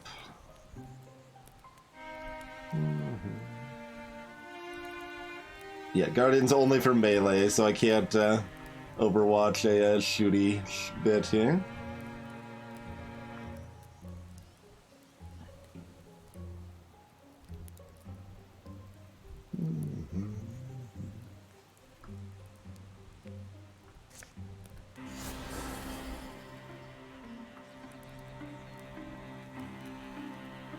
And I guess Tiffany just moves here, so everybody's walled and they're close enough to set up for wrecking stuff next turn.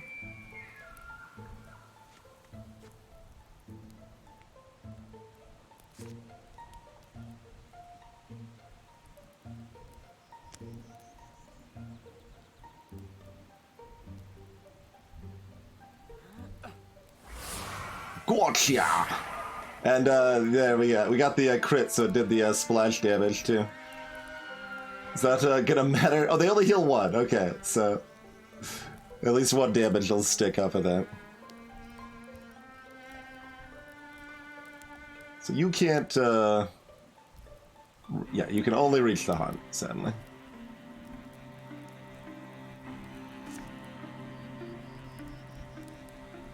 Okay.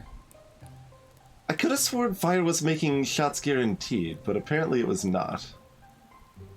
Oh, that actually, that splash triggered their coward hide ability too. I mean, we still got good odds, but we might be sad here.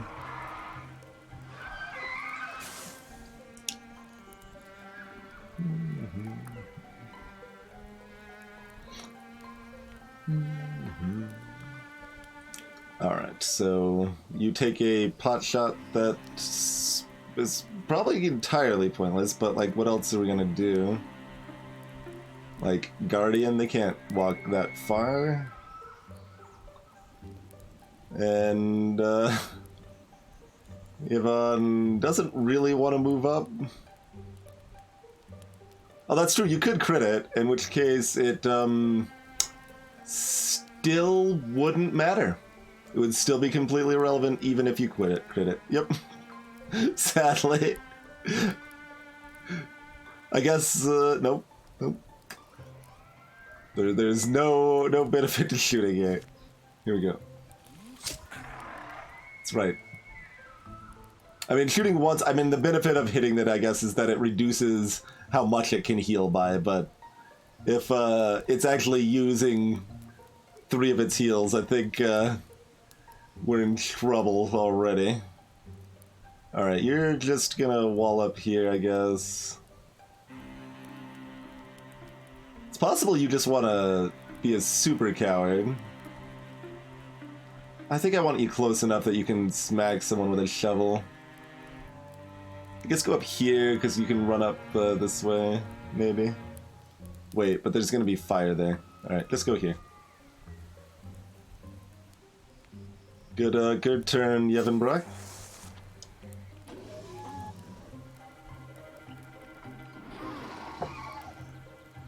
Excuse me? What happened to the flashbang?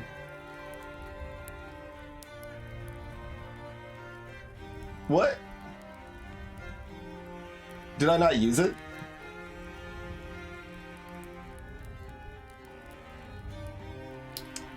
Speed Frog collapses forward. His right leg has gone silent, but frankly, the rest of his body is telling him enough. Oh, that's miserable. Like, the plan was good. I apparently just didn't do the thing.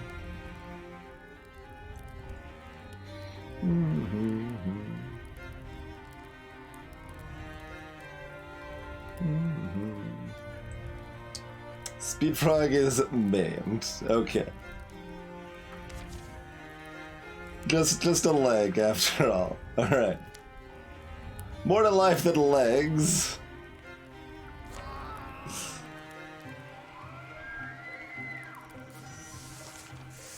Oh, it didn't spread the fire. They even walked in the debris. It should have spread the fire on them.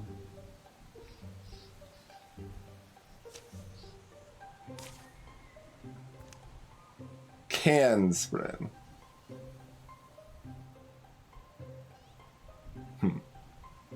Well, how likely is it to spread? Okay.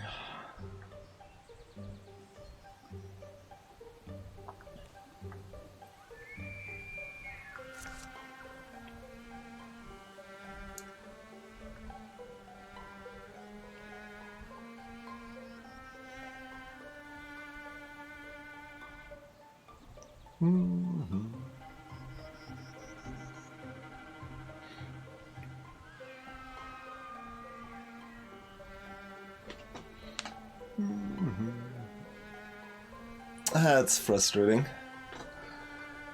Okay, we should kill the haunt, probably.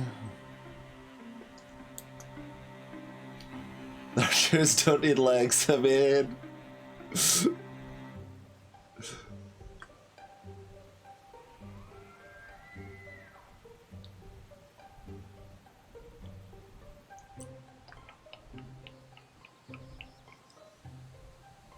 I'm basically pausing to think if we want to do a bad attack.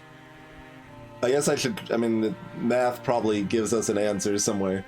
But we're deciding if we want to do a bad attack to guarantee a flank with a good attack, or if we do the good attacks first because they're going to shred armor so the bad attacks will do more damage.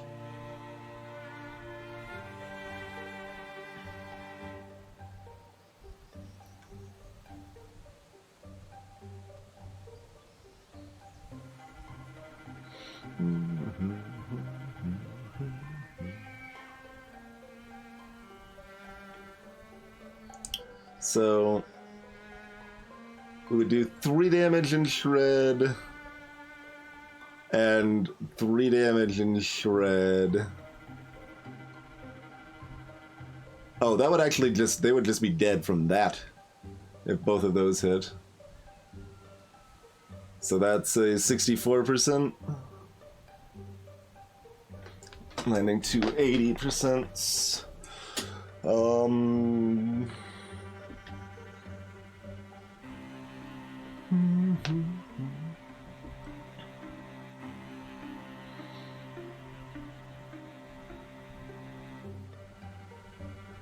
And then we're maybe treeing the stump or something?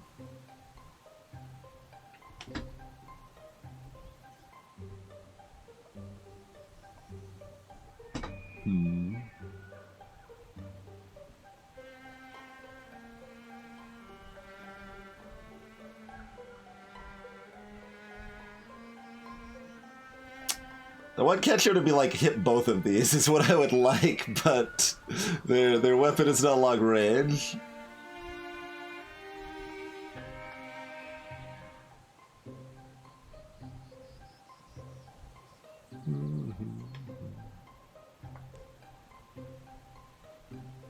Oh yeah, we've got the grasp too. It does damage in addition to rooting them.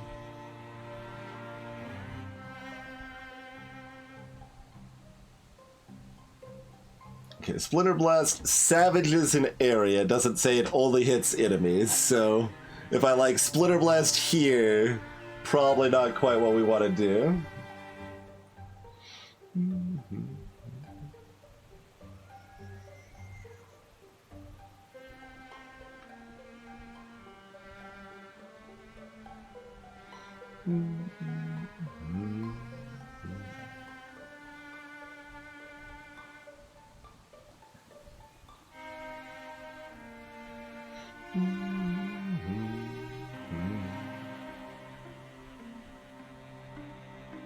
So I think it's better for Shovel to hit them later if one of Casho's hits misses. How much damage do you do? You do up to 5, so Jevin can't attack you unless you're dying.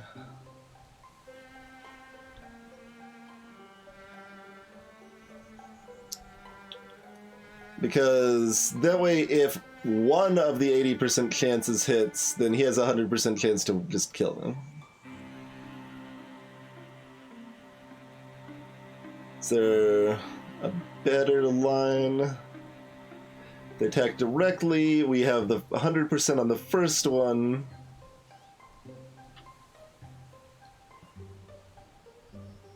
%80 on the second one. If need be. Let's see. Oh yeah, we'd be 1 damage short. I was just thinking if like if that would be enough damage that we could then use our bow to shoot the other whatever from there. But there's also rocks, which are appealing because they can potentially do extra damage, although it's only going to be 1 to Stumpy over here.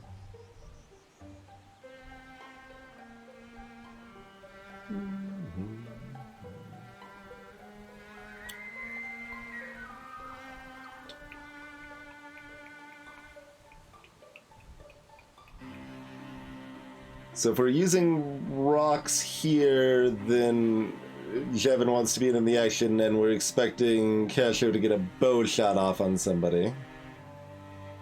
And they get the first hit off to shred the armor.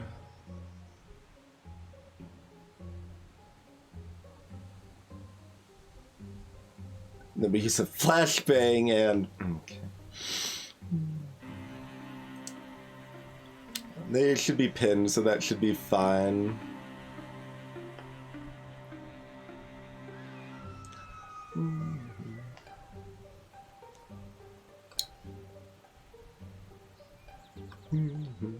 This round was supposed to be pretty smooth sailing. Like, we were good to go, we would just kill the hot, pin another, someone would get shot and be fine. Like, it's still, I guess, kinda mostly that.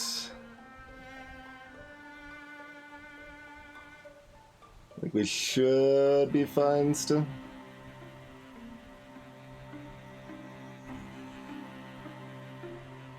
Kinda wonder if fire can spread diagonally or not.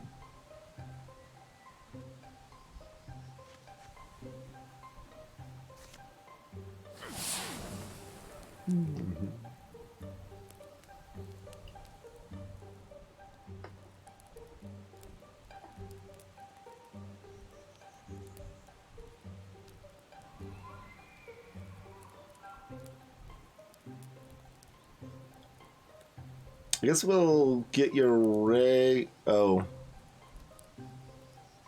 I guess we could use an infused bow shot if that made sense afterwards instead.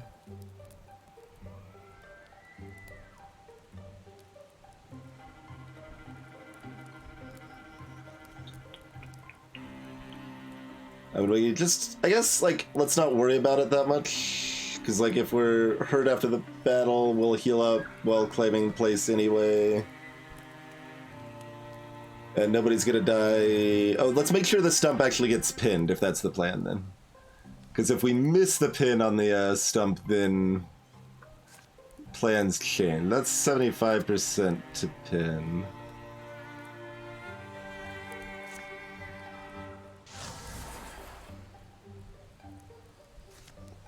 That's 75% to pin. Okay, well, fair enough.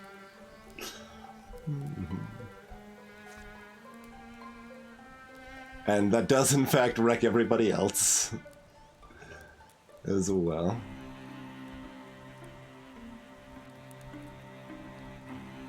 Oh god, but if this hits... That's not enough. Okay.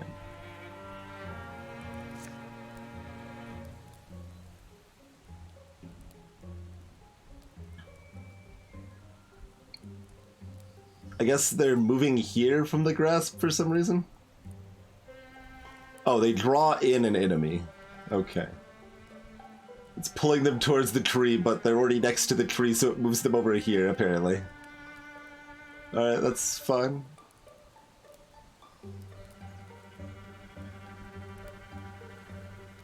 So what we should have done, technically, was, Okay,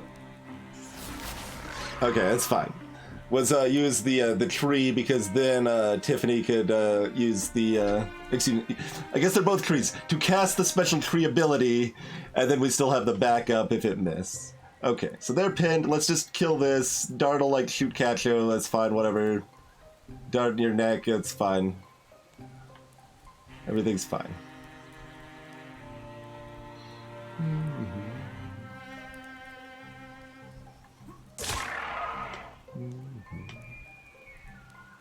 And, like, you could hit the stump now since that hit, but...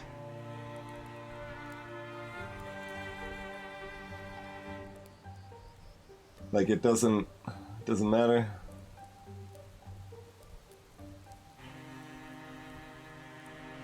Yeah, there's nothing else to really be done about it.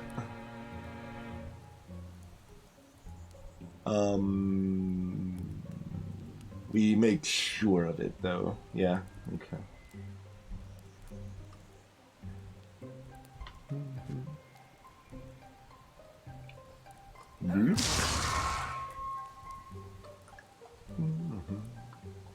We can do this however we want. The default thought was use Cassio's double attack to hit it, but like we could also just burn it. We can't actually just poke it with a stick, I guess. Sleep well, Chrono. Your cowardice.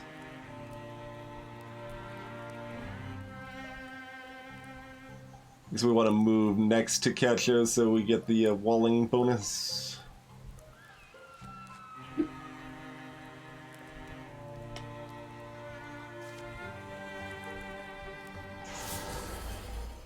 Which probably means we wanted to move next to Jev and Brock, but they're still not going to one-shot them, so it's fine. So the fire, like, goes away if we do this, but we create a new fire if we do this, so we still have fire that might burn us. I guess it's probably going to go away either way, huh? Probably.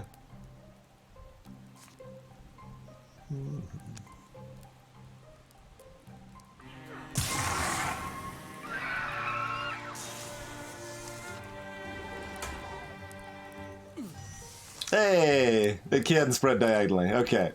I actually did that somewhat intentionally, because I was just curious to learn that. Mm-hmm.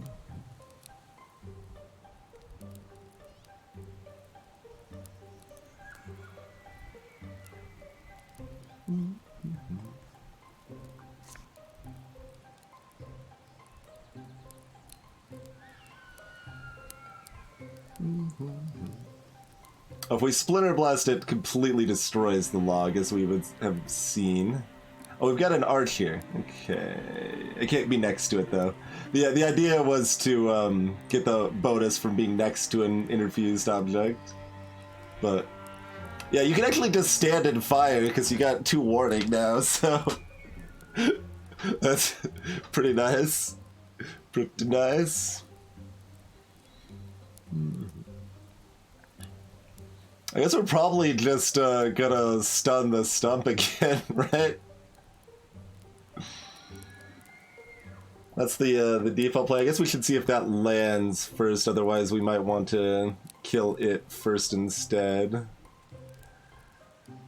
Perhaps utilizing a little Yevon Brock.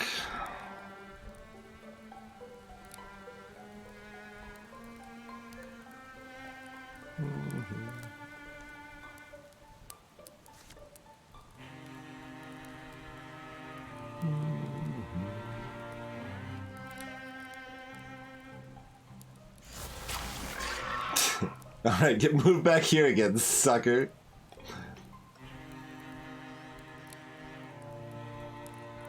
We can light more fires also. Hey, if we light a fire here, it might spread onto this stuff. Perfect. Wait, unless we want to double fire stab this or something. Can Yevonbrock get close enough to punch this? No. Okay.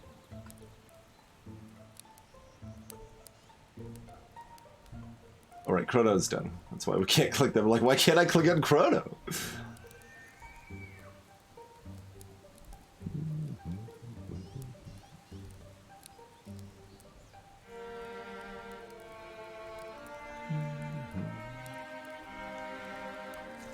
So that's gonna be 4, 5 if we shot a fire arrow at that. Okay.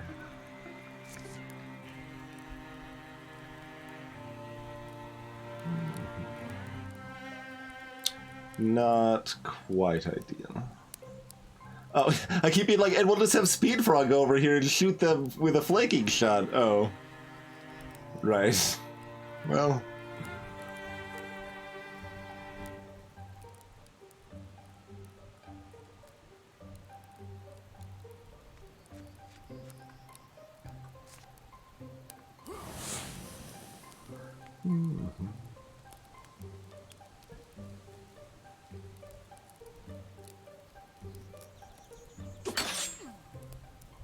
Rude.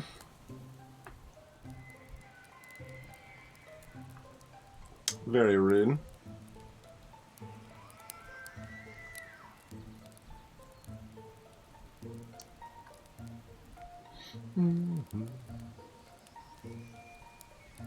So guarantee a 3-hit discus or we can light them on fire. I guess we'd light them on fire.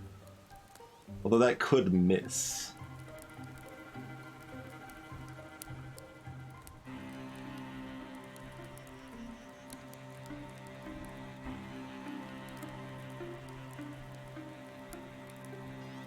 Let's see. Okay, that's fine.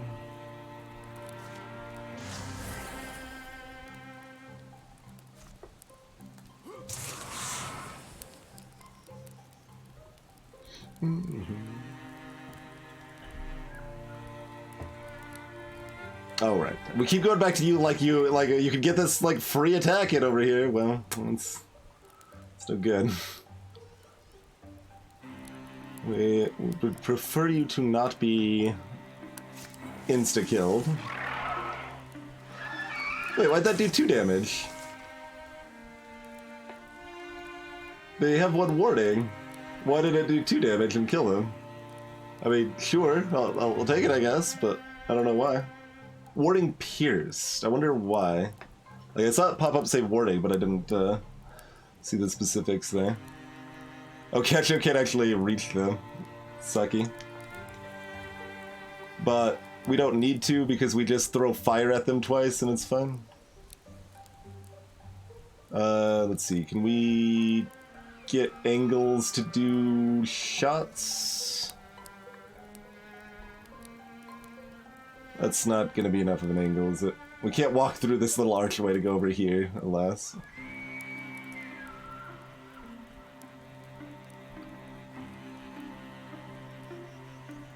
Oh, we can with Yevonbrock, though.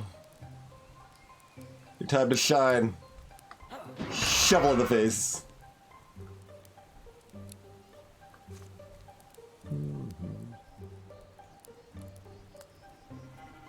I don't suppose it really matters. Go ahead and just, Wait, can you do this to people that are not adjacent? Oh.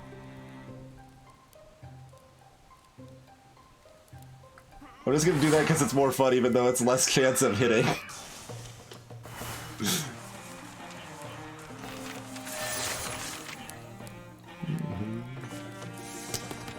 Kacho is now a Bloodhorde warrior. We are level 2 of 7. Yikes.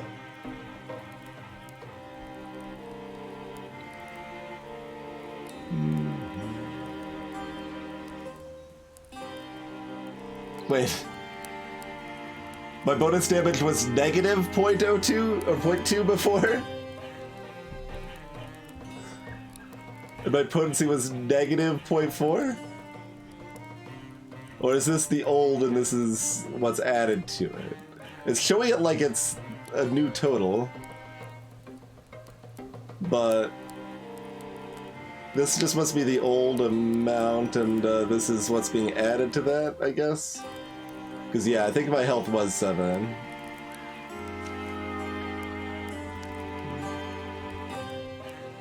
Well, it still shows it.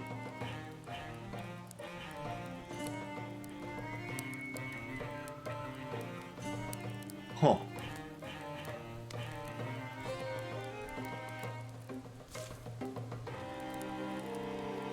Anyway, let's look at the abilities. +1 range with all attacks and abilities. Pretty great. Shield Shear. Once every other turn, you can shred 2 foe armor as a swift action.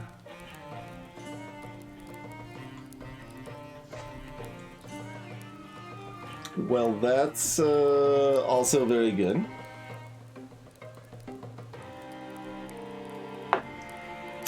That's good. It's better if we've got long reach. Wind Walk. Let's for combat. We can call on wind spirits to guide him to a distant tile. Okay, well that's also very good. We can upgrade Raider. Deal twice as much damage to enemies adjacent to destroyed scenery. Can start fires on enemies to do 2 damage. Well, that's also quite good. Okay, I mean, I like that though, right? That's what we want, because I would not be unhappy with any of these.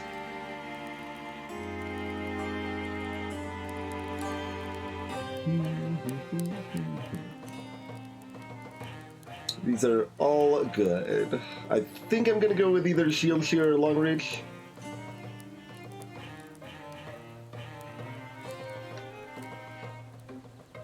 And I think since we're already lighting, like, Ketcha's already a pyromaniac, that leans us away from other swift actions.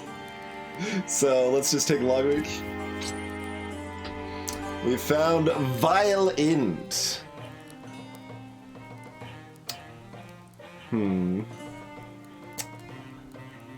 mean, that's fine. We can... I mean, we could give a bow to a mage if we wanted to also, but yeah, no, we'll just replace Kesha's bow. That is fine.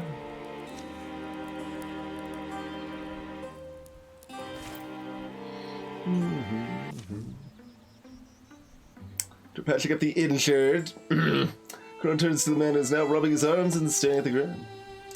Jevenbrock, your wife sends her regards, sad face. While you're watching the goats. The goats do like it here. Climb rooms. When the forest began to get more dangerous, I thought it might be time to finally use the storm well.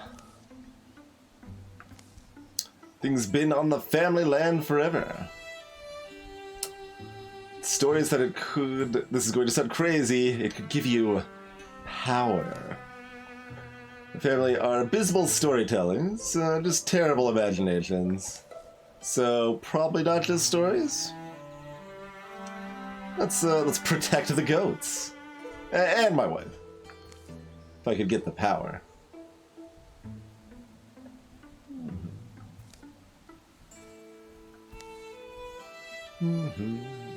I decided to just lie to my wife, because I'm a jerk like that. But the story of a goat herd trying to wear a hat that's 2 sizes too big.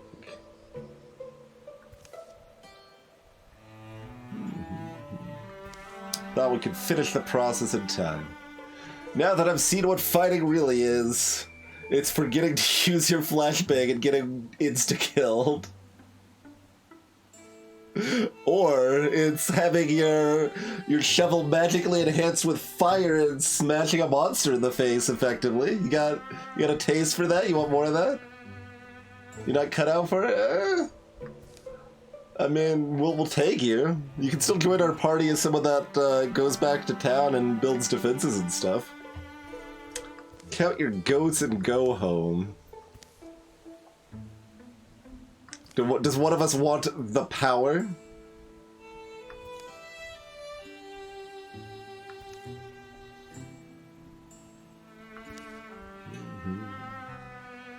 We'll feed you, put you up, give you otherworldly powers, you know, make up for you forgetting to use your flashbang.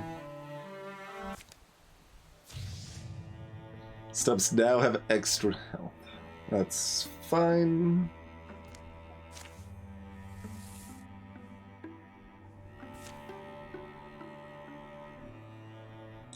So, let's see. Okay, that was weird that this, this appeared like this. Like, you would think that would default to be like a little more center screen, but when a hero is maimed, they travel to the nearest safe town to rest until they're ready to fight again. Okay, so they automatically are moving to the actual town. Heroes can be maimed once per chapter. If they fall a second time, you can't just maim them again. Okay. So does that mean you don't have permanent injuries? Let's see. They are an ex-farmer. They have a bandaged right leg. Well, okay. No, that does seem permanent. They just need to still heal up and, you know,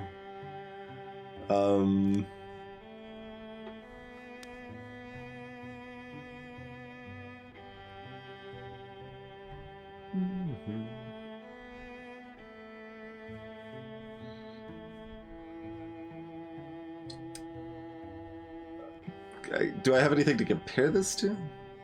Okay, each leg gives 1.7. So apparently losing one leg is just one leg. It's not like it's just... Okay. So they're back down to as fast as everybody else. Yeah, that's not too bad. Certainly could be worse. So we can secure the place, and we could also store wallet, and...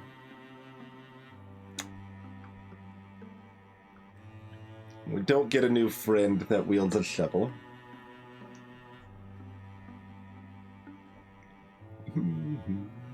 But yeah, that seems like a fairly good way to go about it. And like, if you've got more people, or it's like later in the campaign where like you need the special benefit more than the character, you can have them basically make a last stand and suddenly do bonus damage to an enemy, and then they're dead permanently in the fight.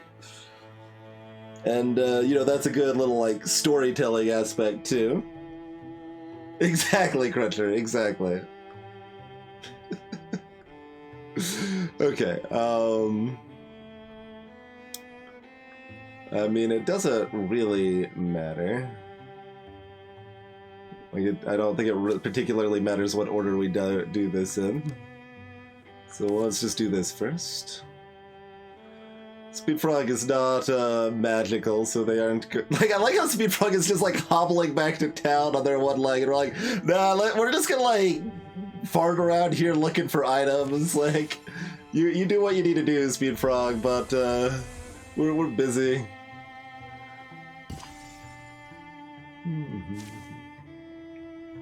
Time for pie! Got some ingots now. Crow Feather Brooch. More warding. Speed Frog should be renamed Frog. I mean, yeah, probably.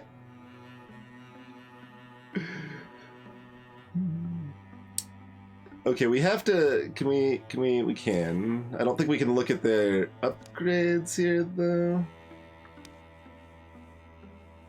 Yeah, I don't think so. Because technically who we want to give this to probably depends on what things upgrade to and all that. Since it's all fractional and stuff, but...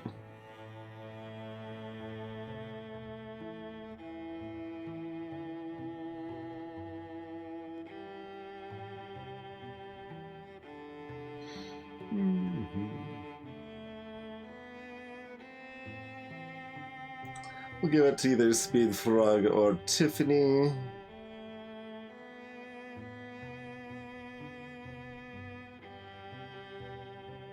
Alright, we'll give it to Speed Frog. We'll give it to Frog.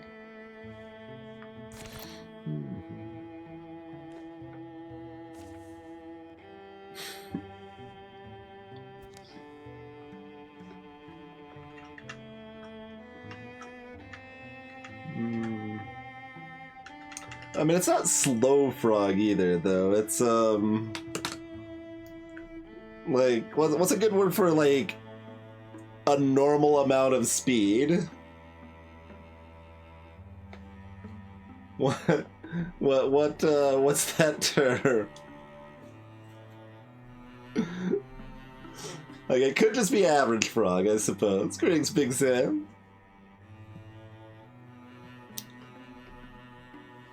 But, there's not really a, speed word that's just like normal speed, is there? Pace frog? Oh, pace frog. That's interesting. That's a little denser, but that, definitely fits what I'm looking for pretty well. Salutations, Dagaskin. Because they aren't slower than anybody else. They're just going to be normal speed now instead of faster.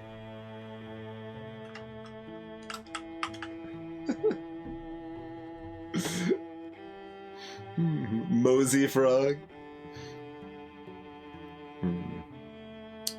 Yeah, I mean, there's a lot of words that would imply, like, faster or slower.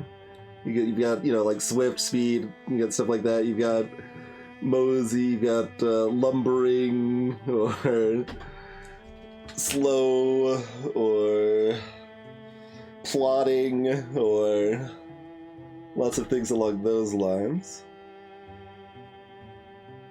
Well, they might be 0.7 slower, but that means they're just the same speed as everyone else. Like, it might mean it's harder for them to get more speed. But, well, we'll go with Pace Frog for now. Hop Frog? Okay, Hop Frog. Okay, Hop Frog is good. I'm convinced.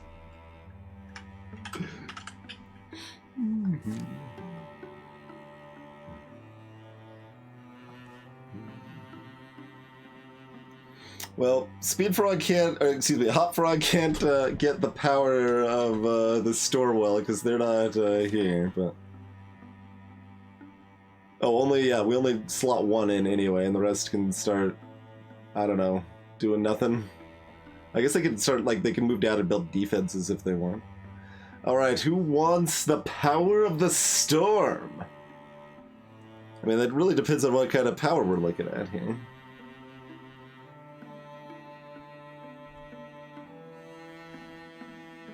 Like, I've got good reason to want it for each of these characters. Yeah, but like, that's just kind of guessing what we think it's gonna be. Like, if it gives us an ability that uses an action, we want to use it to Chrono because Tiffany's like already wanting to use cool fire powers and stuff a lot of times. Catra's already got the power of burning things. Regular Frog is also quite good, yes. Regular Frog fits better with what I asked for. Hop Frog is more amusing, so my inclination is to leave Hop Frog, I think.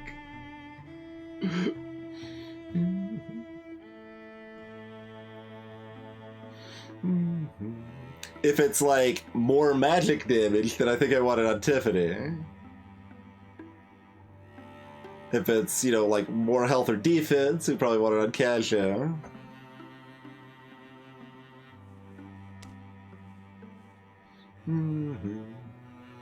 Just Frog. I mean, Just Frog is also good.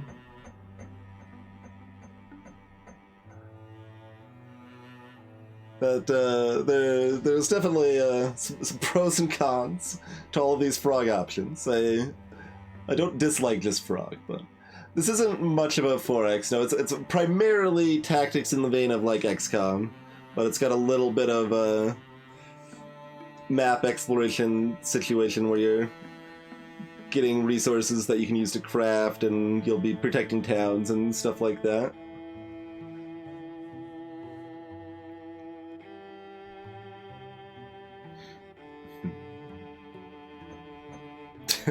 The other counterpoint here is that Chrono has gone to bed, and Tiffany and Casio are still here. So do we give them the power instead?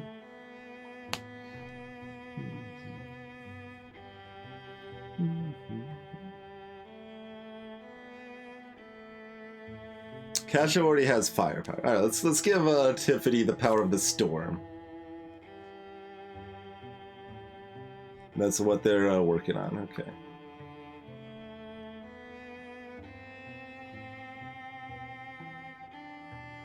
I guess we'll send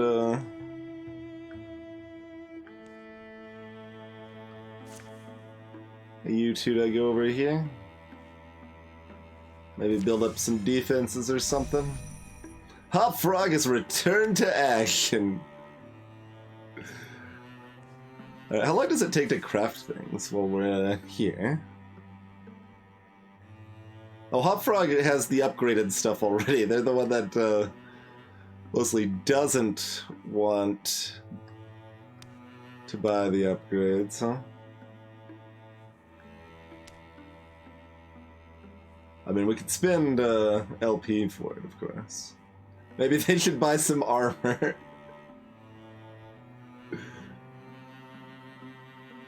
Oh yeah, the gear's missing the limb. And that's why it's generated based on the character in their stance. Sure, okay. Wait, the speed -5 probably matters, doesn't it?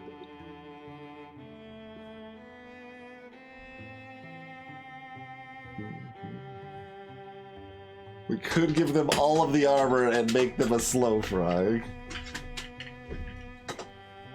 Which is an interesting thought.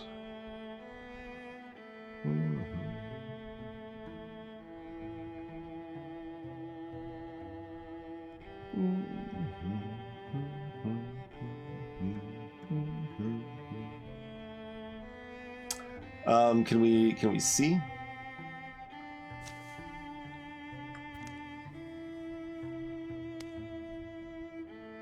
Oh, they've got a prosthetic! I didn't actually see the change over here. So their speed's actually up to 5 again. So it's worse than a leg, but you know, it's still a leg.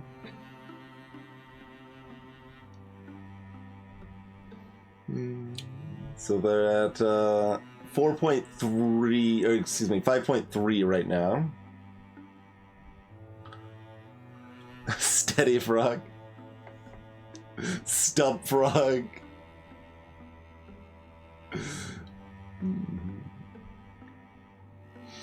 Okay. Oh, they actually had exactly 6 speed before, didn't they? Yep. They had exactly 6 speed before, so they are still slower than they were. But they're faster than everybody else, because they're a hunter.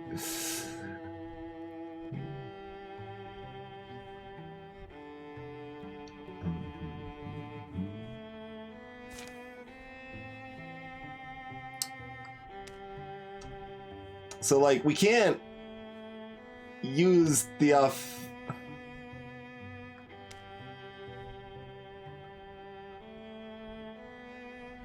Yeah, like, we can only use this alongside a one-handed weapon, I think. Like, it, like, specifies one-handed, so I don't think it would, like, I don't think we can poison our bow or arrows, for example, so... So all they could do would be to upgrade this, which is somewhat appealing just because they got wrecked and we kind of want to honor that and be like, alright, well, you get armor now, but... Giving everyone at least 1-star stuff to start the next chapter is also very much a thing to do. Oh, can we... Okay, no, they're not here, so... Oh, no. Yeah, no, we can craft other people's stuff while we're here, I guess. They don't have to be here, apparently. I don't know if we just, like, courier it off to them, or what exactly, but...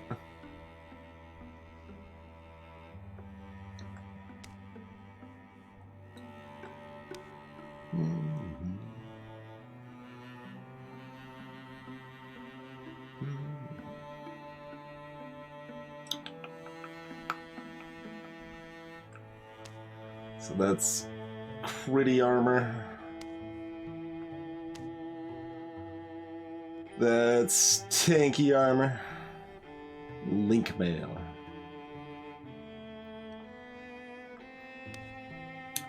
Like, this costs a total of 6, and it'll only... We basically get a half price refund if we upgrade.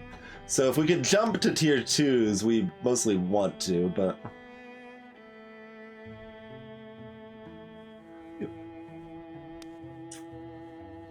Want a fancy axe? Silver Edge.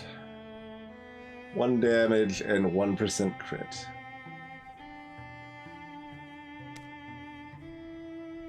Or 2 damage and 2% crit.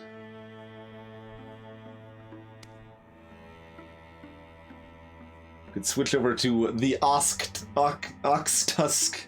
It's kind of hard to pronounce.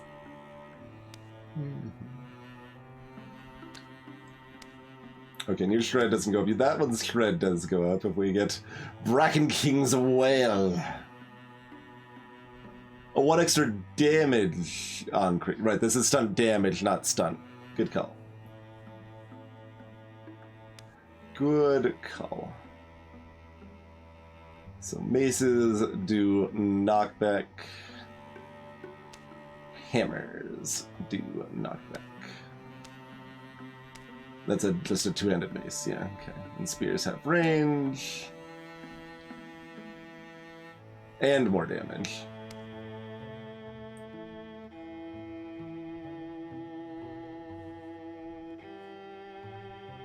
So we could have a 3-range spear. We can increase Catra's spell damage. Oh, we've also got these up here. So we've got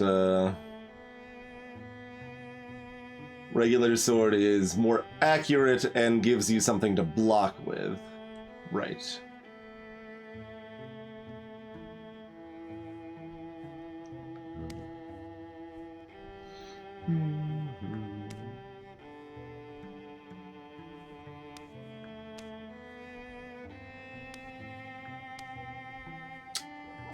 Dueling just gives you 10% crit, but not the damage.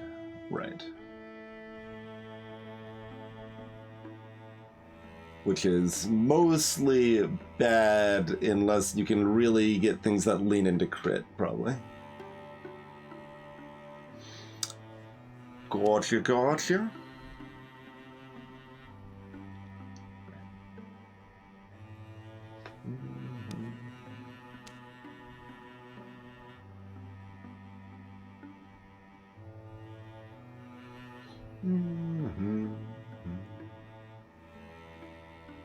Great Swords AI. They got the same, like, block and accuracy of swords, but just more damage.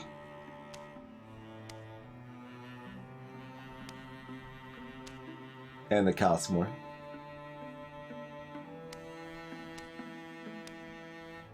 So we're trading a hand for more damage, basically.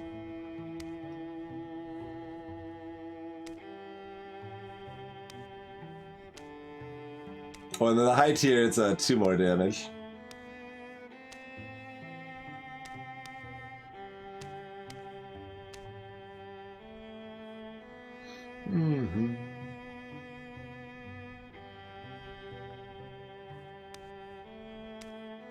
That's always just 10%. Like, I kind of expected that to go up at the high tier, but nope. Oh, and in fact, that's only 6. Yeah, that makes sense.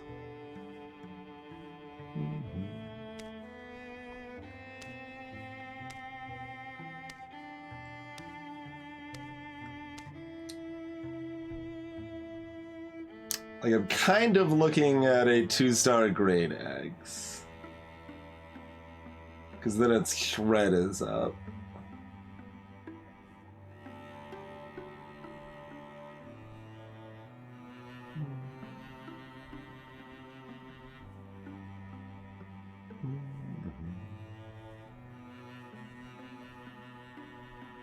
I mean, alternatively, like, it's interesting, right? Like, if we just do damage, we don't necessarily need to shred their armor, but,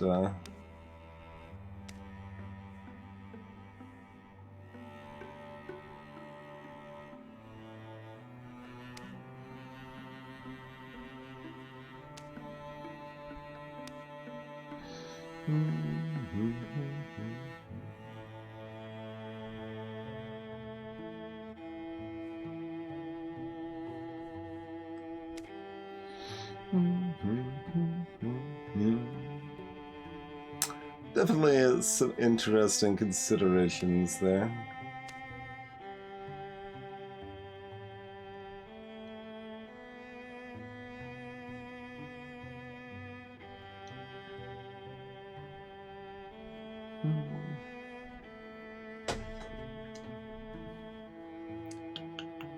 So I wonder if that reduces true damage as well. Probably not.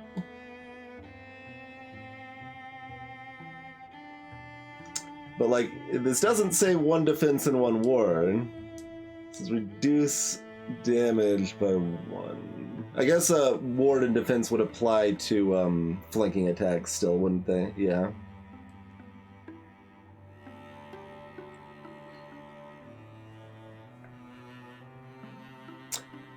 Definitely a couple of valid options there.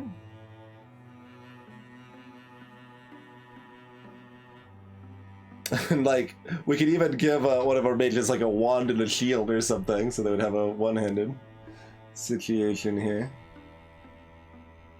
Oh, that actually comes with a... Does this come with a warning? No. Yeah. They have built-in block from the staff, which makes sense.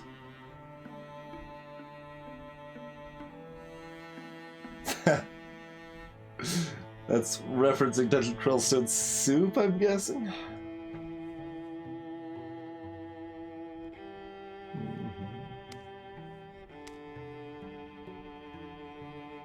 Well, like, giving them a shield kind of makes them less of a battle mage in some ways, because it, their little wand doesn't do damage to poke, certainly. It just makes them tankier. But it also removes some tankiness, because they lose the block. And wands are also more expensive?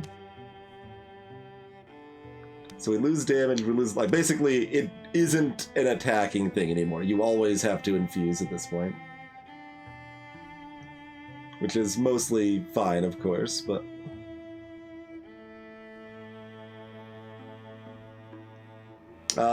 I think Tiffany's been attacked, but it was probably during a time we had the bonus HP.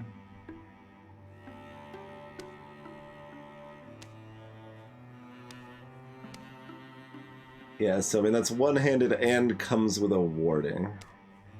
Huh.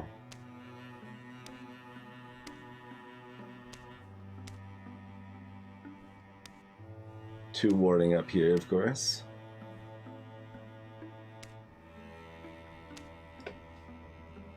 But yeah, the fact it's also more expensive is pretty rough.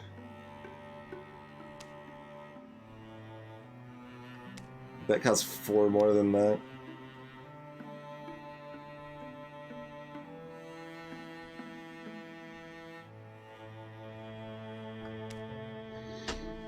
Oh man, it's not like the fact we can poke with the staff is that important. But it's kind of a nice bonus, yeah.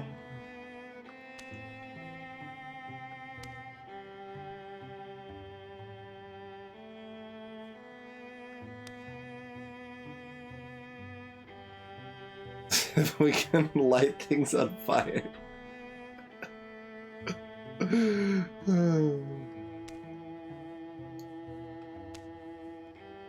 Yeah. None of these offheads are terribly appealing. Seems like we'll probably just be sticking with staves, and the main benefit we get is that the spell damage will go up.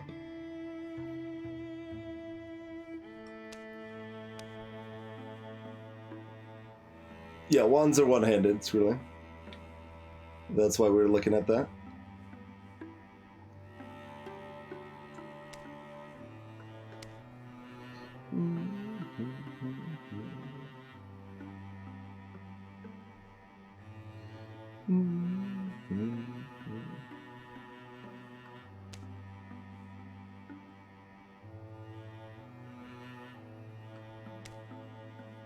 So yeah, we can have tankier or we can have magicer.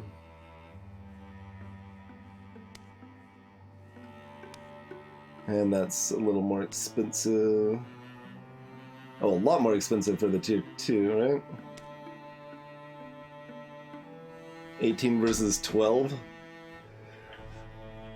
Fractional stats, I believe they're truncated. But a lot of items have fractional stats, so if you can get to the next full number, it gives you that the upgrade.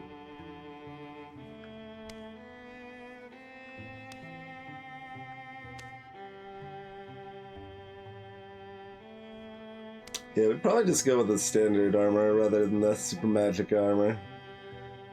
Spell damage plus 2 is, like, one more spell damage is appealing, but it's rough considering how much more it costs and the fact we're worse tanking. Well, mostly worse tanking is, like, certainly on average we would rather have 3 armor and 2 warding than 1 armor and 4 warding, but so it costs 3 LP to recruit a new person at the beginning of the game. We've also been able to spend LP to cancel some calamities from being added. We can use it for resources and crafting. And I don't know if there's another option. Build new stations. So maybe higher tier defenses cost legacy points too.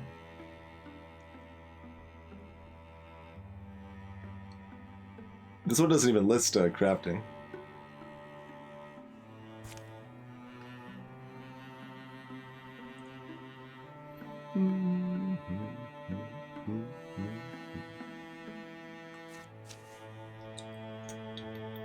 Alright, so mostly we probably just want to wait until the end of the chapter, because I assume, yeah, if we clear this, we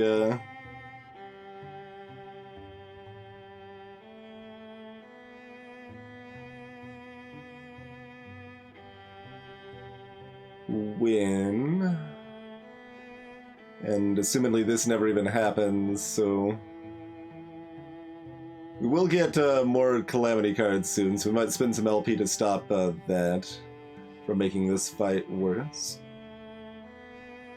No, Hot Frog goes to join the fight. Absolutely. They're good as new.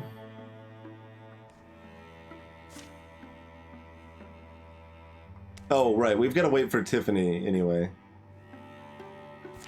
Alright, given that we've got something we want to do in the interim.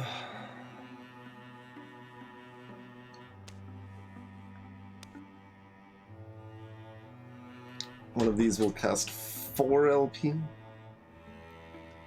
for some badass armor.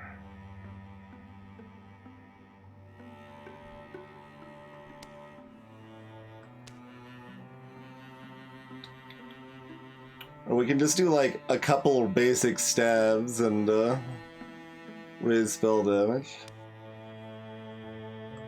Stabs need a lot of wood. Imagine that, but it's rude. Oh, that one looks fancy. Alright, well that one looks fancier. Imagine that.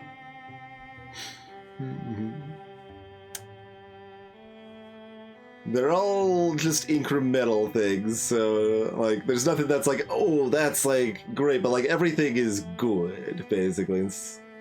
Nothing stands out as definitely want that, but lots of stuff that's like, well, that would be nice. I would like to have that.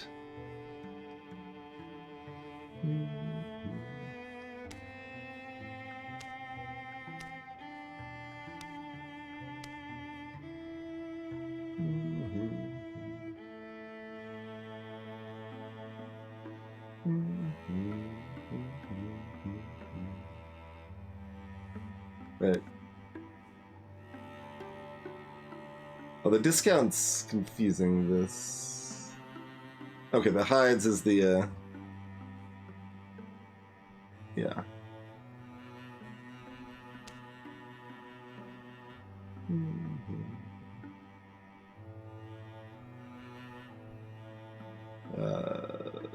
16. So it does cost 4 more resources to continue upgrading the fire bow, which isn't really that fiery. Crossbow is just one-handed, and therefore, yeah, okay, that's the idea there. If you want to have a bow and a shield or some shenanigans.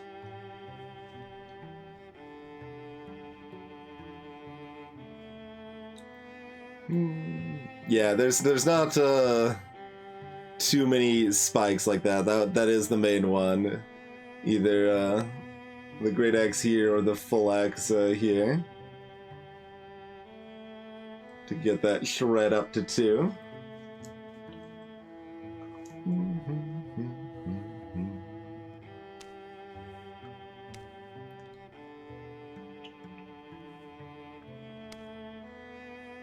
Like, I think I'd maybe just do this, because, like, this is clearly useful, but we are not that excited about going to fancier armors with him right now. So just going for the basic cheapo armor here is a solid improvement, but nothing too special, and it's fine. Like, just basically 1 more armor. Like, everyone probably wants at least 1 star at everything in their regular use stuff anyway, their armor and their regular weapon. And we'll be looking at 2-star or maybe armors on the mages or something like that, but we'll just do 1-star armor for them. Does it say how long does oh, we've got a whole description that we could edit the description of the armor if we wanted to. Brawl guard? Nah. Well, the randomize button doesn't work.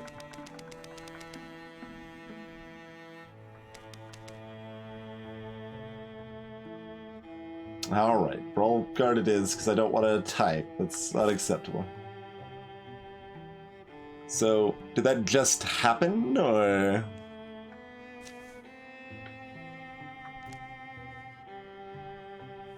No.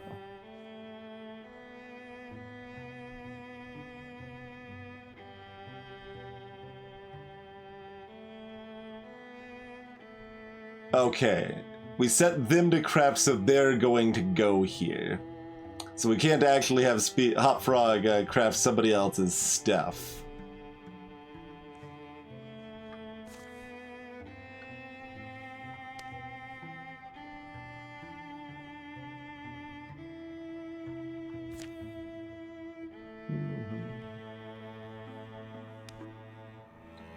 I see.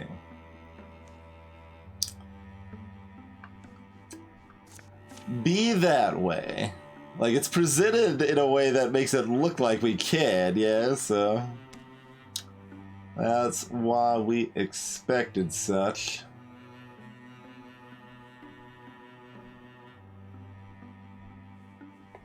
But we're not that excited about upgrade.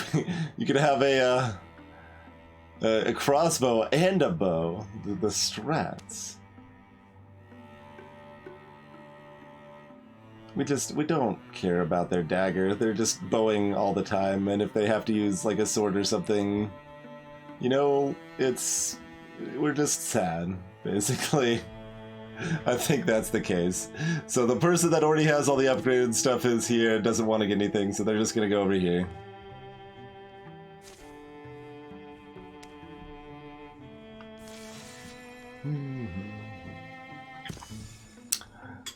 Alright, Jevenbrock and Yovia welcome Tiffany and stuffed her full of bristleberry pie and goat cheese. While waiting for a storm to roll in. We're telling the livestock to stay. Jevenbrock tinkered with the top of the storm well. Face. Wonderful, good sign, almost there. Let us know when you're ready. So what did you give up for heroing? Like your goats or your spouse? To name examples at random. Oh hey, join us, we can use a fifth. You gave up plausible deniability. There's a Tiffany out there at another time who maybe got some goats and a husband. Maybe she was even happy. I'll never know her story, but this one's mine.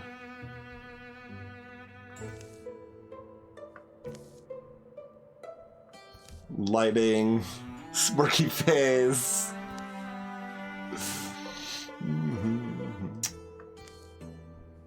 The storm wheel fills with light, or water, or both. It swirls and spills over the sides. You gonna have to fight something? Probably not. Ancient voices of the Tempest don't telling you what to do? Okay. We can transform our head, our arm, or our leg. Zom was amused.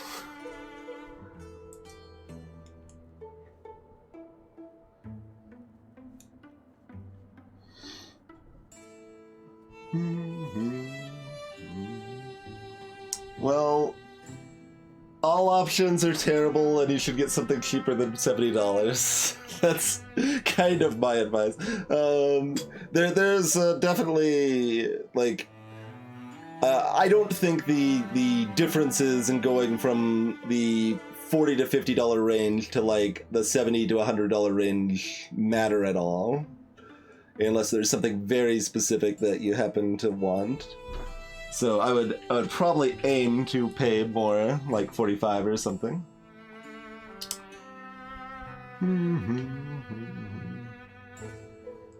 Gotta be head, because you don't have that many options. That seems more like it's gonna change innate things, but it might also give you horns to give you an extra melee attack or something. I know, that's fair, Tiffany. I'm just giving a broad recommendation because a specific one's a lot more difficult. The other options are not symmetrical. Alright, we're sold. Tiffany draws her face close to the water. Tiny flashes within it hold her gaze. Suddenly it's obvious what she's supposed to do. Gulp. How did it taste? A little metallic. Not really a fan. You doing okay? Okay. Doesn't even say what happened. We've just okay. Storm gaze. Passive. Incoming melee damage has a 30% chance to deal true damage to the attack. Okay. Okay.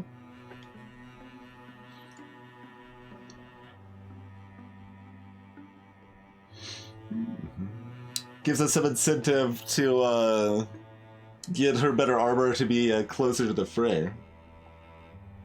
You did get pottered, yes. Oh, there's two? There's two? No, that's okay. I don't know why it's 2.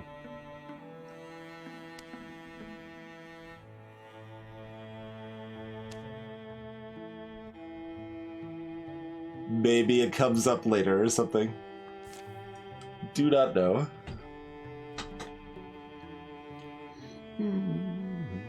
It's a lot of, yeah, maybe it matters for some events or things like that. That could be. That certainly could be.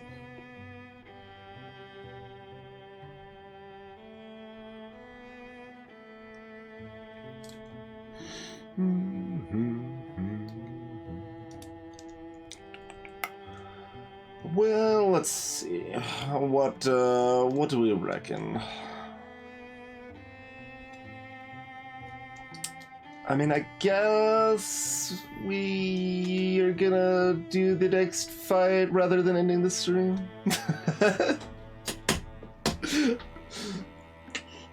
But no, chat's desires the latter. Let's see. We're still doing okay, I think. We'll just take it easy tomorrow. Which I can't entirely do because I have to travel to feed somebody's cats, but that's not terribly wrist intensive. It's fairly good so far, Zelante. Certainly, like if you want another solid offering in kind of the XCOM style, where you got. Although it doesn't rely on Overwatch as much, so that's a big plus. It's not like take a step forward, Overwatch, take a step forward, Overwatch. That was definitely a problem with XCOM. We have not dealt with that issue, certainly. Fights force us to be a little more on our toes. But yeah, broadly, like, solid offering in the kind of standard tactics style with a like flowery RPG bent, I guess. Hey, Wiggly Figures, glad to have you here. It's been a minute since we've streamed some FTL. We certainly will again at some point, but that one, I really just want an actual mouse for playing FTL, I think. So, I've been using various alternate input methods for the last 3 months or so to deal with RSI issues. But glad you enjoyed the mod, and we play a nice variety of indie stuff here, that many of which can appeal to those that like games like FTL, certainly. One of those things is much worse than the other, Tiffany. Although I understand my FLCL opinions are moderately heretical. I don't hate it. I don't rate FLCL as low as I rate like Earthbound if we're talking about heretical opinions. But anyway, let's bring Tiffany on down here too. What if we use okay. FLCL is a weird ass anime series that's relatively short.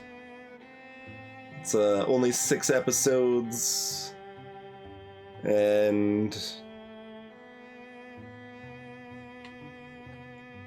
there's a robot that is pulled out of someone's head because they were smacked with a guitar. You know, same old, same old.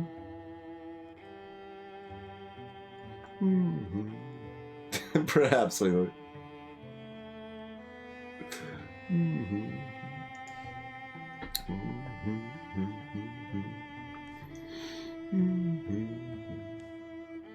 Wait, can we not fortify this place? The hell? Why that we're here now, can we not fortify it?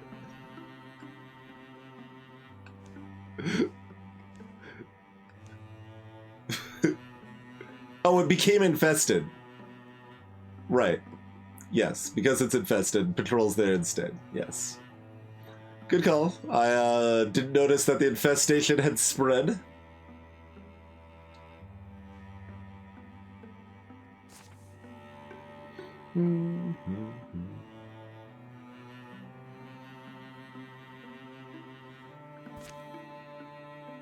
Sure.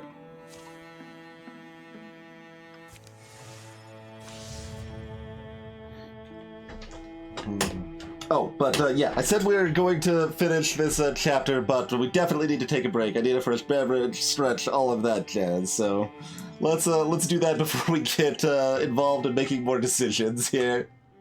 So yeah, let's take a break. Hey, Levin. It's about XCOM style tactics with flavorful RPG drippings, basically. That's the short version. But yeah, we'll be back in just a few minutes and try to finish off this chapter. And thanks for watching. Feel free to drop a follow if you're new, and see you in just a couple minutes, folks.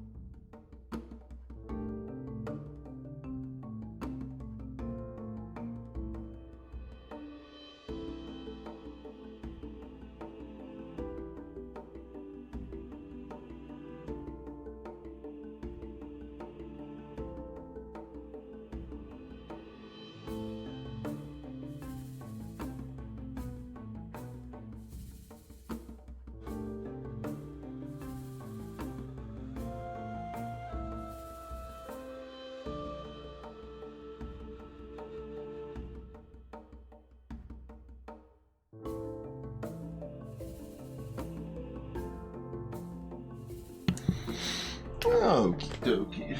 We return. Hey there, Alvin. We've got some other songs on the playlist that are from the composers of the last spell OST, because they also did the soundtrack to Hell is Other Demons. Oh, that's free on Epic right now, by the way. That's a solid game. I enjoyed that quite a bit. So worth picking up for sure.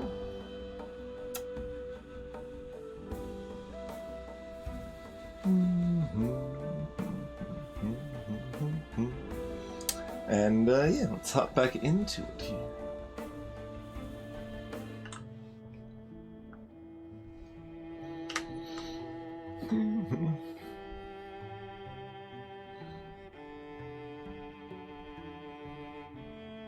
We have not seen any Deepest or Gorgon encounters at all yet. Certainly, the Draven is the main thing. Oh, +2 damage on our Darjacks? No.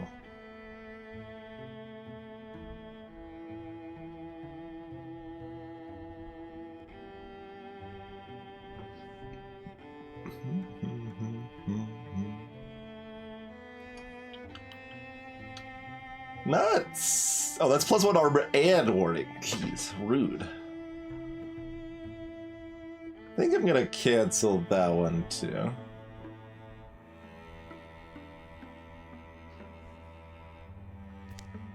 Alright.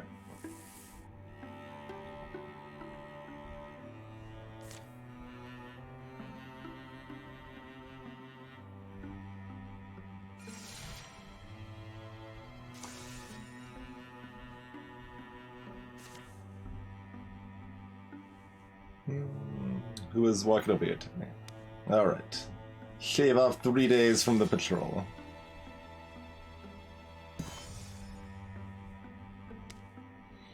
I don't know if we even need to do that if we go over here and clear it and it's fine, but we'll find out, I guess. Well, maybe we won't. I guess we probably won't find out. But anyway. So I guess we'll check. How long does this take? Solitary lookout could be stationed up at that big lonely tree.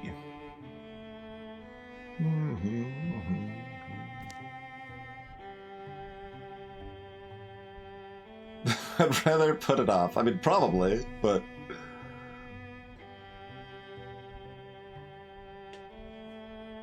I assume this doesn't really matter for me right now. I just want to see how long it takes. Okay, that's 9 days.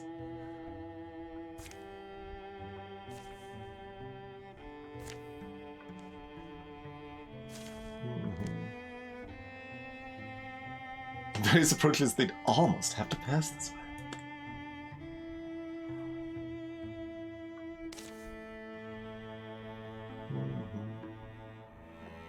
Okay, it's not actually that much more. So 9 for the first, and then another 17 for the second. I mean, it's like double, but it's such a small amount that it's still not a lot.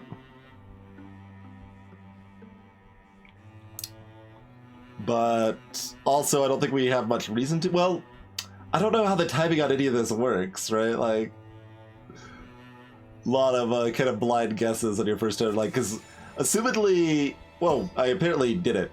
All right. Fair enough. Alright. Today I meant to hit cancel, but it's fine. It's probably fine. The thought was that like if we can time it perfectly. I guess this removes our option of safely clearing the garbage here now. So that's bad. We probably only want to do either a 0 or tier 1 here, but we'll see how it goes.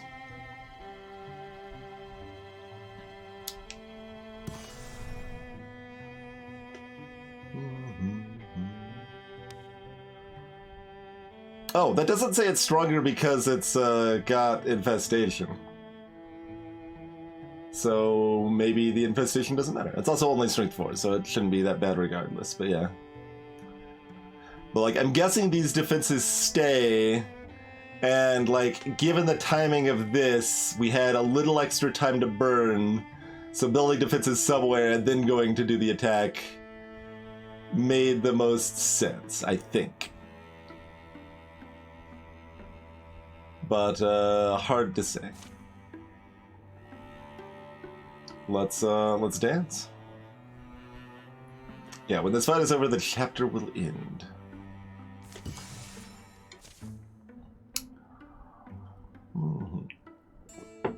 How long has that fire been going?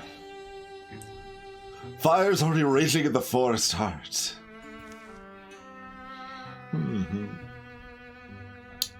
What? The day had begun peacefully enough. Are we doing like a flashback? Because we like walk up, it's like, the fire's been raging, but the day had been begun peacefully enough. Except for that crumbling building. The inferno below them reaches full bloom. It's kind of an odd phrasing. Okay. So we got just this set. Dart didn't get their damage bonus, so like we've already fought this set. Frog had an extra leg at the time, but you know, that's fine. There's a lot of fire. Buckets. Cooking pot shackle. That's one we haven't used, so that's a pin. Oh, pin for 2 turns. Yeah.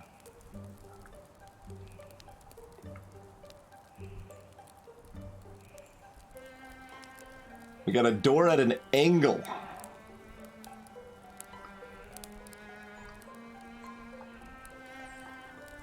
I mean, are we going inside, or?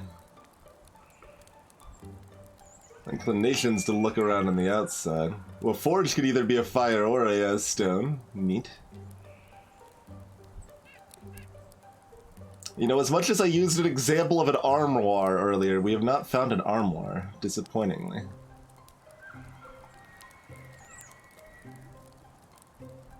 Alright, well, I'm gonna, I guess, scout the outside first here.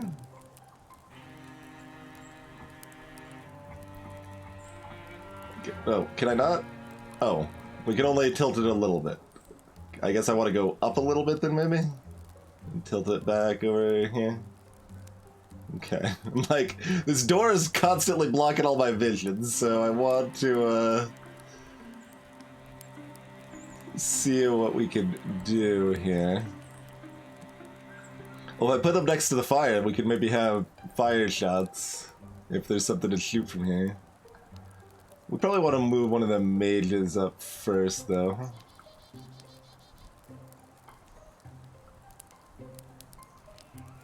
Anvil is a shackle. We can't have you next to the door. Annoying.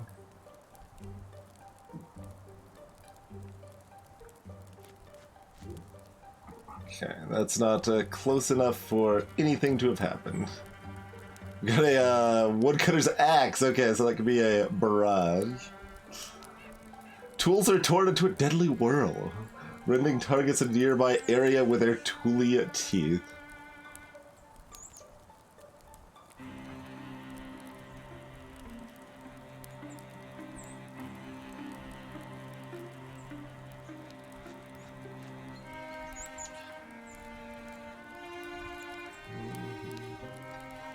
So we can see all but the outskirts over here, so things are probably inside, but we could also go through this, like, arch and stuff too, maybe? Yeah. I don't actually know if,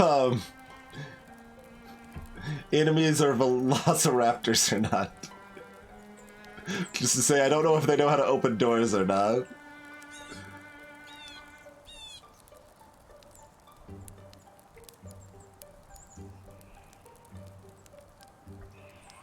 There's a hop frog gonna go here.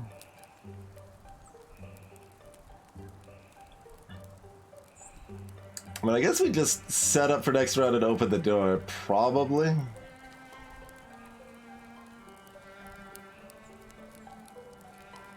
Oh, we can also do a distance infusion here. That's effectively as scouting. How far can you reach? You can reach this if you wanted to. But you probably want to use like this cooking pot. What's the range on that? 4? Not bad.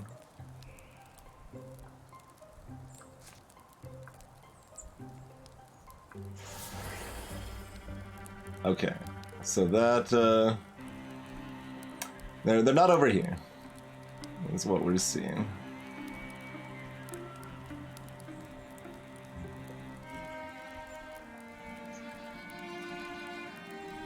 So I guess that probably means let's just get ready to open up the door, kind of normal-like.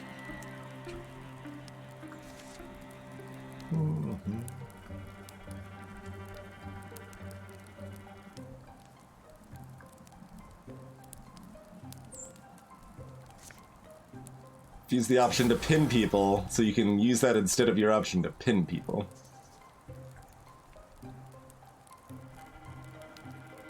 I guess be adjacent for the armor bonus thingamajabber. Okay. And I mean, you've got a lot of range. I guess you're probably like here, or do you take the partial cover? Ah. This is closer to moving places if you need to move places that are interesting. You can also, damage while hidden ignores armor. We haven't actually used this yet, but I assume there's no reason for me not to, so I'm going to.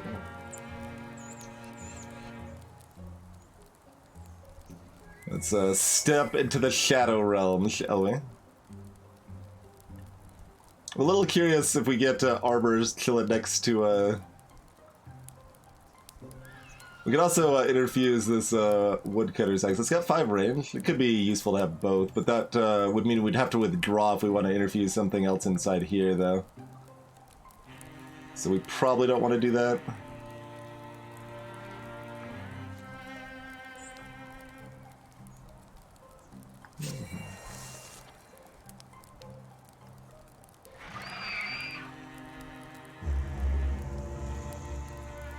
Okay. Well, we found them.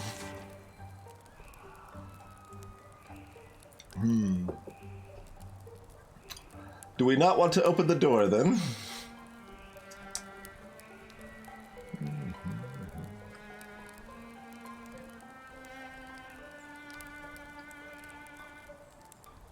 Hero Quest vibe? Sure. Yeah.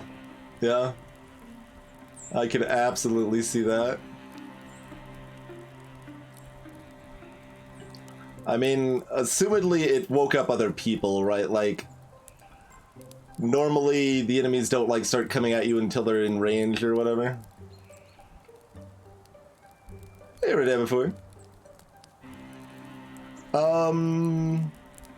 Visual cues have been fairly clear for me thus far.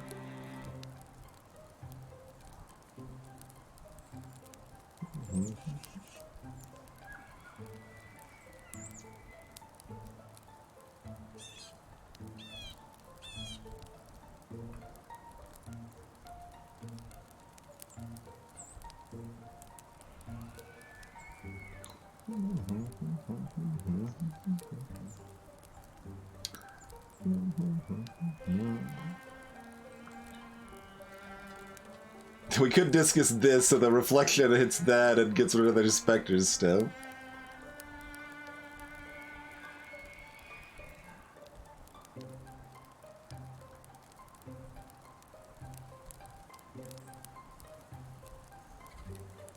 Six to 7 damage. Yeah, that's a scary number.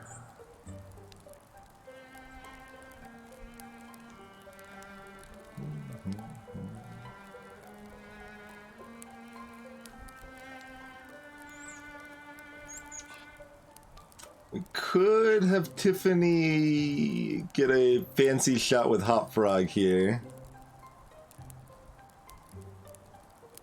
Armor piercing, set them on fire. Is that just enough? Oh, except we still need to clear the shield, but that's okay. We could do that. Be 5, 6, 7. Yeah. And then we'd still be able to shoot them with a normal bow shot. Oh, but Tiffany's the one that has this.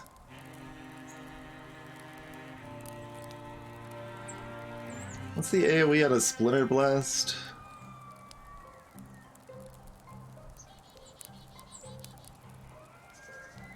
Like, I think it's a big enough AoE we can hit both of these with a Splinter Blast, but I'm not sure. That's the plan, Squirrelin, yeah.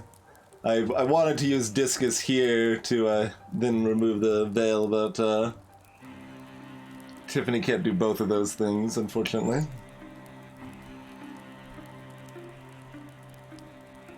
I mean, Catcho could remove it with just a regular bow shot if they wanted to.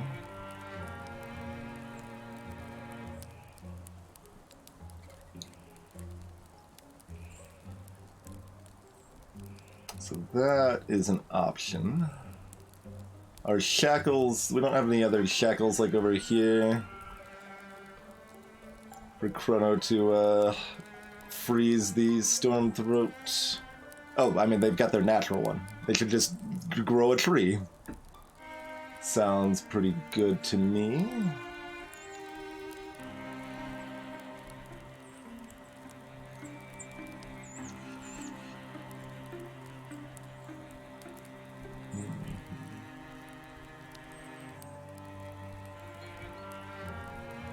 Alright, I mean, that's basically the whole plan.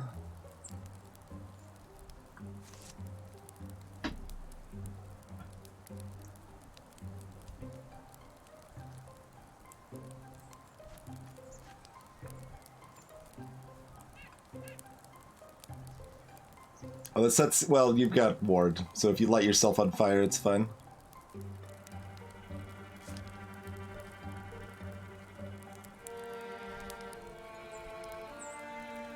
So if we put it like here, they're pretty much always gonna attack Catcho and Storm Throat there. We did not get the invasion. It's 8 ticks away. My assumption is winning this fight will prevent it from happening, but we'll find out.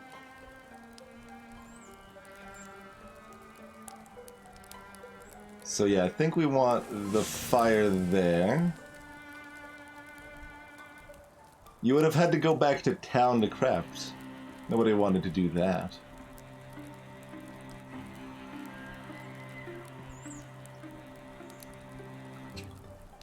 Hot Frog could not bring it to you. And also, I'm still not sure if I want to give you a shield or not.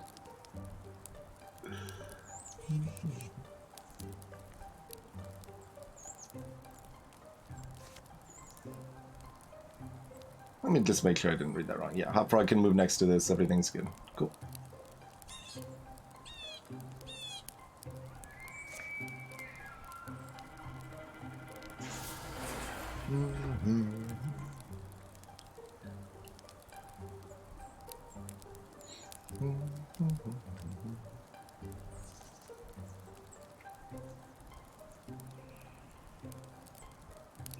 That does work diagonally, right? We've done that diagonally before.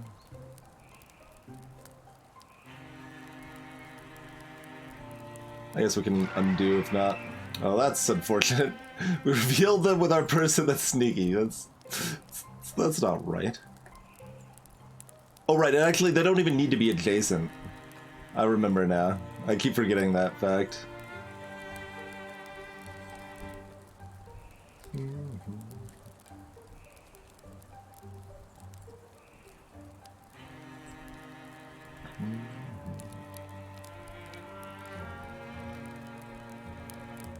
Okay, what was... Oh yeah, Chrono's gonna bake a tree.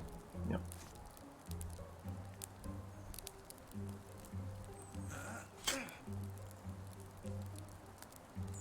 So, does that mean I had a 1% chance of not removing their step effect? I think it did.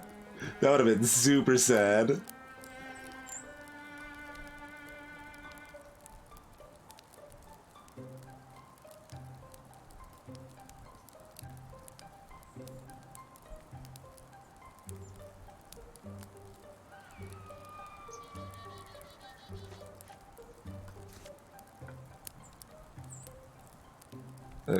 Yeah, let me move it. There we go. It's only 75%. I wish we had better odds on this, but... Gotcha!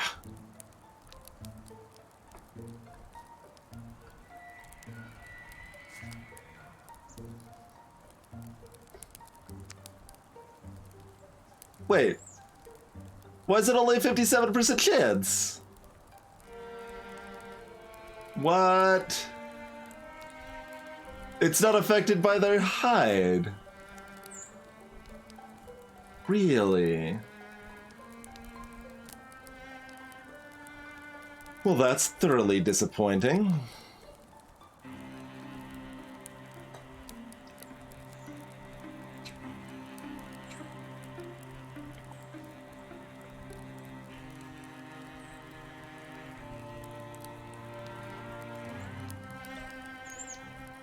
Well, Catcha's got enough health, they're not getting one shot.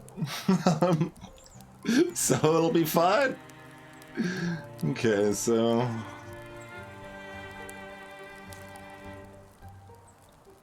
What? Why is this now 57% even without this? What? The hell? Like, we even looked at it originally, and it was 100%. Didn't we?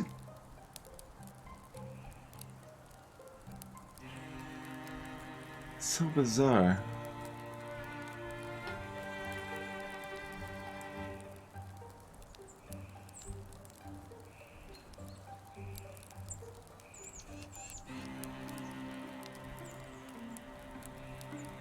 Well, the one thing that looks like it is using cover of the tree now. Well, they're pinned. But shouldn't it be 100 or lower? Like, 85 feels weird, because 85 is like the normal amount.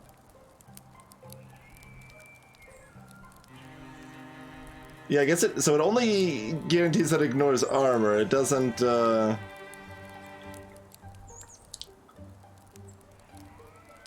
But we checked it was 100%.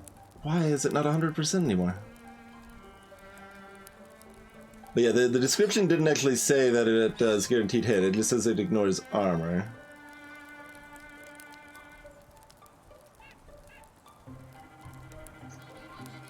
Yeah, I think that's it, Crunchy. You have high odds of removing their dodge shield. And we see different numbers. Okay. That's thoroughly rude, but at least we have found an explanation.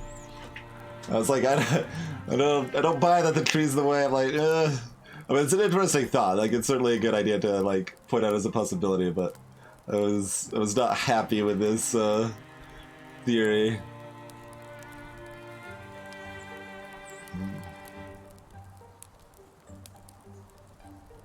Mm-hmm.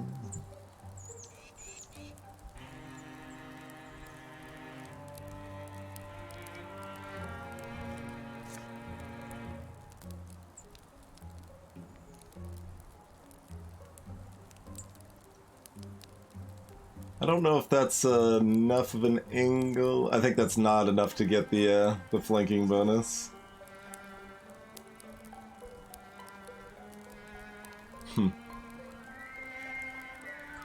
So, if that's not gonna give us a flanking bonus, it's better to take 157% chance. And we still do,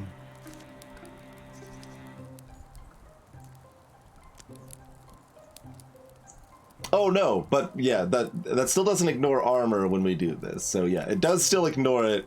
I was just focused on the percentage. Gross. So yeah, we do actually need to land both. Well...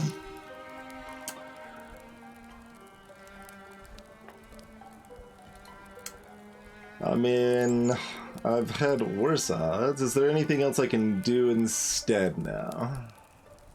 I think we're fairly locked in and it's just very sad.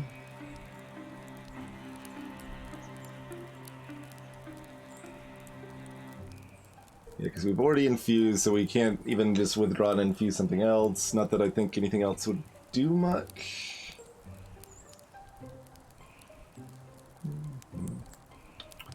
Yeah. Alright then.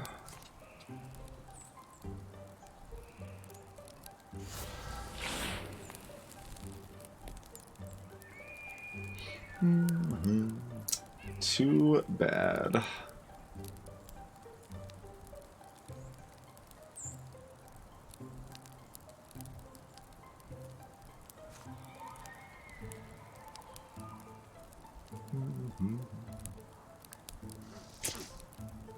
Okay, they're just gonna dodge both of them.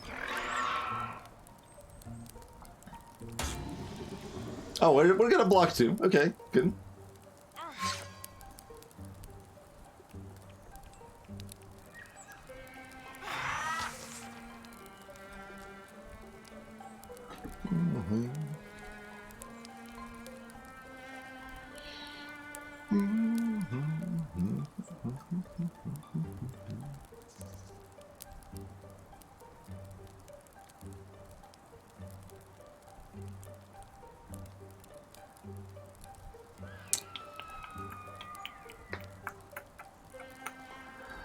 Okay.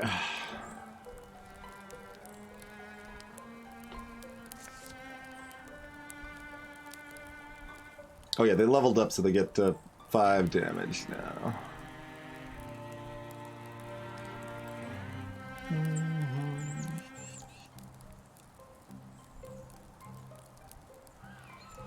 So we just hit them with a straight up strike. That's 81%. Most other things will finish them.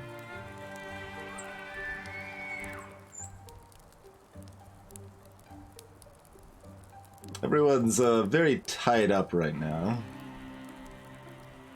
with their infusions.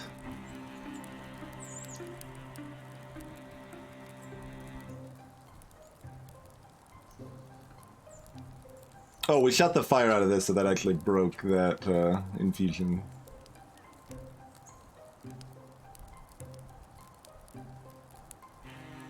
So we do actually have one free there. We could shackle Stump.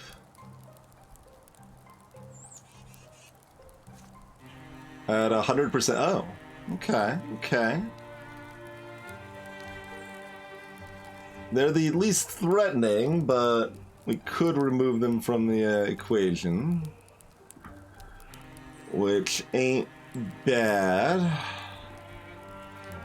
And we could even shoo a bird first if we wanted to, so... Shoe shackle for Crow's kind of the default thought there. But what are we doing with this jerk?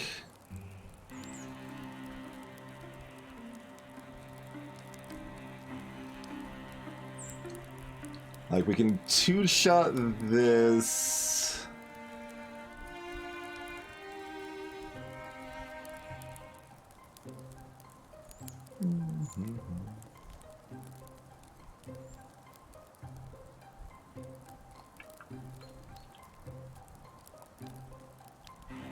And, I mean, just have them attack Cacho and it's fine, maybe?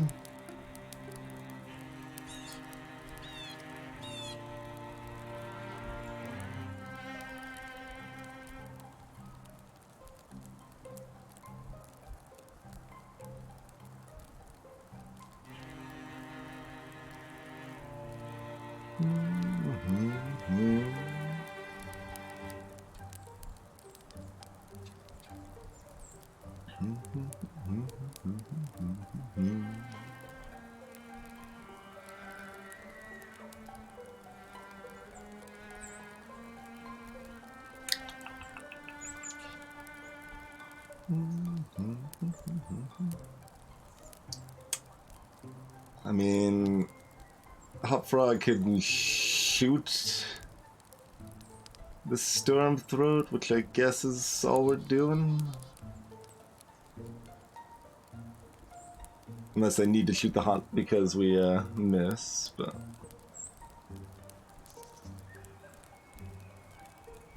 and Tiffany's just like burning the haunt or something. Yeah, that's probably the play. Oh right, I was looking at the wrong movement. Casio can move further if they want to, but I think they still want to move here, was my thought. Oh, they've got range! So they can actually attack Stormthroat if they want to.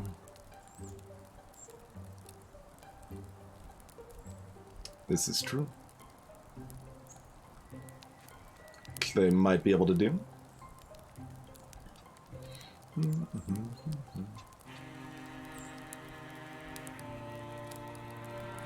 Let's see, I think the idea was that I would put the fire down here so that I could maybe put someone next to Cacho to get a wall bonus. And Stormthroat probably couldn't move all the way around. I guess I could put the fire here. That would actually protect them the most. Yeah, so if the plan is to move someone to this square, then that's the play.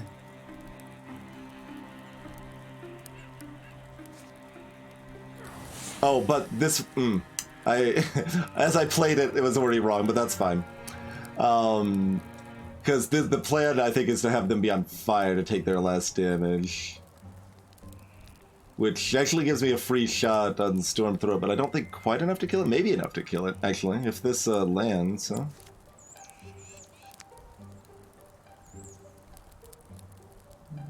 Yeah. So they're on fire, they're set to die.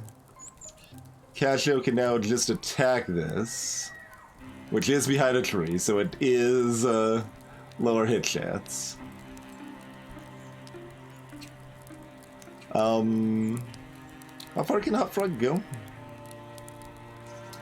Oh, there's fire here. They can run into the fire if they want.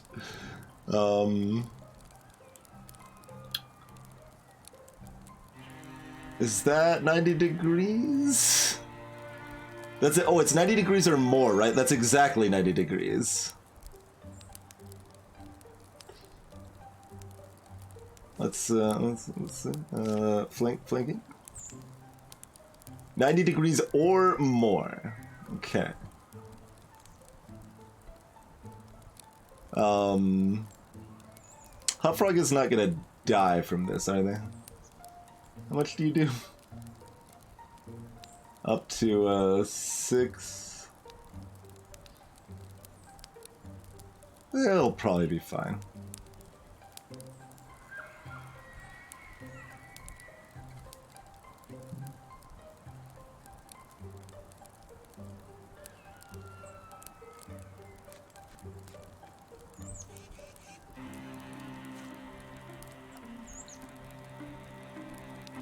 We have to do it in the bad order, though, don't we?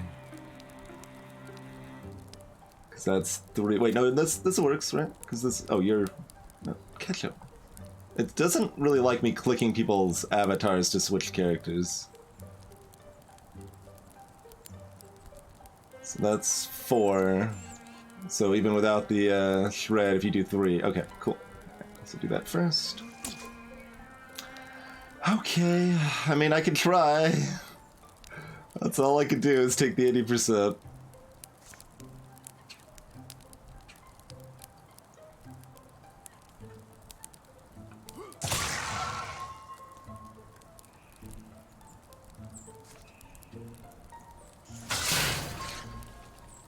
Even if we critted, it wouldn't kill them.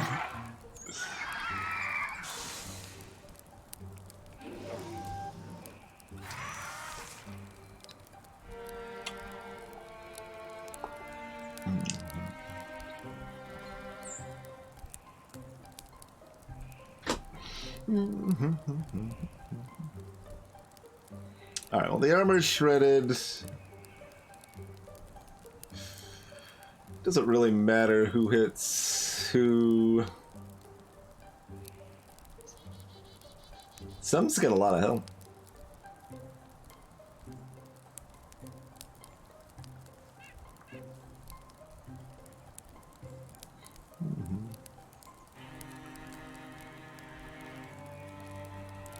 The frog is on fire, by the way.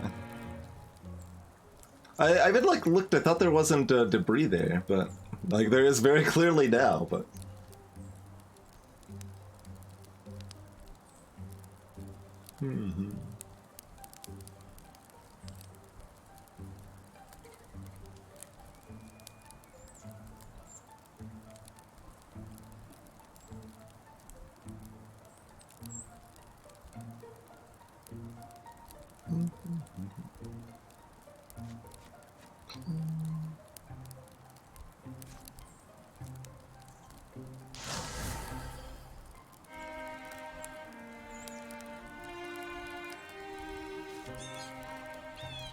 it's only 75%. Easy. Alright, Hop Frog maybe doesn't want to stand in their fire with their peg leg. Which, I don't know, I think it's pretty picky of them, if you're gonna ask me, but, Ketcho wants to hit first from this side, I think.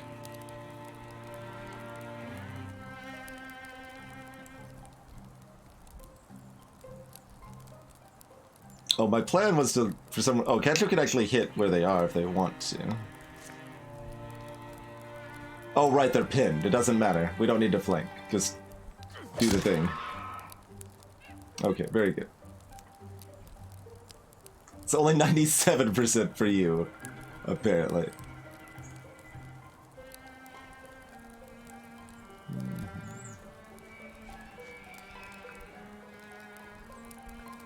And make it 100.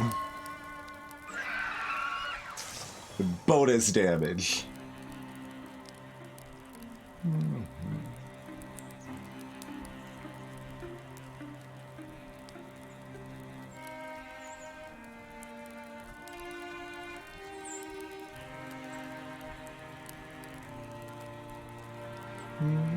Oh, Shoebird.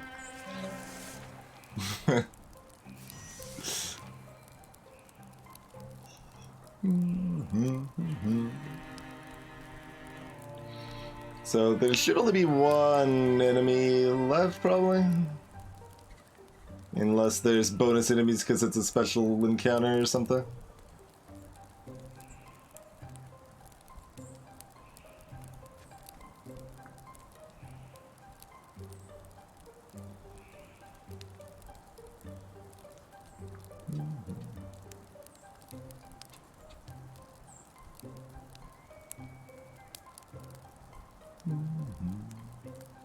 I guess I want you to not stand next to fires in case they can somehow spread onto non-debris tiles, which I don't think they can, but...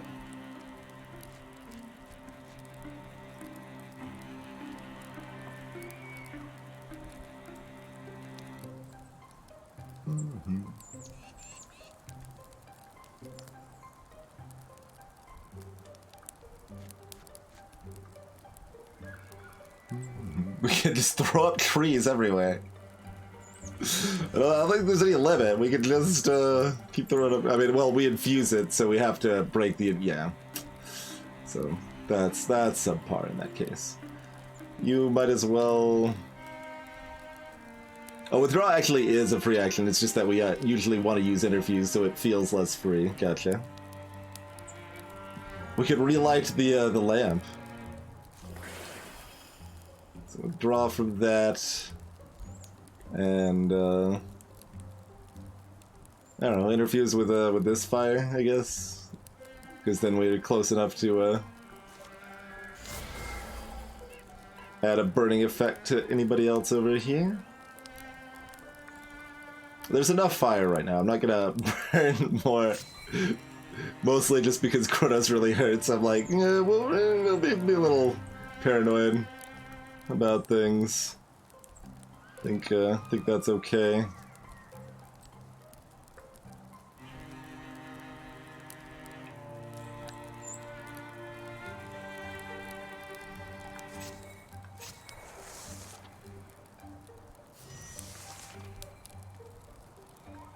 And, like, we should arguably take this, slower steps here, but... as far as I know, we should be okay. Well, I mean, we want them to be able to attack, but... fine, just, go stand in the door. Alright, right, it was an archer. That's what's left. They ain't got a lot of damage.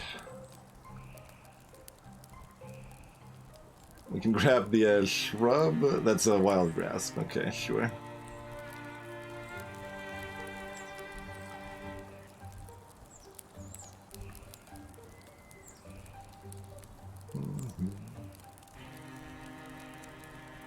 Alright, well, you're setting up to bust open the door next turn, I guess.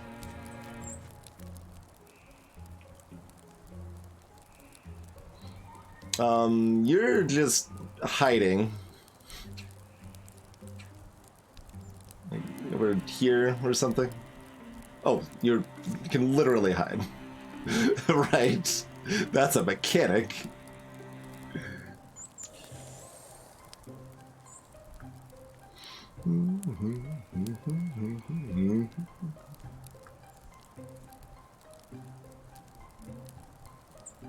I thought we could interfuse through doors. I guess we can't.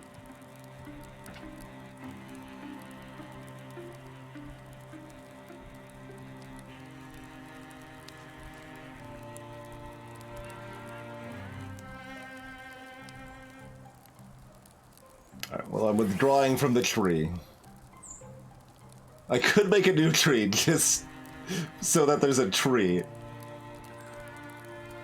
I could give Cacho some cover. Do they kind of have... they maybe sort of have, yeah, cover on this side. Unless Dart moves all the way over here.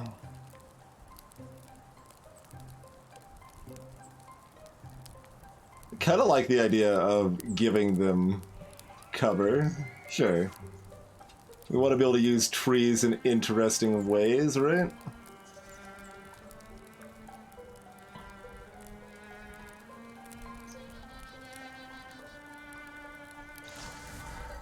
Alright, have a tree. Move next to it. I don't actually know on which side. Let's see. 1, 2, 3, 4, 5, 6. 1, 2, 3, 4, 5, 6.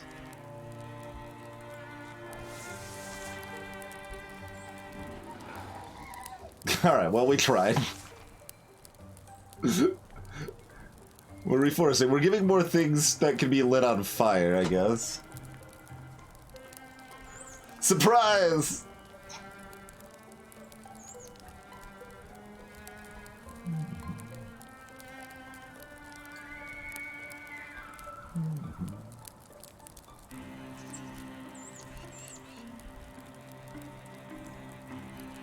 Oh wait, we gotta get the fire. And it's not like I need to be directly next to them. I could be like over here if I wanted to.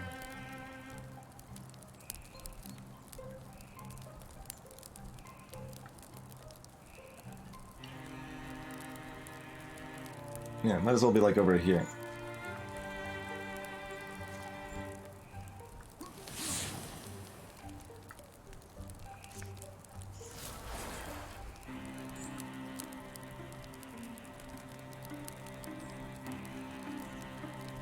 Wait, what?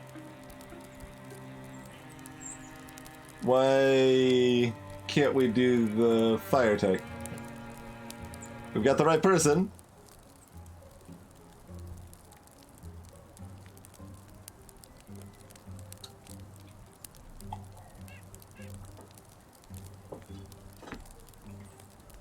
This isn't mixed reviews. This is like very positive, Molly. Isn't this like 95, 96% on Steam?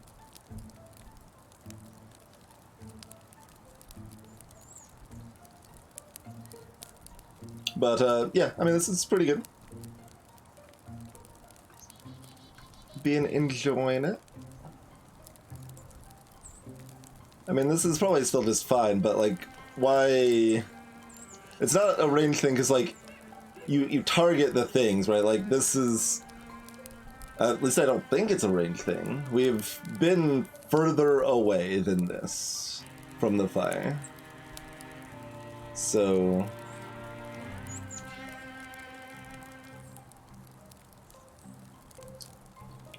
Right, it has to target you first. And maybe the fire was further away, but they were close. Yeah, you might actually be 1 square out of range or something. It doesn't actually say, does it? Yeah. Nothing has ever been out of range for that, so that's jarring. Alright, whatever. We got plenty of options to dunk. I don't think it actually matters that the tree is here for shooting from here. And I think that's better... Oh, we can't actually get a 90 degree anyway. Can we? So we got the fire here. So this would be 90 degrees, this would be 90 degrees, this is not 90 degrees. Okay. That's like 87 degrees. I mean, if they guarantee the kill, yes. But it appears they may not be guaranteeing the kill. Hot Frog could always chuck a grenade at him anyway, if we get them close. So, he's fine, whatevs. Just, hit them a few times and they'll be dead. Just weird, I guess, yeah. So, maybe it's got 6 range or something? Oh, that's only a 15%? Why is that only 15%? Oh, right, because they're cowardly. Yeah, they're I forgot that our next attacks would be super low hit chance. Because every other time we've been setting up flanks and stuff. I don't know why this shows a flank symbol, as if it's flanking them.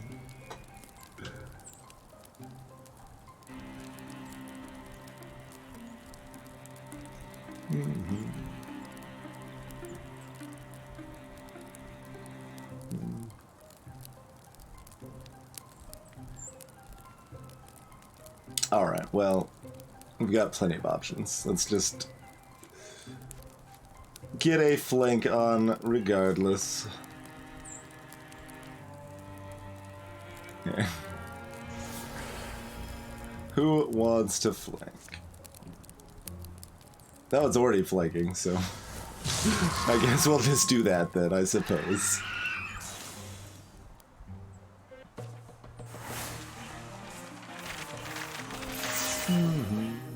Yeah, we haven't seen any more Meln. Nope. Bracelet of Grace. We might salvage that.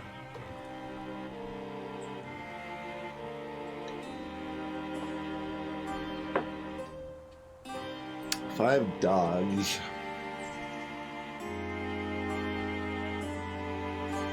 Oh, apparently we start at 50 for whatever that's worth.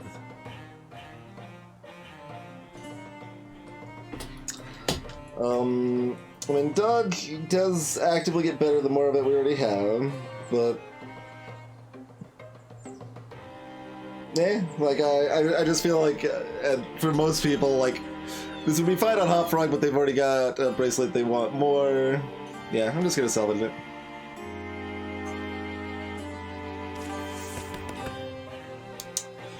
Hot Frog levels up.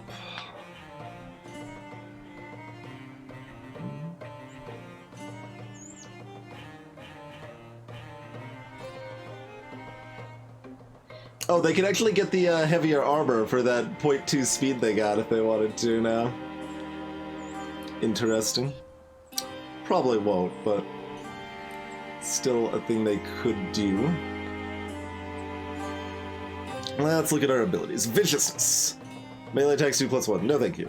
Quelling Moss. Hot Frog is good as weapons to Quelling Moss. Physical attacks apply poison 1.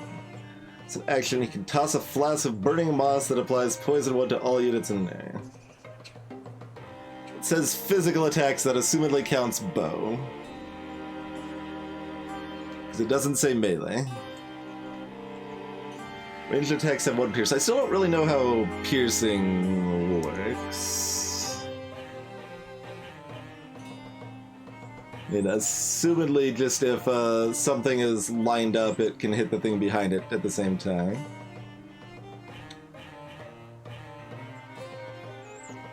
Oh, we could just upgrade our stun bomb.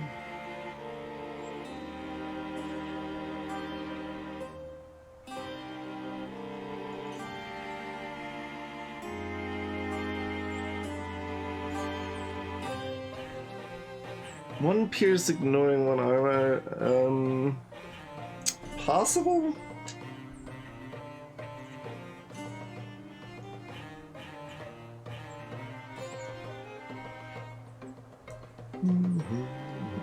Don't suppose anyone actually knows offhand.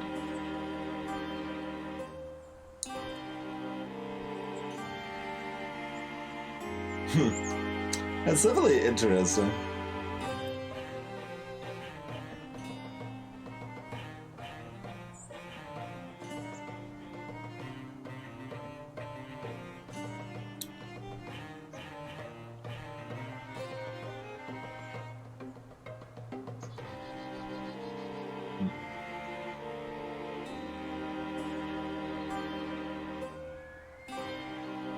The action flask isn't too exciting because that's not a swift.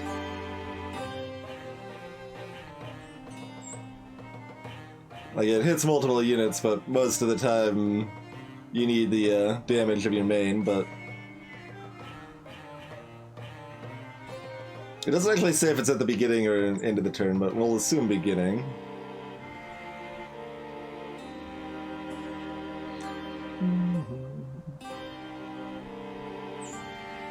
I was actually thinking the opposite, Cruncher.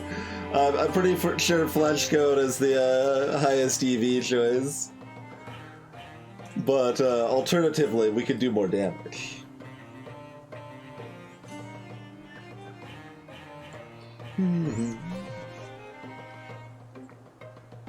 Because, like, being able to use a like, blinding effect, AoE blinding effect 2 times per fight just reduces the threat drastically. Is what I feel. And there's like an added benefit on top of that. So we're gonna take Quelling Moss because it's a little bit worse. Oh, did you see the text down here was very briefly nonsense? Why would that be? The default text is just a pile of nonsense, rather. I mean, sure. I guess that's fine. But yeah, there's like a little banner here that had like text just filling the line and going over next. It was just like a keyboard mash, basically. Turned out to be a pretty warm day. 6 days, rain comes, and all the fires that we set were extinguished, and Casio was upset about it.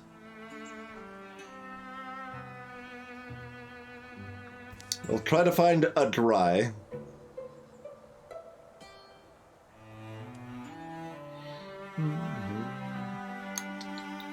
Tiffany led us here.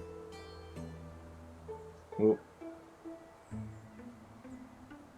Like, are we supposed to understand this whole Tiffany thing? Like, it's like implying there is a god or an ancient legendary hero or something like that that's also named Tiffany, but it's never been like explained at all.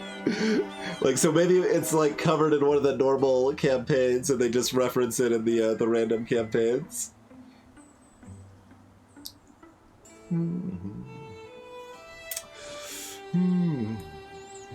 We have a lot to thank you for? Certainly we've lost a lot. Mostly Hot Frog's leg.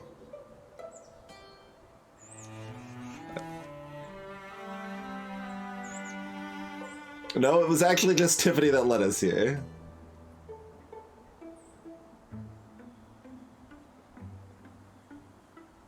Told him not to tell you the thing. Say, okay. Fight gratitude with more gratitude. What is... I mean, again, to be fair, this is I assume like they decided to be more varied with the little comic book generation and the random campaigns, and thus they make less sense, but like they're more different rather than like you do 4 random campaigns and you've seen everything. So instead we just have things that we're trying to, like, understand. Oh, well, I mean, that's the other thought, right? Like, are these just little event snippets that are all handwritten, in which case it feels like they should make more sense. But if they have an author, that doesn't mean they're handwritten, that means they're structured, potentially, right? Like, they could still be randomized and still have an author. Doors to defend. The heroes will be needed again. We have earned 9 years of peace.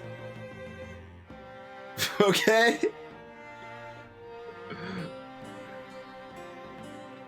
So we did as well as we could. We didn't get penalized for Speed Frog losing a leg, basically.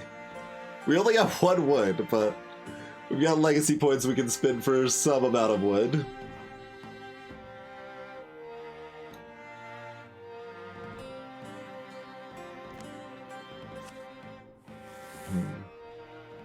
Oh, we actually removed the least important thing to remove of all of these, probably. Cool. Can we choose?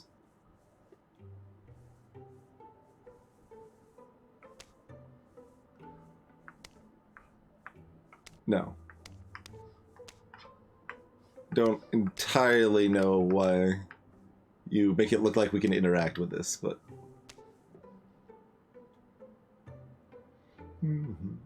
Now we're 9 years older, I guess, yeah. That might make us less charismatic. Actually, can I save, like, right here? Oh. Back? Hop Frog and Tiffany were stopped by a traveling man, a resident of that small village in Maiden Fields where the Great One once feasted. I think the begin for slaying the monster into the darkest days of his life. Hop Frog took the man up on a free drink, of course. Tiffany's little crag eagle hatched safely and grew large. It tended to bring her gifts from near and far. Eventually, she released it to the wild. Soared free among the rocks, hills, and peaks. Plus 1 to every resource. Okay. Egg! Huzzah!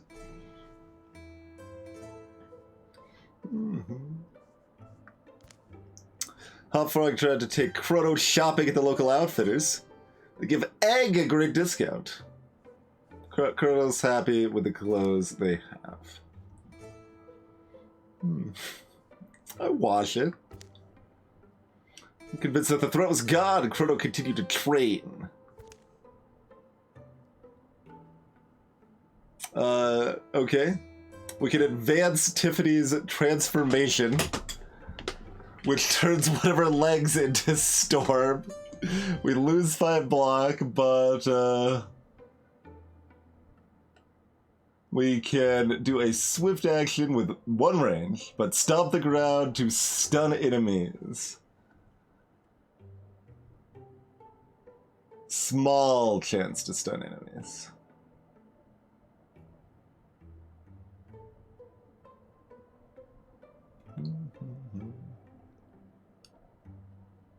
If we get both legs as part of the storm, we can have more range. Well, this synergizes with Headstorm to some extent because it gives us yet more reason to be next to enemies. Sleep well, Adhug. Ahoy, Jason Aroje. We're certainly advancing. I mean, do I have to decide this now, or can I can save? Let's save.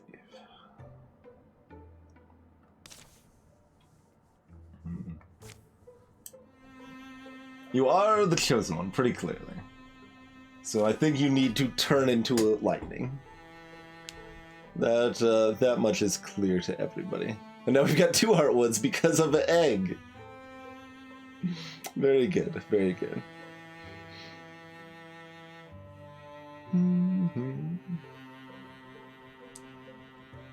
Perhaps. We got, I mean, Kacho and Chrono are still fully intact. They have not mutated nor lost limbs as of this time. Speedfrog only lost a limb because of blatantly forget to do the most important part of the plan. We just didn't press a button, so they died. They got wrecked. They got maimed, I guess. That's the terminology here. But, yeah. Fun little tactics game worth checking out there.